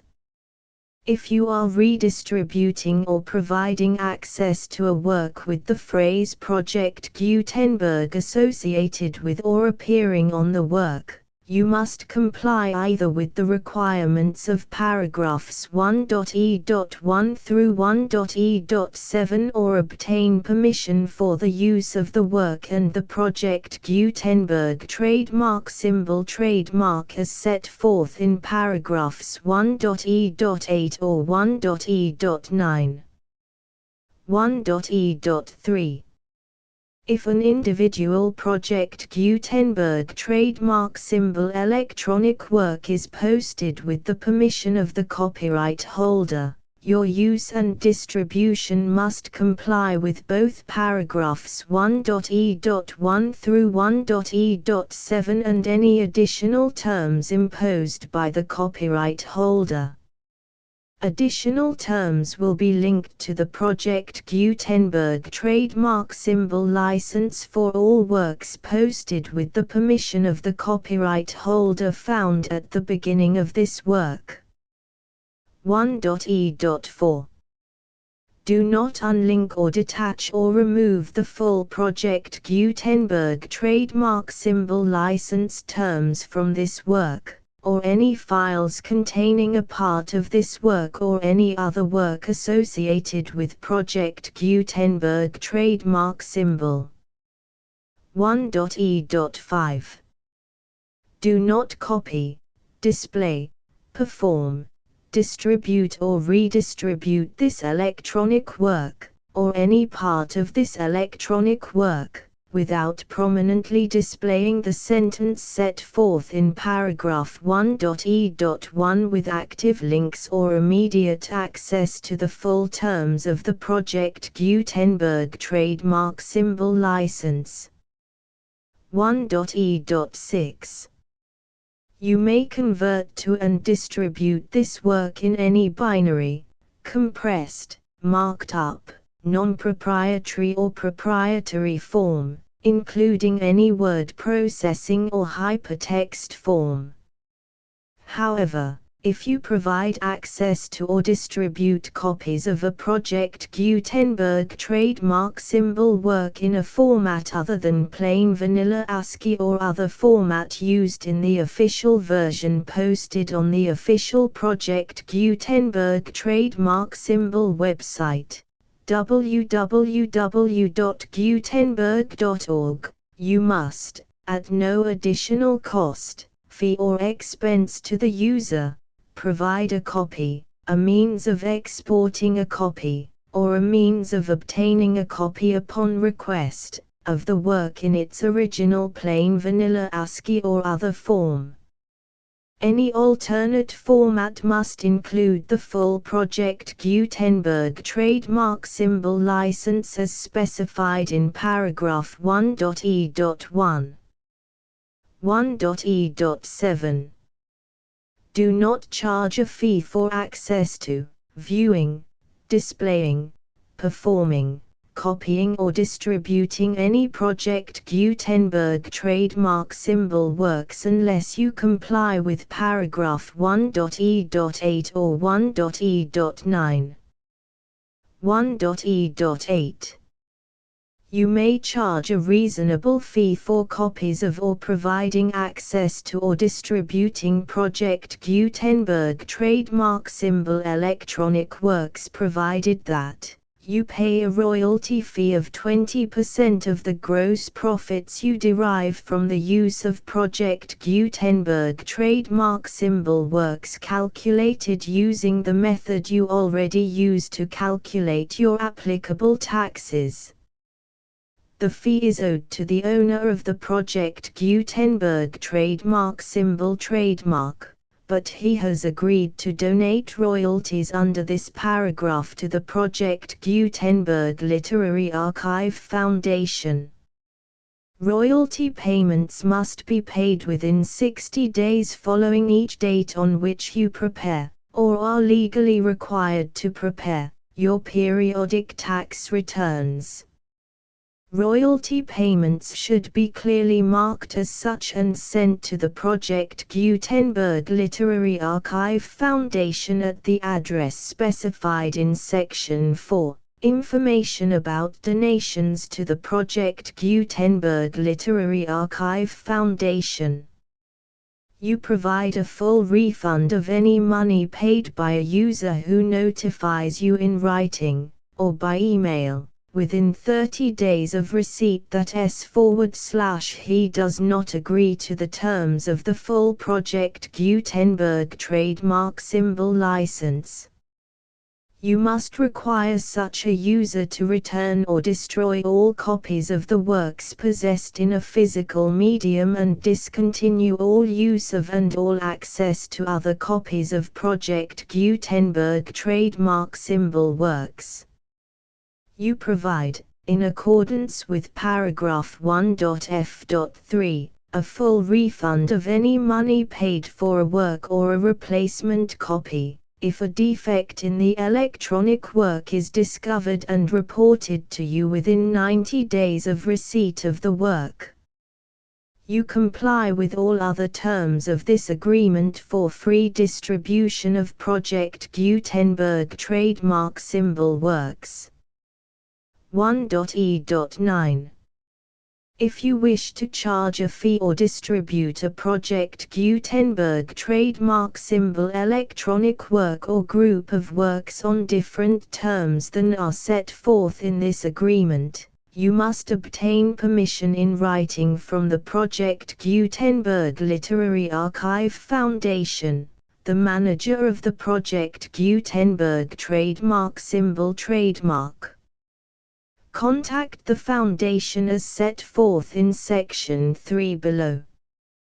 1.f1.f.1 Project Gutenberg volunteers and employees expend considerable effort to identify, do copyright research on, transcribe and proofread works not protected by U.S. copyright law in creating the Project Gutenberg trademark symbol collection. Despite these efforts, Project Gutenberg trademark symbol electronic works, and the medium on which they may be stored, may contain defects such as, but not limited to, incomplete, inaccurate or corrupt data, transcription errors, a copyright or other intellectual property infringement, a defective or damaged disk or other medium, a computer virus, or computer codes that damage or cannot be read by your equipment. 1.f.2 Limited warranty, disclaimer of damages, except for the right of replacement or refund described in paragraph 1.f.3, the Project Gutenberg Literary Archive Foundation, the owner of the Project Gutenberg trademark symbol trademark, and any other party distributing a Project Gutenberg trademark symbol electronic work under this agreement, disclaim all liability to you for damages, costs and expenses, including legal fees. You agree that you have no remedies for negligence, strict liability, breach of warranty or breach of contract except those provided in paragraph 1.f.3. You agree that the Foundation, the trademark owner, and any distributor under this agreement will not be liable to you for actual, direct, indirect, consequential, punitive or incidental damages even if you give notice of the possibility of such damage. 1.f.3 Limited right of replacement or refund. If you discover a defect in this electronic work within 90 days of receiving it, you can receive a refund of the money, if any, you paid for it by sending a written explanation to the person you received the work from. If you received the work on a physical medium, you must return the medium with your written explanation. The person or entity that provided you with the defective work may elect to provide a replacement copy in lieu of a refund. If you received the work electronically, the person or entity providing it to you may choose to give you a second opportunity to receive the work electronically in lieu of a refund. If the second copy is also defective, you may demand a refund in writing without further opportunities to fix the problem. 1.f.4 Except for the limited right of replacement or refund set forth in paragraph 1.f.3, this work is provided to you as is, with no other warranties of any kind, express or implied, including but not limited to warranties of merchantability or fitness for any purpose. 1.f.5 Some states do not allow disclaimers of certain implied warranties or the exclusion or limitation of certain types of damages.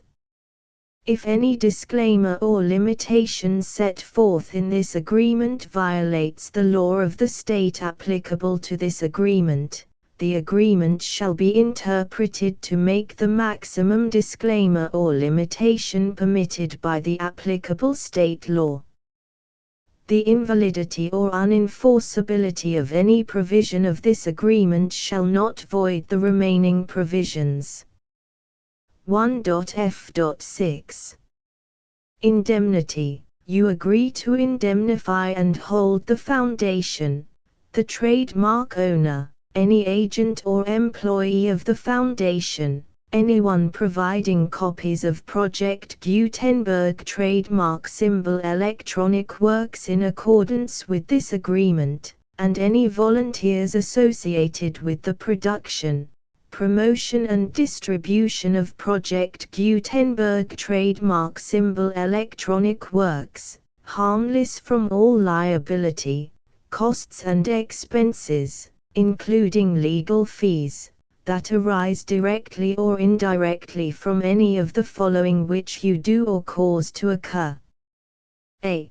Distribution of this or any Project Gutenberg trademark symbol work. B. Alteration, modification, or additions or deletions to any Project Gutenberg trademark symbol work, and C. Any defect you cause. Section 2. Information about the mission of Project Gutenberg trademark symbol. Project Gutenberg trademark symbol is synonymous with the free distribution of electronic works in formats readable by the widest variety of computers, including obsolete, old, middle-aged and new computers. It exists because of the efforts of hundreds of volunteers and donations from people in all walks of life. Volunteers and financial support to provide volunteers with the assistance they need are critical to reaching Project Gutenberg trademark symbol's goals and ensuring that the Project Gutenberg trademark symbol collection will remain freely available for generations to come. In 2001, the Project Gutenberg Literary Archive Foundation was created to provide a secure and permanent future for Project Gutenberg trademark symbol and future generations. To learn more about the Project Gutenberg Literary Archive Foundation and how your efforts and donations can help, see sections 3 and 4 and the Foundation information page at www.gutenberg.org. Section 3. Information about the Project Gutenberg Literary Archive Foundation. The Project Gutenberg Literary Archive Foundation is a non-profit 501(c)(3) educational corporation organized under the laws of the state of Mississippi and granted tax-exempt status by the Internal Revenue Service. The Foundation's IN or Federal Tax Identification Number is 64-6221541. Contributions to the Project Gutenberg Literary Archive Foundation are tax-deductible to the full extent permitted by U.S. federal laws and your state's laws. The Foundation's business office is located at 809 North 1500 West, Salt Lake City, UT 84116, 801-596-1887. Email contact links and up-to-date contact information can be found at the Foundation's website and official page at www.gutenberg.org/contact section 4. Information about donations to the Project Gutenberg Literary Archive Foundation. Project Gutenberg trademark symbol depends upon and cannot survive without widespread public support and donations to carry out its mission of increasing the number of public domain and licensed works that can be freely distributed in machine-readable form accessible by the widest array of equipment, including outdated equipment. Many small donations, $1 to $5,000, are particularly important to maintaining tax-exempt status with the IRS. The Foundation is committed to complying with the laws regulating charities and charitable donations in all 50 states of the United States. Compliance requirements are not uniform and it takes a considerable effort, much paperwork and many fees to meet and keep up with these requirements. We do not solicit donations in locations where we have not received written confirmation of compliance.